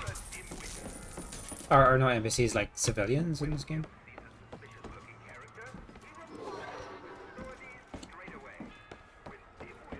I'm not gonna try to shoot the kids. Now who's gonna serve as ice cream? We can have all the ice cream we want, because we don't have to buy it anymore. We can just rob it. Oh. Should I shoot the kid? I kind of want to see if it works. They are a bit off-putting. I kind of want to see if it works. Okay, no, I did. That's not surprising really, because generally you can. Yeah. They generally don't include kids in games for that reason. I know in Fallout, there's kids in it, but you can never target them either, which is fair.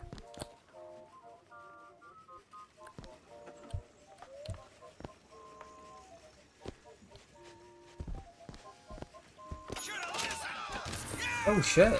They're actually coming for me for robbing the shop as well. It's just you can also Want to hold on to this? It's more from a technical. Do you know why you were hired to come and get me? I imagine they were interested in meeting you. No Heater doubt for replica? What's lockpicking this? lessons. Why you? I never even heard of this place before I got here. Huh. That's just like a big blunderbuss Guess I shotgun. got a bit behind with current events. It's more from a technical perspective because generally you can't target children in video games, which is fair. But it's just I found it odd where you could actually, because in the other BioShock games there aren't any non-hostile characters that you can interact with really. Well, I mean, there are some non-hostile characters, but you're not you can't interact with them, you can't target them or anything. In BioShock 2 there are but they're part of the choice you can make, like the leaders of the Revolution faction. You can choose to spare them or kill them, and you get a very slight variation in ending. You get like a different Pinkertons and such. That's something you'd want. you get like a different end slide for it, but there's no NPCs just walking around the world in the original games like there are in this, so it's just kind of interesting to see what freedom I guess they give you in this game. And the fact as well that you can actually rob the shops and stuff and then interact to it, it's just so different than the original games. Because I guess this is like a living world, like that's still functioning, whereas BioShock 1 has already descended into chaos from a civil war, and BioShock 2 is where you're just about to enter that civil war, or is the very beginnings of that civil war. So it's a very hostile world from the get-go. Exclusively on Shock Jockey. Of course it does. Where in the hell are we gonna find that? Look, come see the future of power at the Hall of Heroes. Huh. Well, that's convenient. Find Shock Jockey at the Hall of Heroes. The false shepherd is loose in the streets of our fair city. Oh, that's me. Will you suffer the shame of allowing your wives and your daughters to fall prey to his machinations? Or will you act? So Shock is actually the first plasmid you get in the first and second game, but now it's going to be the fourth one we actually pick up this time. Whereas it's been the staple from the beginning of the franchise. Possess that guy, fight for us. But yeah, the gunplay is really smooth. We get a nice fluid sprint animation in and out of sprint, and some really punchy gunplay, and it's so much easier to cycle through your plasmids in this one. I found the first two games really difficult. A weapon swap, because you had all your plasmids and you had like 8 different weapons, and then all your weapons had like 2 to 3 different ammo types.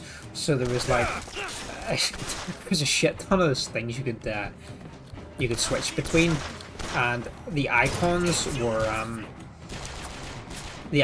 were really difficult to differentiate between, I found. So I found it really difficult to know what I had equipped, or found it quite cumbersome to equip what I wanted. So I feel like a lot of times I was kind of casting the wrong abilities and things like that, and misclicking and shooting my weapon and realizing I had the wrong ammo types equipped and things like that, whereas it's a lot more fluid to equip your plasmids in this. And I guess where you only have the two weapons, it's a one tap to swap weapons. You don't have to cycle through them all, and there's no alternate ammo types either. so it is a little bit more smooth in that regard. And there's no BS hacking and trying to record shit with a camera and stuff. Was easier to equip on a controller. I think it was, yeah. I think it was. I played it on a mouse and keyboard like a pleb. But I think one of the things they did with the remastered edition was give it full controller support. And I never took the advice to play it on the controller, so I was stuck smashing the keyboard. Is there a button? There is. Yeah, so it was quite tricky on the keyboard. But even then, I found the icons for the plasmas and things like that, and the ammo types were really similar. Nothing I can't fix. Are we here? Are we? Investigate the fuse box.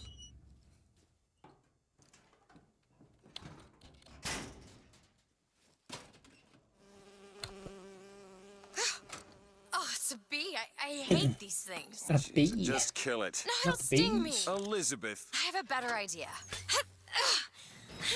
Wait, what are you doing? Opening a tear. Oh, shit.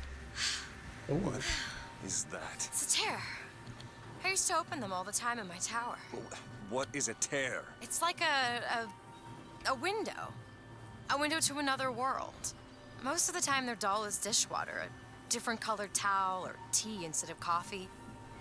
But sometimes I see something amazing and I pull it through. Nada, There. what do you see? God. I don't suppose you've got an airship in there? I don't think so. But there is. There is something. Uh-oh, the birdie's back. Oh no! Close it. I'm trying! Close it! Pretty good transition there. Not quite Outlast 2 level transitions, but it sure as hell looks like a shortcut to getting us killed. But I could help. I can handle whatever comes along. Trust me. Have it your way, I suppose. But one of the things the second game did really well was the hacking in the first game really disrupted the flow, because every time you wanted to hack something you had to do that little pipe mini game, but it paused the game for you to play the mini game, and there were so many things to hack. By the end of the game it became kind of, you kind of just forgot about doing it because it just disrupted the flow of everything. And then for some reason they added in the research camera where you could take a photograph of enemies, and then the more you photographed them you would get like damage bonuses to that type of enemy. But every time you took a photo it paused the game to like develop the photo, and just killed the flow of it, to the point where like using those mechanics were a bit tedious. Whereas the second game, the hacking mini game, was just a game where you had this. There was a dial with like different segments, like green, red, and blue, and you had to stop this little arrow in the correct segment. But you could do that while still being in combat or running around the world. And you could also remotely hack things, so you could shoot a dart at something and do the little hack mini game from a distance. So it kept up the flow of the gameplay, and then rather than having a photograph, like a camera that took photographs, you had like a video camera basically, so you could record the enemy and still carry on fighting and things, so you would get the research bonus while you were still doing stuff rather than it pausing the game. So those little mechanics like improved the flow of the game in the second, which is much needed, but they totally done away with it in this one, which is I think for the better. But you like the pipes game? Yeah, like I like the pipe mini game is really good. Like it's like that old, I don't know, like used to play it like I don't know, it feels like it was one of those games that was on like the old Windows like entertainment packages or something like that, but it was like you had the liquid flow and you had to move the pipes in the orientation to direct the flow of the liquid to the end. Like it was a fun mini game, but there was like so many things to hack. Like it really slowed down the gameplay. Like it is a fun mini game, but yeah, it's more it disrupted the flow of the game by the end. But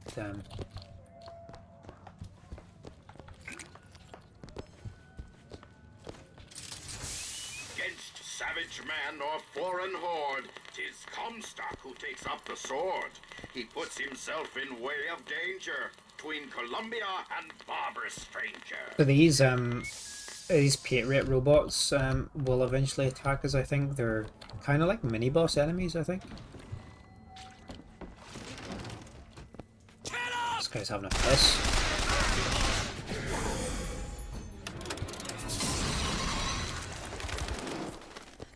So he's possessed, so I've got a power that they actually kill themselves after the possessed runs out, so he should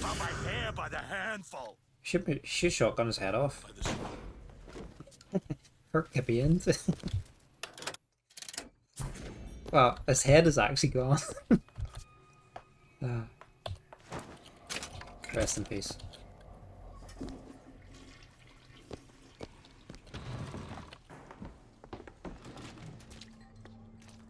A lockpick there.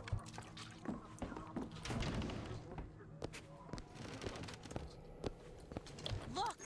Fink Industries. Seems like they're the ones responsible for this shock jockey product. They should be ashamed of themselves. The head cut clean off, rip. It did! His head was totally... It's like it never even existed. Oh, he's gone. It's the smoothest, like... It just disappeared, didn't it? There's not even, like... You wouldn't even know he blew his brains out. His head just vanished. Welcome in, Psychotic dear. I hope I hope you're doing well. Got a lock here. Ooh. Come on, Elizabeth. Yeah, I haven't played this game since 2013, so I have very vague memories of it. So it's like semi like playing it for the first time. And then, as I was saying earlier, I've never actually played the Burial at Sea DLC, so I'm quite looking forward to doing that. His head teleported to another dimension. It's a fun game, even after all these years. You have it in your game collection. Nice. Huh. Do you collect what kind of? Do you collect a particular system or anything, or just about everything? Or melee executions have 65% chance to give health. I think we will forgo that one because we don't really do a lot of melee.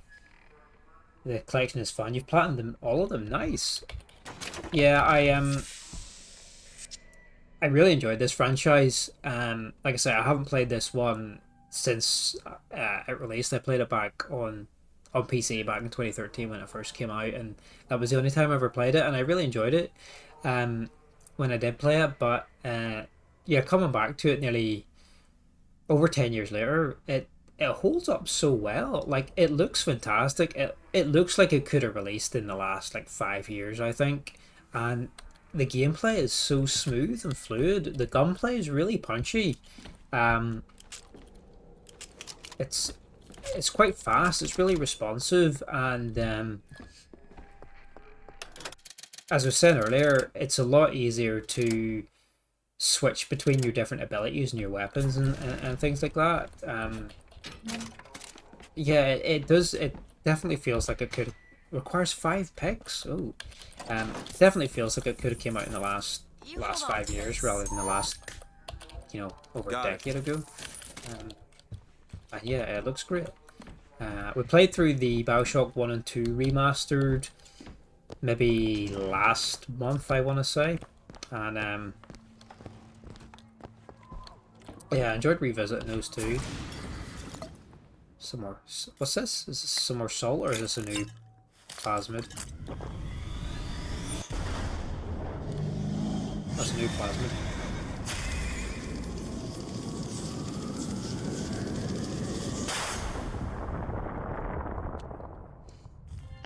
Bucking Bronco. Launch your enemies into the air.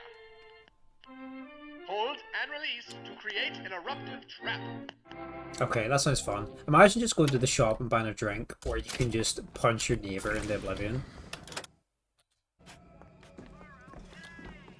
And yeah, the original 2 games I thought held up quite quite well. I don't know if you were there, but I was saying there was a few things in the first game that were a wee bit tedious, but the second game kind of solved some of the quality of life issues and improved the flow of the gameplay a bit more. But this still feels really modern, and yeah, it looks great. The man has gone native. If Slate had his way, damn collards and potatoes, son of a bitch. Okay, punch these guys. Let's punch these guys.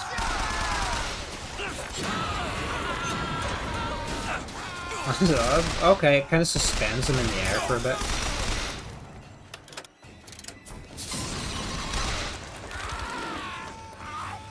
But yeah, I was saying as well, I didn't remember that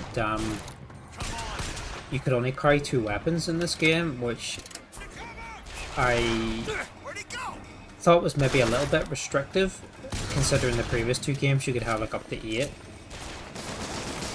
But where I was saying, it can kind of get a little bit cumbersome swapping between all your plasmids, all your weapons, and like 3 different ammo types. Maybe restricting the amount of weapons that you can carry is actually not a bad decision.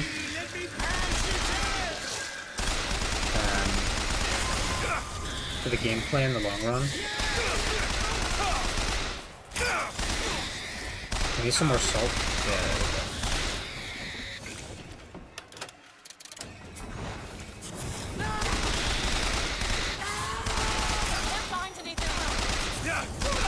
I'm not sure who these guys are, really, that can sort of phase shift here. We're actually gonna die. Here you go. Oh, she can throw me a health kit. That's neat. Okay, on second thought, I think those tears of yours might come in handy next time we're in a scrape. Well done, Elizabeth.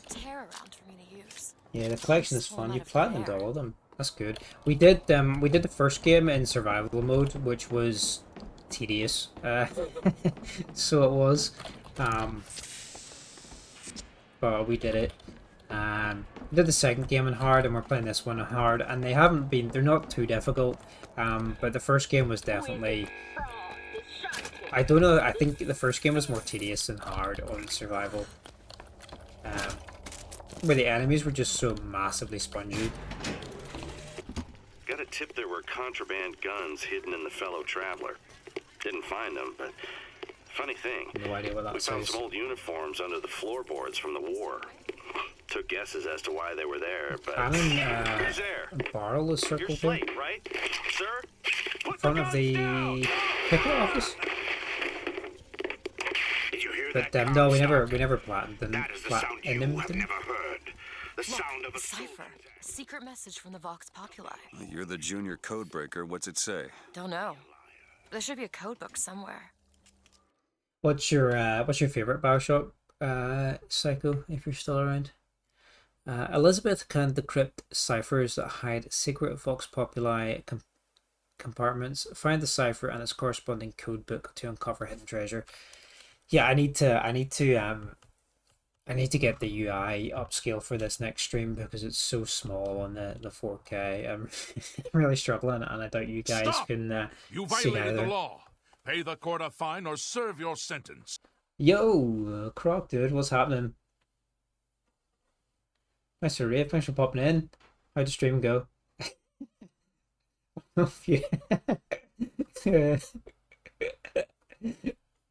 Nah, dude, appreciate you being here. It happens sometimes though, doesn't it? Like, you have a bunch of people watching, then by the time you finish, you can go off the raid, like everybody's kind of left, and it's like, oh, there's no one here anymore. It's all good. Appreciate being here. How'd Unreal go? I watched a wee bit earlier, and I caught a bit of Final Fantasy earlier as well, but I was working most of the day, so I could only kind of have like no sound on while I was working. Today was pretty empty. Ah, well, it's all good as long as you had fun. That's what matters, isn't it? It was a playthrough for YouTube. Fair enough. You've been doing good with the YouTube stuff lately. So you have. I'm too lazy and just don't have the attention span to edit stuff for YouTube.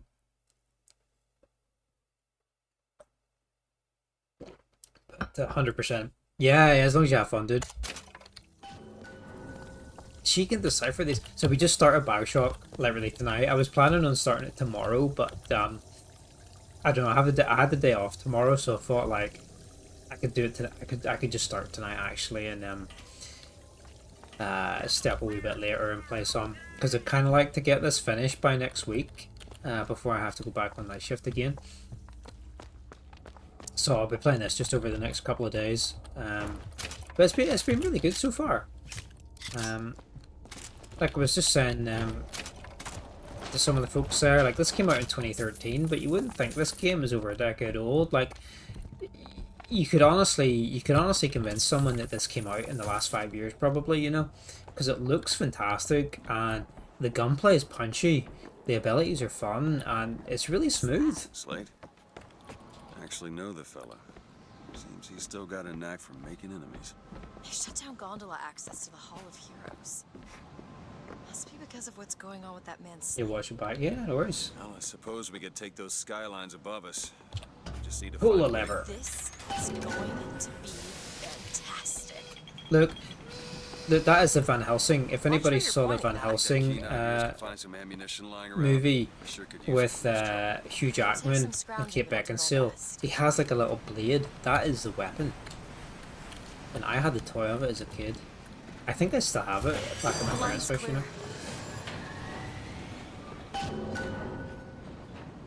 Tomorrow, at the moment, you're streaming like crazy because soon you're 3 weeks away. Oh yeah, you're away to Japan for a few weeks, that's right. So you're trying to catch up on stuff before you go, that's fair. You found your BioShock disc collection. Nice. Been a long time since you played Infinite. The 1999 mode on Infinite wasn't too hard because you get all the free loot because of the collection. What's the 1999 mode? I don't know what that is. So you have all the separate the BioShocks separately. What system do you have them for? And did they release a collection of all the 3 games together? I don't know if they ever did that. Or did you just have them all separately? It's been a long time since you played Infinite. Yeah, I haven't played Infinite since yeah, like I say, since it came out in 2013.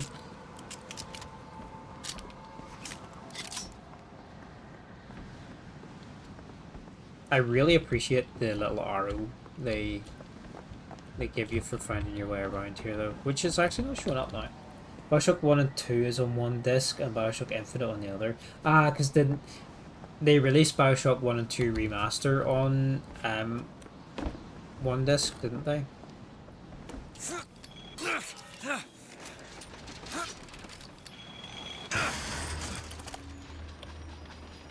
Yeah, and then they never remastered Infinite because, like, I mean, well, like we said, look at it. It looks like it came out just the other day. Can I jump? Oh no, I have to go up. Zipping up to the next level. Yeah! These are the zip lines you were talking about, Primeval. Or I guess they're like sky tram. I don't know. Gondolas. I don't know what they classify as.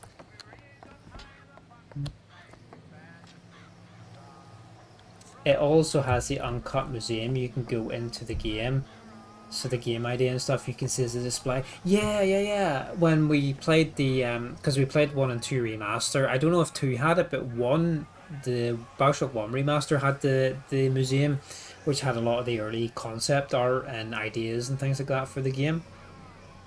And it was quite interesting because when they were rating the original game, they had a lot of enemy designs, and a lot of the enemy designs were quite monstrous, and they had like a lot of sea creature elements to them, maybe like, you know, claws and things like that, and maybe tentacles and barnacles and whatnot on the enemies.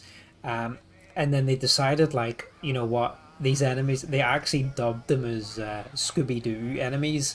So they did, because the enemies looked too monstrous and a bit too ridiculous for the world that they were creating. So they just toned back on the monstrous design, and then came up with just more humanoid enemies, and like the splicers we eventually got.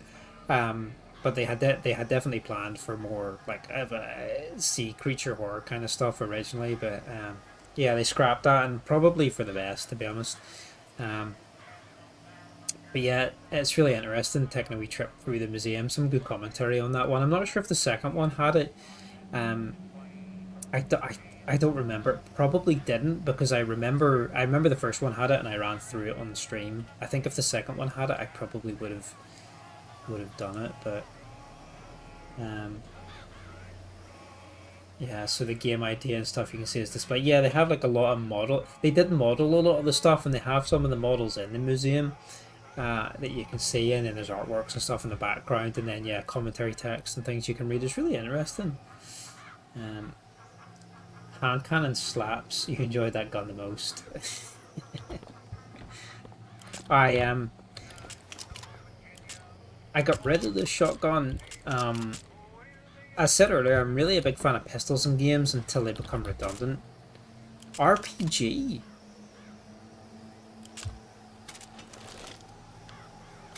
Yeah, I'm a big fan of pistols until they become redundant. So I like to try. I do like to try and hold on to them. My like Fear 1 pistols, when you can like akimbo pistol, is so good.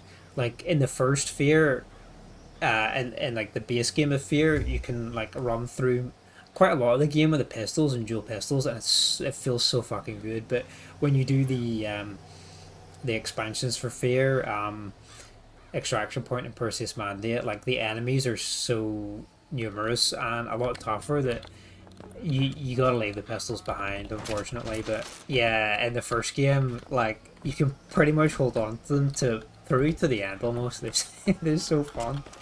Let's try this RPG though. Oh, it's got a scope. Who built the city in the sky? Like this is set in like an alternate America, isn't it? Where after the Boxer Rebellion, like this city seceded from the Union and just like took off to the sky, and there's this weird sort of religious leader, Comstock, that runs the place. Runs this weird Gestapo police state, steampunk city. Like 1912 is the year it takes place in. Booker, take this rifle. Take this rifle? I just got an RPG. Okay. Catch, Booker. Appreciate it. Oh, this is a sniper. The game looks a little bit like Borderlands. I can see that. Dual pistols are fun. Yeah, man. Oh. Wait. Oh, there's a sniper up there. I love pistols in games. Looks like we found where your old friend Slade is. The pistol in Halo as well. So satisfying, isn't it? It's another great pistol.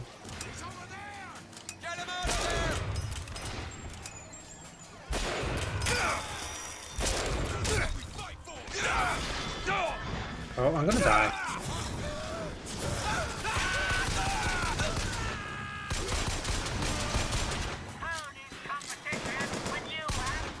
Let's get the pistol out. You finished Far Cry 3 finally using the deagle. Nice, dude. Oh, shotgun. Is the shotgun different from the hand cannon? Because there was like a mega shotgun, I think earlier, wasn't there? That we could have picked up, but we didn't.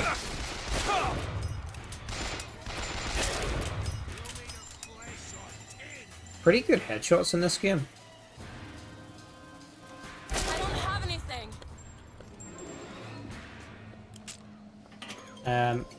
Is the city in the sky related to the underwater city? So, as I said earlier, I never played it, but apparently the Burial at Sea DLC for BioShock Infinite links this game to the first game. So I can't fully comment on it, but yeah, apparently the DLC links the Sky City to the Water City together. Yo, look, it's more of the vanishing heads. These are the cleanest cuts I've ever seen. It does look a wee bit like Borderlands. Like some of the texturing on this coat almost looks cartoonish, like Borderlands. Where it's just quite flat, I guess.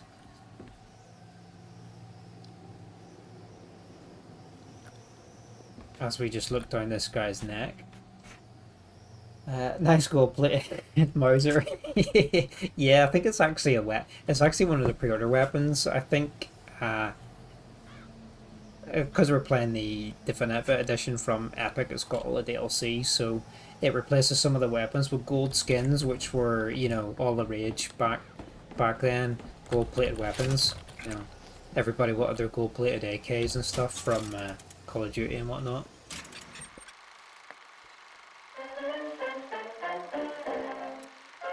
So the Infinite Collection part, when you enter the bar away, it has clothing, money, and extra infusions. Yeah, we picked all that up. This is the Epic Definitive Edition. So it has like gold weapon skins. It has a bunch of free two sets of like two different sets of armor, like, which is really weird because. Sorry, the menu's really crap until I can upskill it for next stream, but you can equip like 4 different gear slots which give you little passive buffs. So the DLC gives you like 1 for each slot, like a hat, a vest, I guess shoes, and then trousers. And then you can get upgrades for your shields, your health, and your plasmids. So there's like, I think 6 upgrade bottles in the bar as well, or 5 maybe it was. Still better than the silicone skins.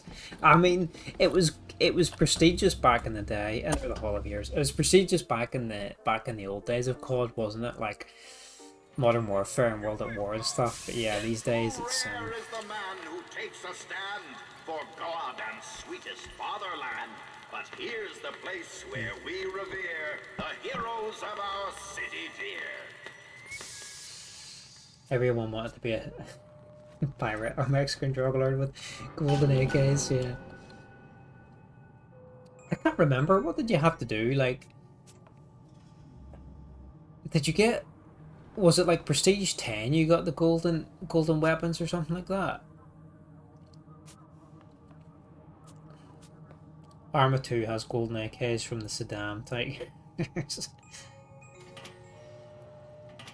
All that free loot made your 99 mode easy. You put the infusions into armor and then you run trying not to get shot.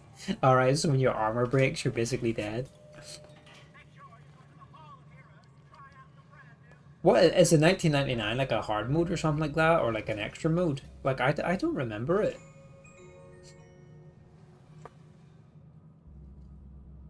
I think weapon skins back in yeah, like I'm not a fan of like neon weapons and ridiculous patterns and stuff like we have in games these days. I think back in the day when, yeah, like you used to only have like the gold skin or whatever for your weapons, which I think was okay back then because it wasn't overly obnoxious, and it was kind of like a nice prestige item or a way to show off like your time and dedication to the game.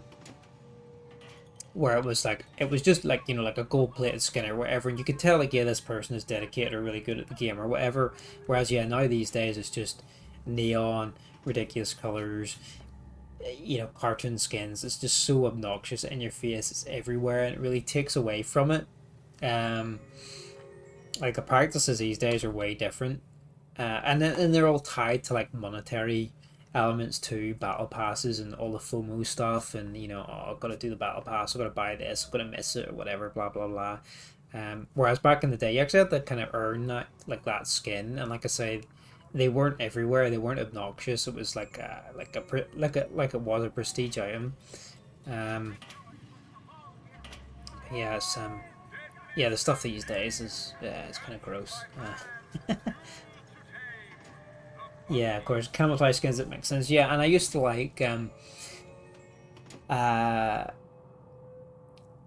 the old Tom Clancy games and whatnot, where you unlocked items and they were like pieces of military gear. You know, they were different helmets or different armor weights and whatnot, or different uniforms, and they kept the theme of the game and the character, and it's like, yeah, I can get more cool stuff for my soldier, like I can RP this, like, you know, badass special ops or whatever, not, you know, fucking Nicki Minaj and Beavis and Butthead and whatever they have run around these days. It's yeah, it's sad. It's a sad state these days the game is in. You lose health much quicker in the mode due to enemies shooting more. Oh, okay. I wonder, is it a mode that you unlock after you finish the game? Because I could only have the choice between easy, normal, and hard. So maybe do you have to finish the game or like unlock it after a playthrough or something? It should make sense in context of the game. Yeah, absolutely.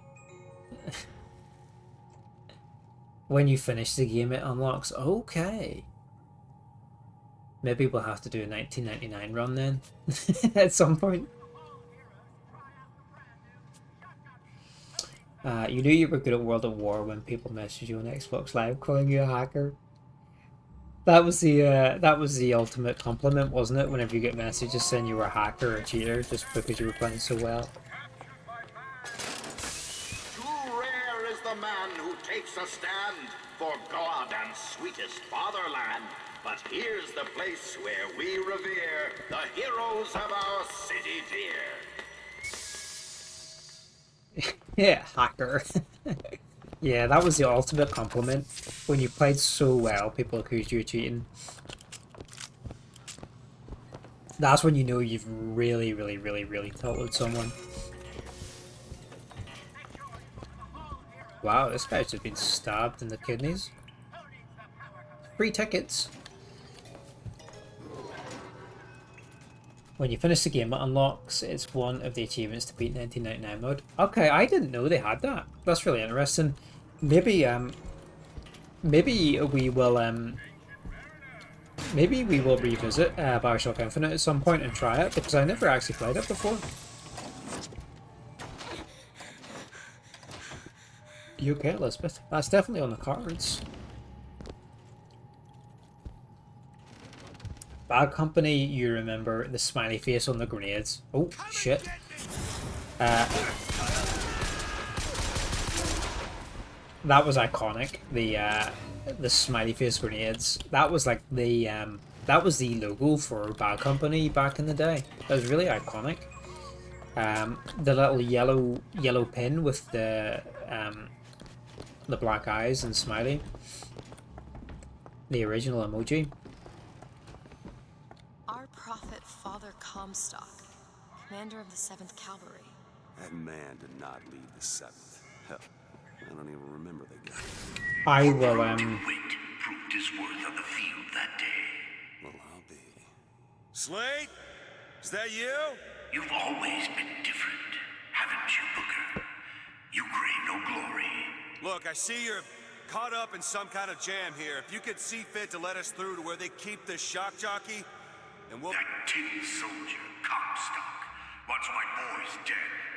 We won't die at his hands.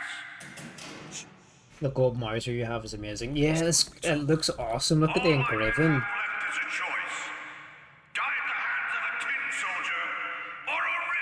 Like I say, I love pistols, so I kind of plan to hold on to this for as long as possible. Like, I don't want to lose it.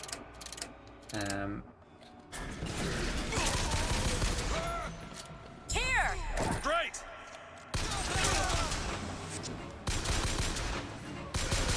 It's got a really good rate of fire as well. Oh wait, he should kill himself actually. Yeah. Because he's possessed. Yeah. I will go out and say that I don't think Battlefield has been as good since Bad Company 2. Just give us the shock jockey. If you want the vigor of the earth, you will give my men a soldier's death. They wait for you with wounded knee and pinky. They wait for me at Wounded Knee. I will go out and say Bad Company 2 is probably peak Battlefield, or at least Battlefield hasn't been as good since Bad Company 2. I would say that. I think Bad Company 2 has some of the most fun weapons, some of the best maps, and it had the best destruction in a Battlefield game ever. I know 3 and 4 had destruction and massive pieces of destruction, but they were more like set pieces, like the skyscraper would collapse at a particular point in the map or whatever, or after a particular time had passed. You know, you've been playing on the map for like 15 minutes or something, then, you know, it triggers a collapse point or something. But Bad Company 2 had like the best dynamic destruction. I think you could level the entire map whenever you wanted in that game. And it had some of the best vehicles as well. The vehicles were really good, because I feel like in the some of the more recent ones, the vehicles are quite underwhelming, especially the tanks. Like, I love driving the tanks in Battlefield, and I feel like Bad Company 2 has some of the best tanks, and especially coupled with the destruction was peak. Bad Company 2 peak. I mean, I love Battlefield 2142, the kind of futuristic one, or the first futuristic one. That's the one I kind of grew up with early on, with the EU against the Pan-Asian coalition, orange against black. That was the one I first played and kind of grew up with, and I loved it. But Bad Company 2, I think, was like peak Battlefield. Sorry, let's scroll through the chat a little bit here.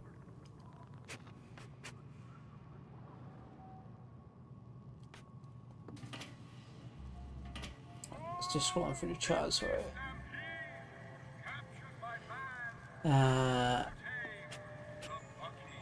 At least ornate guns with engraving patterns. Real, that's true. I mean, this looks good. This is a good skin. You could imagine like some aristocrat or some officer or whatever having a weapon like this. Bad Company 2 has really good single player. Yeah. It does. They had a good campaign, and the squad was fun, and it was quite comedic, wasn't it? As well. They had a really good campaign. There's an ad going to start in like 30 seconds as well, so I'm going to take a super quick break and pop to the toilet in a second and grab a glass of water. We'll play a little bit more. I mean, it's been fucking 4 hours already, but I've been enjoying this game. So maybe we'll get to like the next... Maybe we'll like finish this section and then we'll call it a night. Maybe within the next hour. But I'm going to take a super quick break, and then I'll catch up on the chat when I get back. And yeah, I'll see you guys in a few minutes. And if you're gone, then... thanks for tuning in, and yeah, see you in a bit.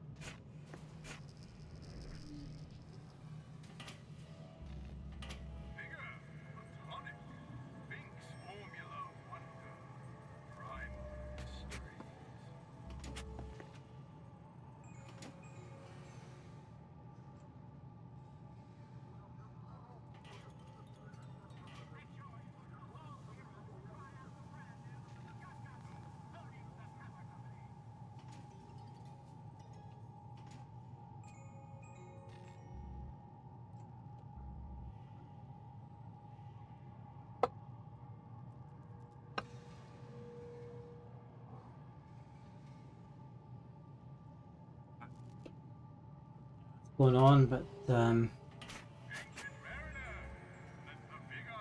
got some food as well. I got some shortbread stuff from the chocolate chips in it.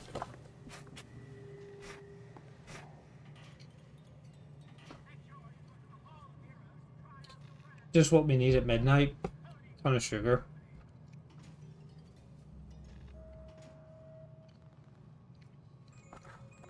A ton of sugar.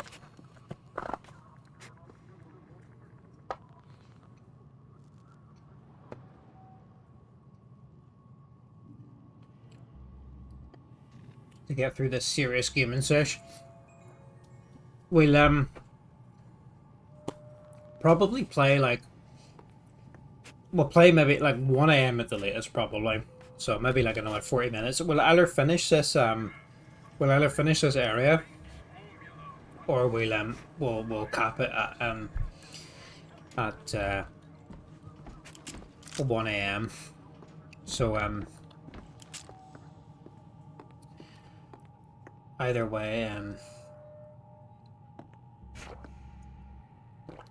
either way we've got like 40 minutes and then I should really get to bed.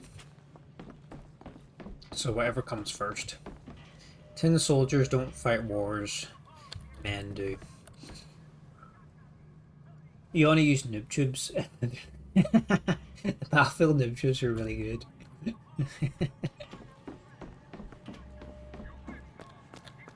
The hand cannon is powerful when you fully upgrade it.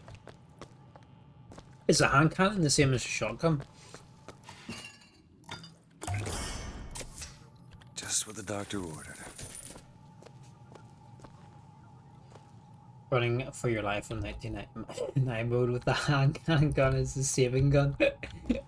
I think that sounds fun. Oh, is that salt? Salt's full. I think we'll do a 1999 run in the future at some point. Sounds like a good challenge because we've done the rest of the games on the sort of difficult modes. So the right materials aren't always at hand. Where do we go? Boxer Rebellion or Wounded Knee? He mentioned Wounded Knee, but alright guys, have fun with the stream. Yeah. No, you. Nah, thanks for popping in, dude. I'm off tomorrow, so if you're streaming in the morning, at some point, hopefully I'll be able to catch you, dude. We're not gonna play too much longer anyway. Like I say, we'll play the one, or else we'll finish this section. It was my hand that put the city to the torch. Of course, that's not how Comstock tells it. Being sprayed by all the enemies on that map's the worst. How do you upgrade your weapons actually? Because I've not seen an upgrade station or anything.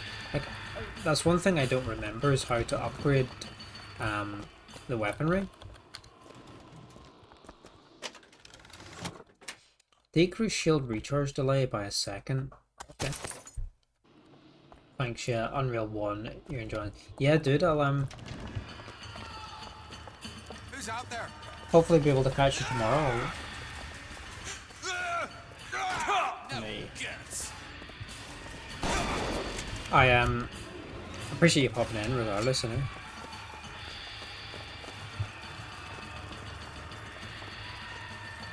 By the way, you found a good interview with the lady who made Phantasmagoria in an old magazine. Oh, well, like a written interview.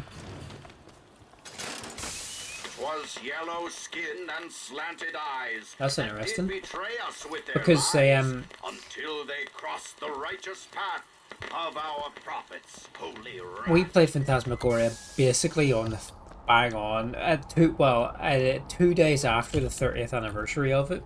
And on YouTube, the original actress of Adrian and the original composer did an interview on YouTube for the 30th anniversary of the game as well, which is well worth checking out. Is there even a stone to mark that sacrifice? But yeah, what was the old magazine interview? What magazine was it? Like a PC Gamer mag or something?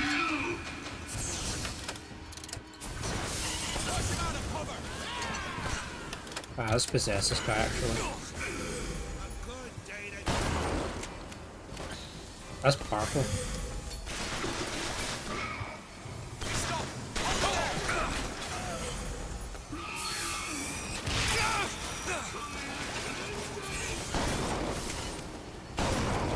These depictions look a little bit outdated. You don't look so good.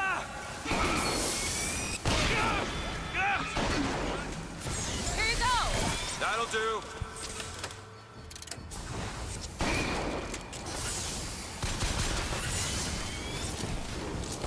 Was it invalid?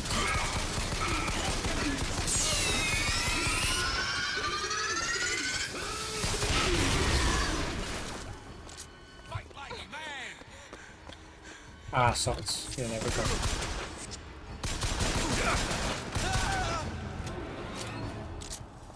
Ooh, nice. You see, young miss. Roberta Williams is a mad person, but yeah. I don't want to do this, Slade. Just give me what I need. Ah. After you do the same for me, come and look for me amongst the ghost dancers. Who are the ghost dancers? Yeah, I think I have links disabled for chat because. Can you hear Comstock's tin soldiers coming to silence us? But we are the true patriots. History that does not fit in their books. I trust you, but I don't trust randoms that pop in chat, so it's just disabled just because it's just the safest thing in general. Just send me on TikTok or something, or Discord, or Steam, or whatever, something. Oh, you can. All right, you can. Yeah, you can post a link. That's right. Yeah.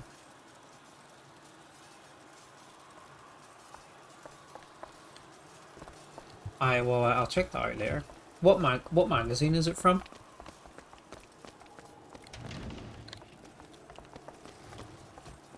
Come out where I can see you.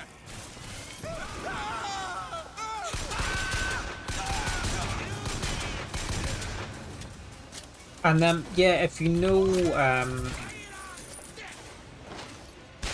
how do I upgrade my weapons in this game?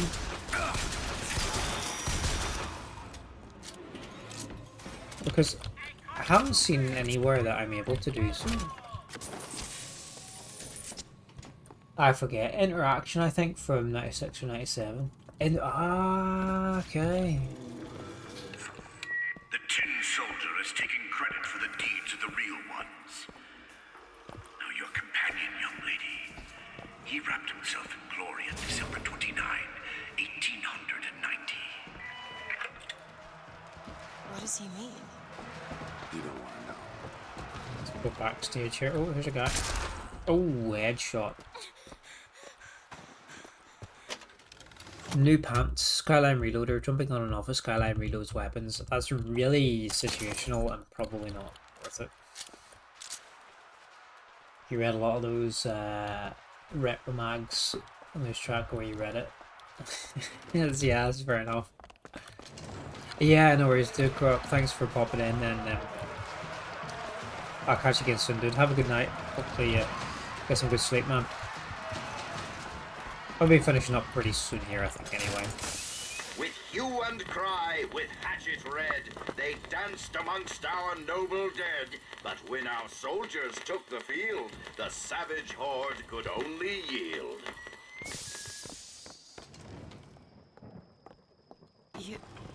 You were there. That wounded knee. I can see it in your face. Tell her, Booker. Tell her how we strode that battlefield like the heroes of Sparta. I still hear the screams. Let's come, stop. Take them! Here's the soldier I spoke. The kind of man Comstock pretends to be. See if I told you true.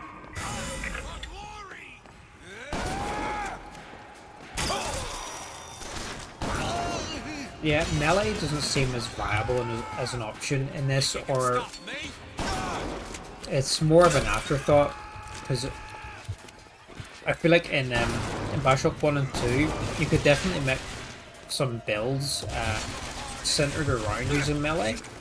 Whereas in this one, I feel like it's kind of like a backup or an afterthought. One build that was really good in BioShock 2 was you had your Big Daddy drill. Holy fuck, we blew his brains out.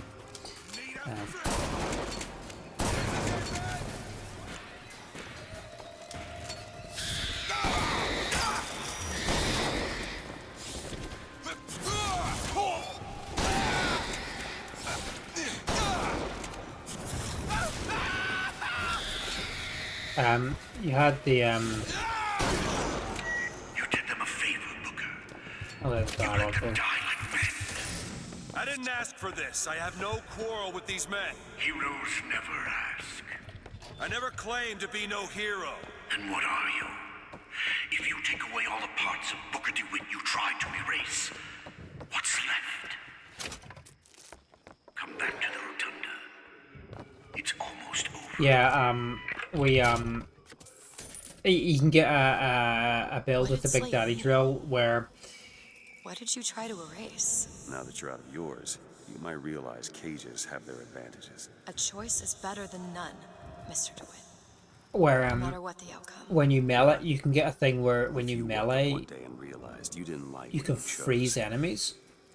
But your drill, you can click it to do a punch, and you can hold it to like drill people. But if you have like that freeze ability on it as you're drilling them, you can kind of like instant or like continuously like stun lock them with it, which is really OP. And then you can get some other abilities which I think decrease the effectiveness of everything except your plasmids and your melee drill. So you basically become like a battle mage where you just like punch the shit out of stuff with your drill and cast spells with plasmids. That's really, really good. Which BioShock is the best BioShock? It's funny because everybody back in the day used to say BioShock 1 was the best BioShock, and it's, I mean, like, to set the record, they're all really good games, I think. But back in the day, everybody used to say 1 was the best, but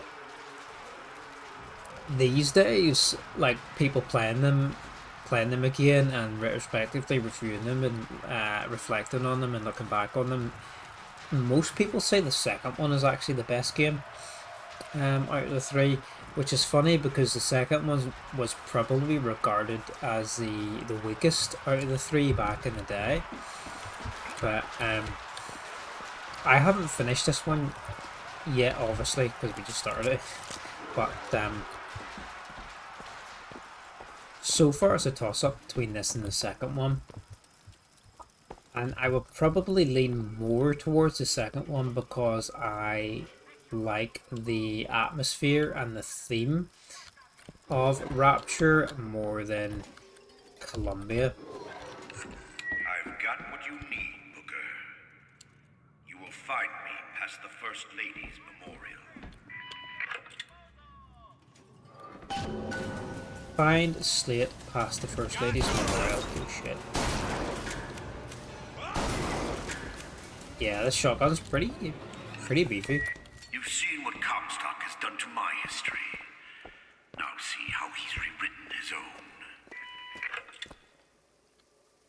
Lady Comstock and the Miracle Child. The seed of the prophet lay in the womb of Our Lady, but for a single week. Comstock had a child. My books never mention anything about a child. That's quite an omission. Can't imagine that was by accident. But the child took ill, and Our Lady prayed for the prophet's heir day and night. But yeah, so like the first one is not a bad game by any means, and I think it has a really strong narrative, and really great themes. I think the game is just peak right up until you meet Andrew Ryan. Once you have that confrontation with Andrew Ryan, the creator of Rapture, like that's a fantastic encounter. That's so well directed. But after that, you get like the reveal or the betrayal that Atlas is actually Fontaine, and and has been, you know, and you've been used and manipulated this whole time through the game, and it kind of what became like a really well constructed and directed game, and you were, you know, had a really strong direction up until then, and then you meet him and you get that betrayal. It kind of becomes basically just a run and gun to the end and to escape, and you kind of Fontaine is almost like the, you know, a big bad comic book villain in the end, and yeah, it's basically a run and gun to the end and kill the big bad boogeyman and escape, and it kind of loses that, I don't know, like a little bit of just the subtlety and just a more curated direction it had in the beginning of the game. That's my tower. Lo, while Daisy Fitzroy has murdered my beloved, she shall not have the child. She shall not come betwixt her and prophecy. The seed of the prophet shall sit the throne and drown in flame the mountains of man. You're Comstock's daughter. No, I can't be. I can't. He wants you to follow in his footsteps. Well, I want a puppy, but that doesn't mean I'm gonna get one. Some things don't know how to end well. Yeah, like, I feel like the confrontation with Ryan was too early to end it, but a confrontation with him might have been like the best conclusion for the game, but again, like I said, it's too early. So I don't know what was the best way to wrap it up, but the way they wrapped it up with Fontaine felt, yeah, just a little bit rushed, I guess, and a little bit out of place from the rest of the game. But yeah, it's a weird one. It's not a bad game by any means at all. It's a fantastic game. The Cruel Murder of Our Dear Lady Comstock by the anarchist Daisy Fitzroy.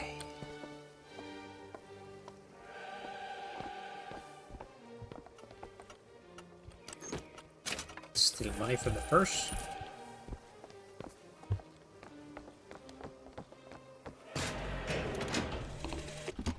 To those who loved me, it's fake I was the most generous of souls. There was no pain I would deny them, no betrayal I would not gladly give. And when I had scorched the hearts of all who loved me, the prophet said, "There is nothing you can do for which I will not forgive you. For God has granted me sight, and through his eyes, even you are loved." Comstock's vengeance, the prophet bearer of the sword, brought his wrath down upon Daisy Fitzroy and the full populi. He pursues them relentlessly to this day. I think BioShock 2 maybe had like, it probably had a weaker overall, I mean the narrative was good, but it probably had a weaker overall narrative, but the gameplay was like just that step above the original. And yeah, I need to finish this one obviously to form a complete opinion, but the gameplay in this one is definitely leagues above the rest, but I feel like I prefer the atmosphere and the vibe of Rapture, and when I think of BioShock, that's what I think of, under the sea, not, you know, not Infinite in the sky. I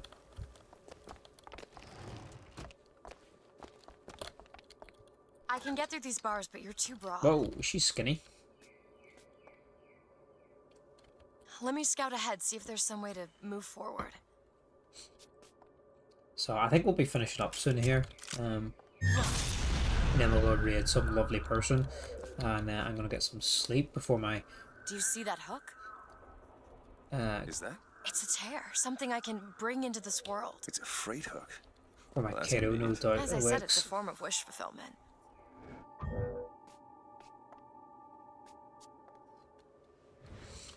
Elizabeth can open tears Let me using know her if you want me to energy. bring that freight hook in. Do it. There you go. I feel there's more where that came from. So I can... Whenever I'd get anxious, tears have a way of appearing. Huh. Booker, do you see those tears? We can use them against Slate's men.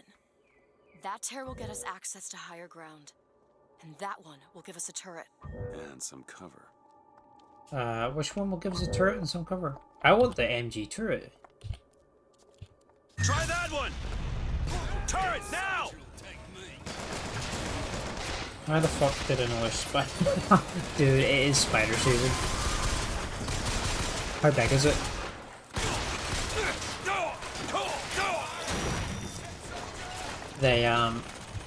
They've advised to keep your windows shut since a couple of weeks ago because it's yeah, it's spider season.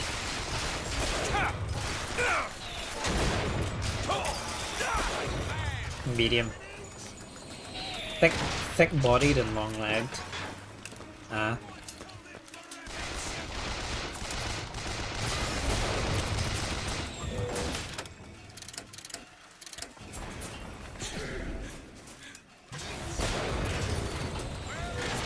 Let's possess that other turret there, and then we can spit roof them with some turrets. He's got an RPG. And he can tank. Sniper ammo. Thanks, Elizabeth.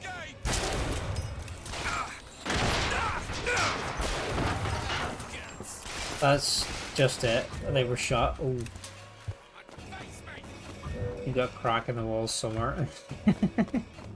Okay, they were open half the day because I'm trying to clean this room. Yeah, that's it. Like, you leave them open for any amount of time and something is sneaked in.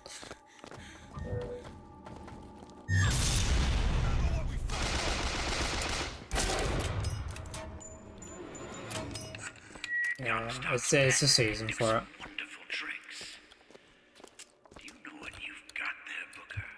That's enough, Slate. We just need the vigor to get out of Columbia. We're taking it one way or another. Slate! Keep your eye open for that shock jockey, Vigor. Probably grab the shock jockey and then that's like the end of this chapter or level or whatever.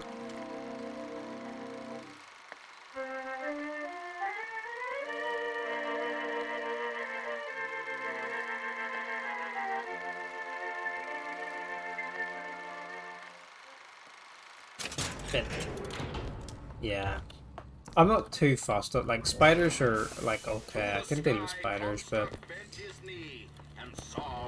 they're just weird, aren't they? Like, Too rare is the man who takes a stab in you and I think sweetest fatherland.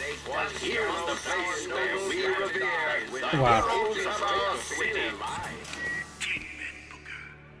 That's what Comstock will turn us into. Wires and gears to replace heads and hearts. Oh. Booker! 10 soldier boss fight.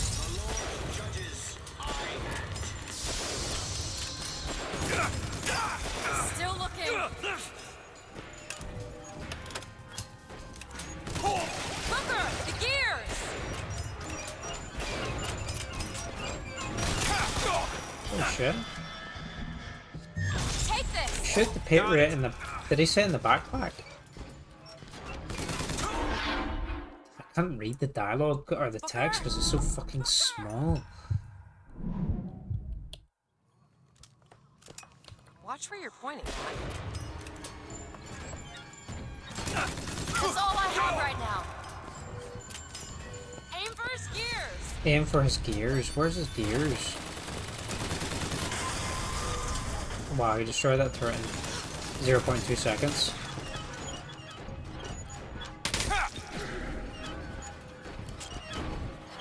That's all I've got. I don't know where his gears are.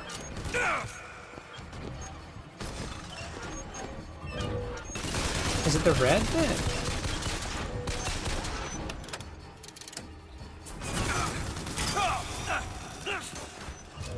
Did I get revived by her? Yeah, she can revive me. And you have like a Vita chamber, which is basically like a time loop. Get up, Booker. Get up. Basically, you get revived with like less health, but the enemy's health still stays depleted. So it just kind of like it's kind of like the Vita Chambers of the original. Shoot glowy stuff usually. It's usually it. It's just really fast.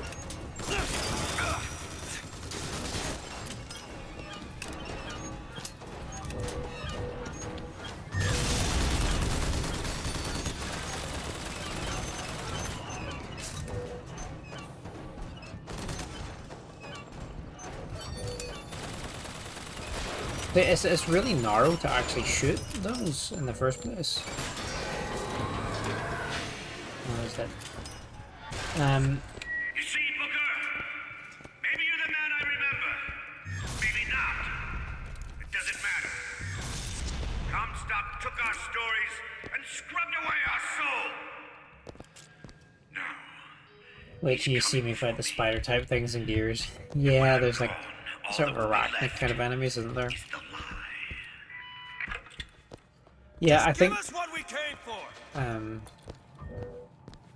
I think with spiders, they say why most people are afraid of them is because they're so alien-like. There's not much else.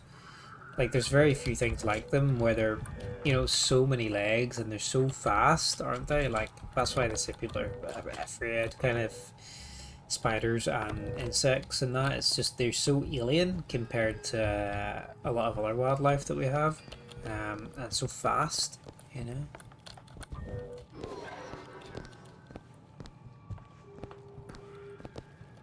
It's locked. No problem. Is the revive a reset or a continue? So it's a continue from place. Basically, you don't regain any resources you've spent and you don't replenish your full health, but enemies will still have like their health depleted from when you last died.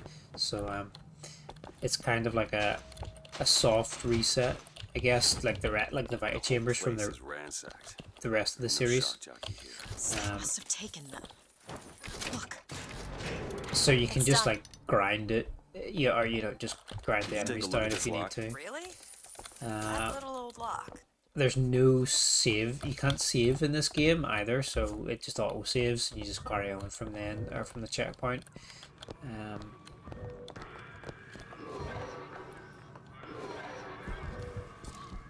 It's telling me to go this way.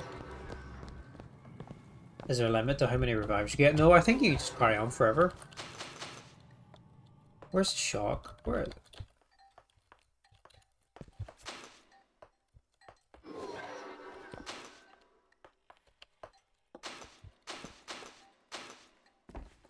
I might be in an absolute sponge here. No game over. You just carry on. I'm pretty sure it doesn't end. I'm supposed to be able to pick up one of these balls, no?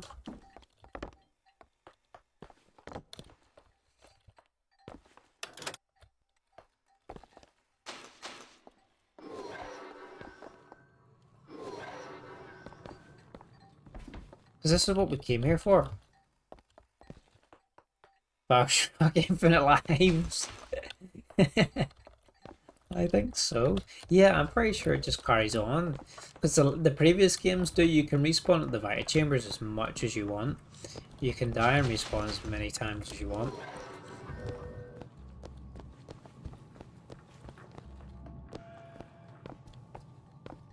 Am I missing something here?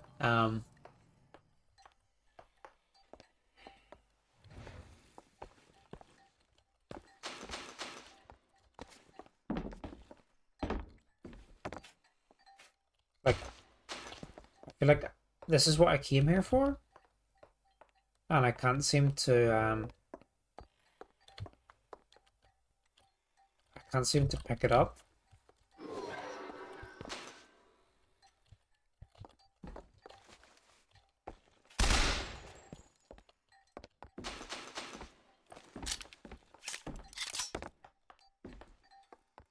Bizarre.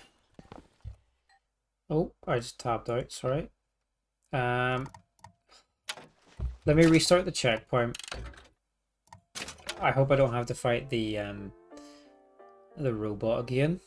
Place is ransacked. There ain't no shock jockey here. Oh no, Slate must have taken them. Look. The place is ransacked. Slate must have taken them. Look. Fancy putting those lock-picking skills to work? Seems easy enough. Okay, there must be another way to go. I'm not sure why the arrow tells me to go this way if there's nothing to pick up. Oh look. Slate. Oh, there we go. He's here. Subdue Slate. Okay. Open it. All right.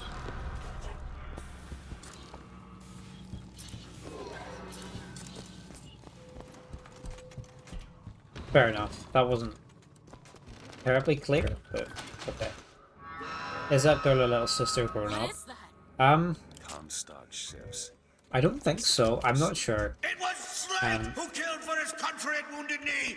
It was Slate who stormed the gates at Peking.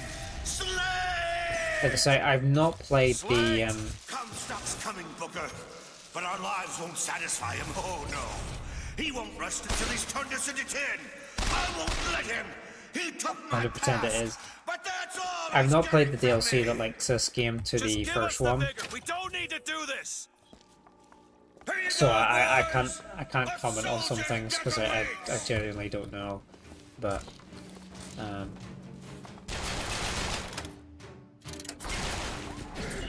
possess some of these guys.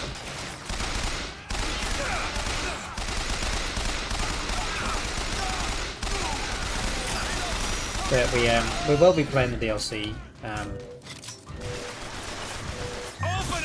after this at some point. Well, we'll play it after. I want to finish this game and the DLC probably within the next week, and then we're going to knuckle down and work through Skyrim, and then we'll play some horror stuff for spooky season. I was saying earlier, plan probably to play Dead Space 1 and The Evil Within, so that should be fun. And then maybe a few other wee things if you get the chance. Kind of had a bit of an urge to play Murdered Soul Suspect as well. Not that we can't play horror games any other time of the year, but it's just, you know, get on the trend, you know.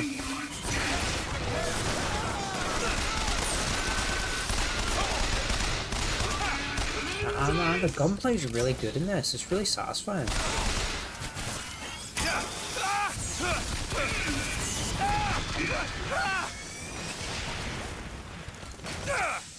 That's really satisfying.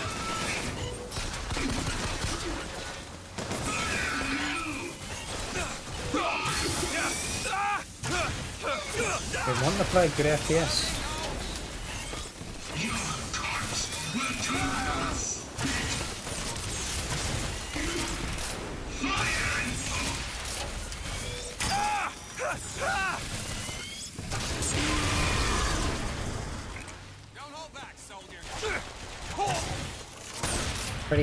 Pretty intense this section, sorry. Do it now! Is that all you can muster, soldier? Your character is also Big Daddy, guys. Come on now, DeWitt. The OG Big Daddy and little sister, huh? Boys. Where's my cool ass pistol? It's gone. I've lost it. I like watching horror games, but I'm terrible at playing them. Yeah, as I was saying earlier, like I'm a baby when it comes to playing a lot of them, to be honest.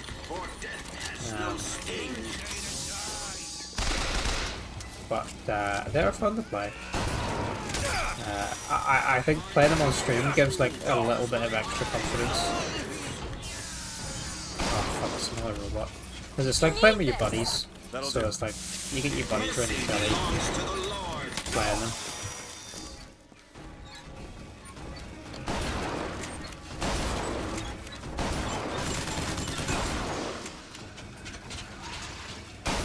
But yeah, I'm going to play Dead Space, and Dead Space has got a remaster, but we're going to play the OG and then Evil Within. So we're going to play those two at least. Okay, look, his gears are on the back of him, but like he barely turns around for you to be able to shoot him in the back.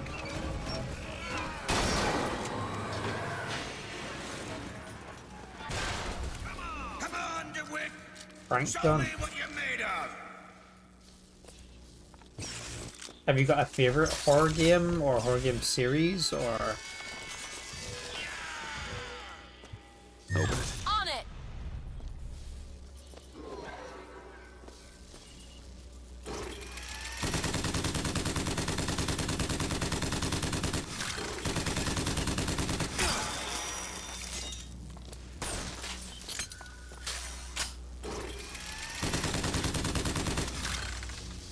Range, can I blow these up?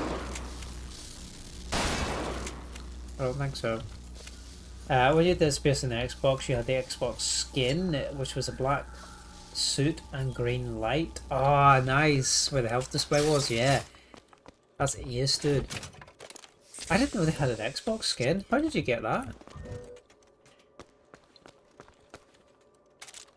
Isaac's suit was so cool though, wasn't it? Like, I loved how his suit evolved as you got the upgrades. You could see the like I love how your health and your oxygen and your like grav stuff and all that was like incorporated into the suit, and you could see your resources, how much resources you had just by looking at his suit. Like, it was so well integrated and immersive. And I loved how as you got upgrades you could see his suit evolve over time. It was really, really cool.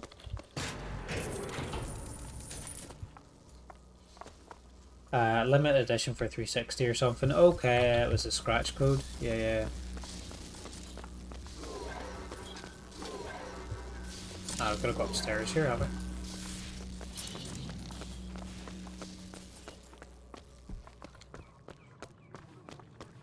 Get the shock jockey, and then I think that's us done. Kill Slade, get the shock jockey, and then we go raid some lovely person, whoever's online.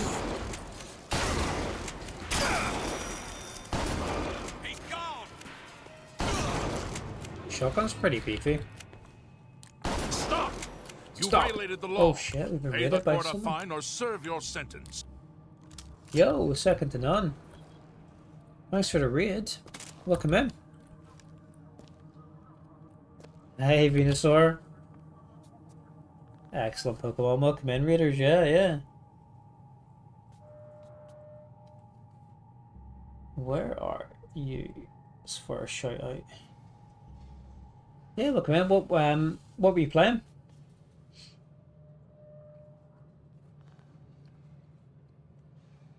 How'd the stream go?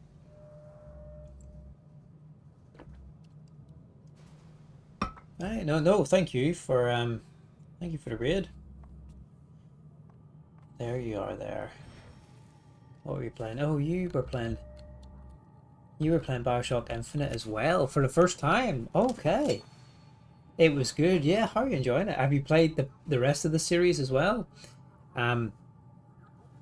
This is my first time playing it since it came out in 2013. I played it on the PC when it originally came out, and I never played it since.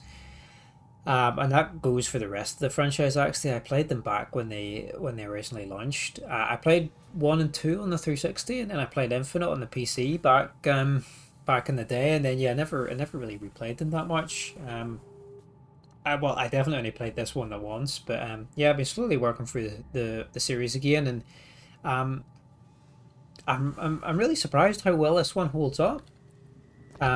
Like this came out in 2013, but I was saying earlier, like you could convince someone this game came out in the last 5 years. Like, it looks fantastic, it plays so well, the gameplay is so fluid, so smooth, the gunplay is punchy, and I don't know, it's just really it's quite user friendly. Like, I find it easy to switch between weapons and plasmas, whereas the previous games I found quite cumbersome.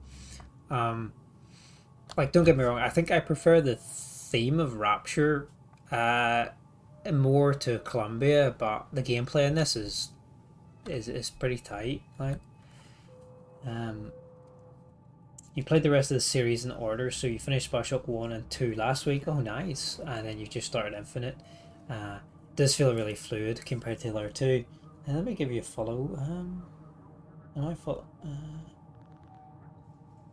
Where are you? I'll give you a follow. I'm gonna watch you next time you play some. Next time you play some BioShock. It feels really fluid. Same, you're feeling a little disconnected playing this one so far. Yeah. So apparently I never played it, but the DLC Burial at Sea links this game to the original game. So yeah, I was saying earlier to some of the other guys, I never played that before, so I don't know what the link or the connection is, how they build it, but I just know it connects the two games together. So that will be quite interesting to find out. But yeah, it's kind of weird because Hello oh, hello. Yeah, thanks for the follow. Appreciate you. Thank you. Yeah, like it's weird because you play 1 and 2, and you've been running through the city of Rapture and getting quite intimate to it and getting used to this atmosphere and this environment, and then yeah, this one's like the total opposite, from under the sea to up in the air. So it's quite the shift, isn't it? I mean, some of the gameplay, I mean, the majority of the gameplay mechanics is quite similar. The plasmids and the physical weapons, but yeah, it kind of just flips the environment, doesn't it? It's weird that they exist in the same space, and it's funny because this one is in the year 1912 and BioShock 1 is like in 1959, or like just in the turn of the new year, and then even BioShock 2 is like 10 years before the first one. But even though they take place in the future in the timeline, this one feels like more modern or more futuristic, even though it's like 40-50 years prior. It's kind of weird, but we'll see how it all links up eventually, I think. You lived in the ocean and you moved to the sky. Yeah, but originally, because BioShock 1 came out in 2007, and the guys that made it, Irrational, well, they were bought by 2K, and then they were rebranded as 2K Boston while they were developing, and for like the initial release of the initial like early years of BioShock 1. And the director, Ken Levine, he never wanted to make a sequel to BioShock, so BioShock 2 was actually made by a different 2K studio. But then the director of the first game was finally convinced to go ahead and make a sequel or another game in the BioShock franchise, and they came up with this one. And I mean, it took like 5 years or so for them to make it, so that maybe explains some of the disconnect, I guess, between the two games. But yeah, it's good so far. I'm glad you're enjoying it. It's a great franchise.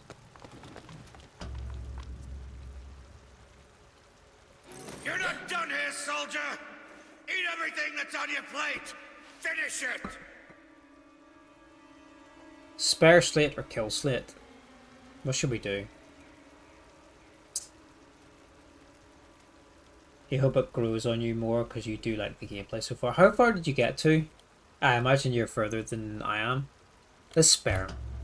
You're a tin man now! A tin man! Yeah, sorry to raid and run. Oh, I'm further along than you, and you don't want to get spoils. I hope you kick ass. Yeah, no worries. I totally get that. Like, if you want to raid and run, that's super understandable. I know what it's like after stream. You're kind of tired and you just want to hop off. But yeah, I appreciate you guys hopping in. I'm glad you're enjoying the game, and I yeah, I appreciate you don't want any spoilers either. So yeah, thanks for raid, and yeah, I'll try and pop in next time you're playing. And yeah, see how you get on, see what your thoughts are. But yeah, have a good night, and see you again soon. Get the shock jockey. Sounds kind of rude, shock jockey.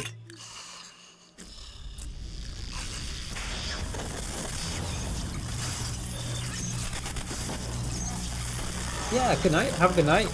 And I'm not sure where you are, but Yeah, have a good evening or good sleep, whatever time it is, wherever you are. I'm heading off pretty soon too, to be fair, actually. I kind of wanted to just finish this level and then I was going to go to bed because it's been nearly 5 hours. So it has, so it's about time for me to hop off soon. But we're going to finish this little bit of level and then we're going to go raise some lovely person too, so... right mouse to shock an enemy, and then hold it to create a trap. So it seems like a hold creates a trap of whatever plasmid. You spared him. It wasn't nothing. Comstock's men will surely take him. Did you ever get used to it? The killing. Faster than you can imagine. So we've finally got the shock, which is funny because I was saying it's the first plasmid you ever get in BioShock 1 and 2, and it's kind of like the iconic plasmid is the electroshock. So the fact that we've got it 5 hours into the game is kind of funny. Forgot it was getting late. Yeah, we're gonna hop off in a minute. We're gonna leave this area and then... I need more time! Fucking hell. You know, those vigors seem very powerful. Savage. I'll do what I can to keep you stocked in salts. Thanks. Yeah, it's getting late. I appreciate you being here, dude, though. It's nice to have you along. Are you going to play some more Gears of War tomorrow or anything, or do you plan to stream tomorrow?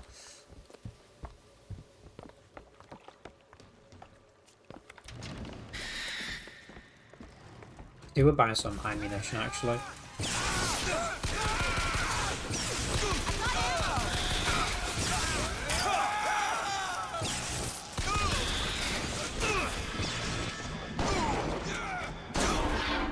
Dead. Don't die. Put a little bit of that today. I saw you on it today, but I was working most of the day, so I didn't really get time to hop in many streams and say hello. Did a ridiculous amount of x-rays before lunchtime today. Pretty flat out all morning. Oh, that door's open. That wasn't open last time. Was it? Oh no, we're going the wrong way. It says to go this way. Return to Soldier's Field and power up the gondola. Wait, no. Huh? Oh yeah, I'm getting lost. Yeah, there we go.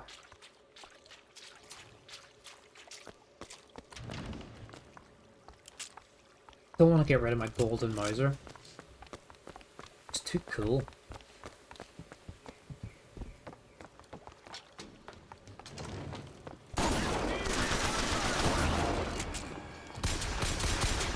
Let's possess some of these guys, maybe. I do like, not that you can see it, but I think it tells you how many casts you have of each. Is that how many casts you have of each plasmid? No, it's not. It's what key you're assigned to. I'm a dumbo. Take it! Thanks for the ammo, Elizabeth. I'll try to keep you stocked.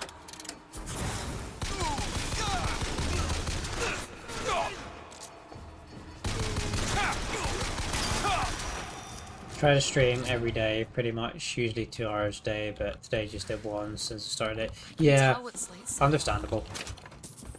Sometimes you're just tired.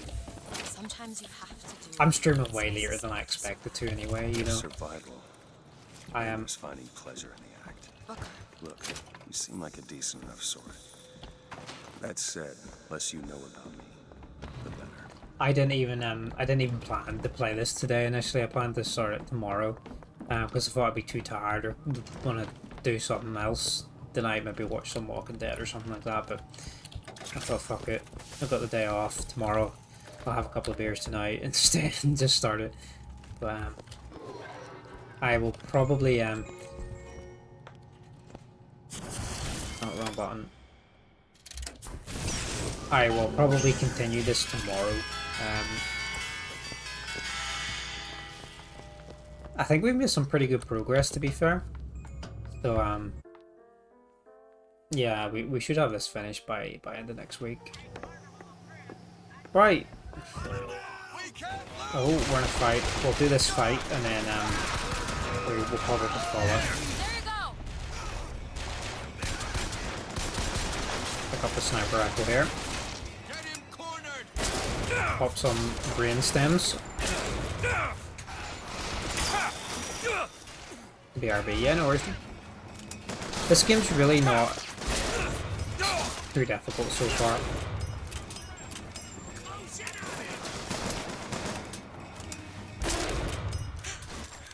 Some satisfying headshots. His head went pop. Yeah, the headshots are pretty, they're pretty satisfying.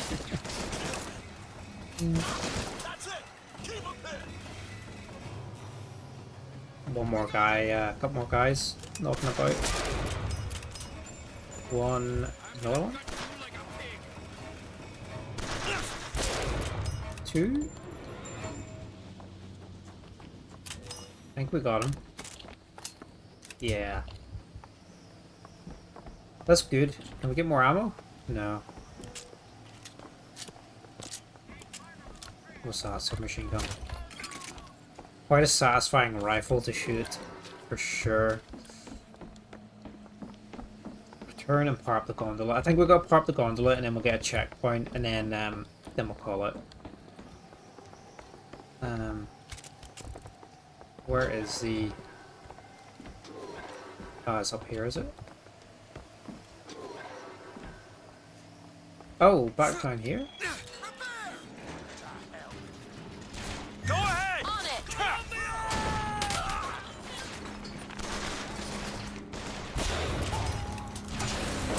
Did I just summon him as my friend? I did.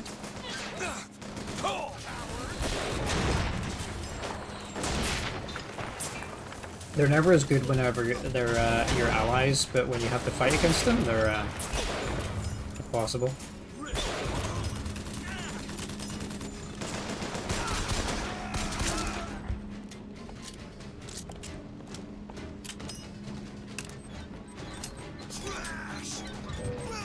There's another steampunk kind of game that's coming out recently. Coming out soon. Sorry. I saw it on the Xbox showcase earlier this year, but I can't remember the name of it. Take this. Nice.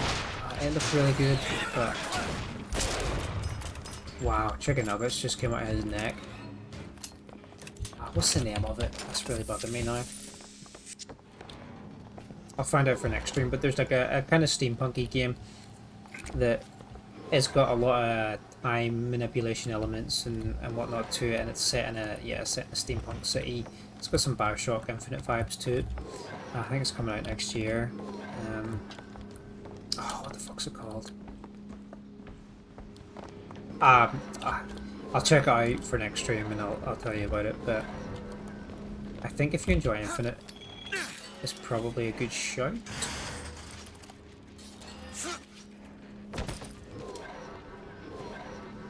Which way does it want me to go? It wants me to go down.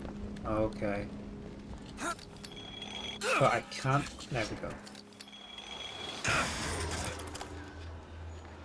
This is the right way, isn't it?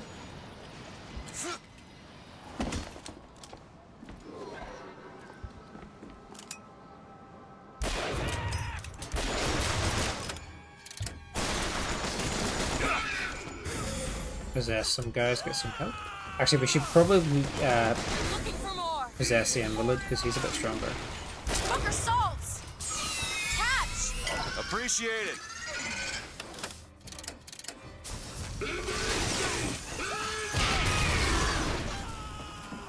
But starting in a couple of minutes, I will I'll dismiss that actually because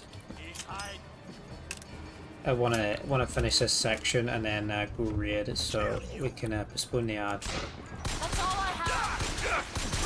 for a few minutes. I'll do that now. Let's snooze that. Actually, I've only got one more snooze left, so we get 5 minutes to do this. Are you all right?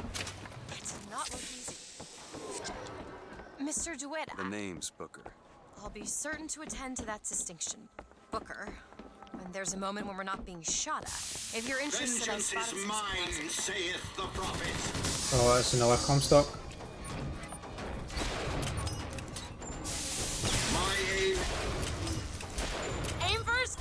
No scope this bitch. Wow. Sniper's really good.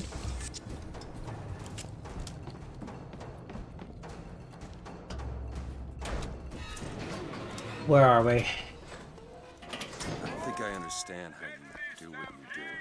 These tears. I always thought of them as doors. When I was younger, I didn't just open the ones I found. Where's the gondola? I think the gondola's okay. I think this is probably a good spot.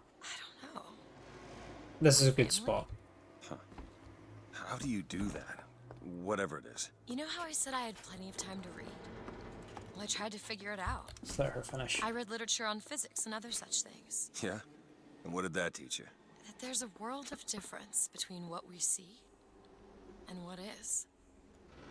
So, we're back on Soldier's Field. We've got to power up the gondola with our new shock jockey power. Well, probably got a few more things to fight through, and we've just hit 5 hours. It's after midnight, or not after midnight, after 1 AM. I really should get some sleep. But we will pick this up tomorrow. I really appreciate all you guys hanging out. You folks that rated, second to none, Marcy, Crocodile, Legends, thanks for all hanging out as well. And yeah, I've really enjoyed playing this again. Except it's been quite a while since I played it. It's been fun revisiting it. Yeah, BioShock, dude. Yeah, thanks for hanging out, dude. We're gonna call it there for tonight. Like I said, we just hit 5 hours, and I know we have to pop the gondola as the next objective, but I think there's probably like there might be another 20 minutes or so to get there. So it's getting late. I'm just gonna raid and runs probably, but yeah, I appreciate all you guys hanging out. We'll see if anybody's even online at this time. So we will. I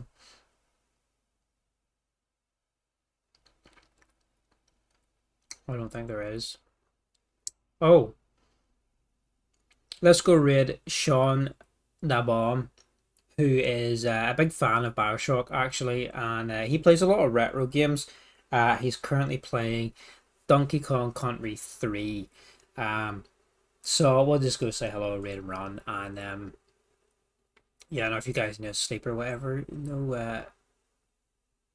No pressure to stick around, but yeah, I appreciate you guys hanging out here, and yeah, I'll pick this back up tomorrow, same time, about 8:30 UK time. So yeah, hope you guys have a good night, whatever you're up to, and let's start the raid. Yeah, there we go. And yeah, see you guys again soon. 9 rating. Yeah, let's go. Good night, guys.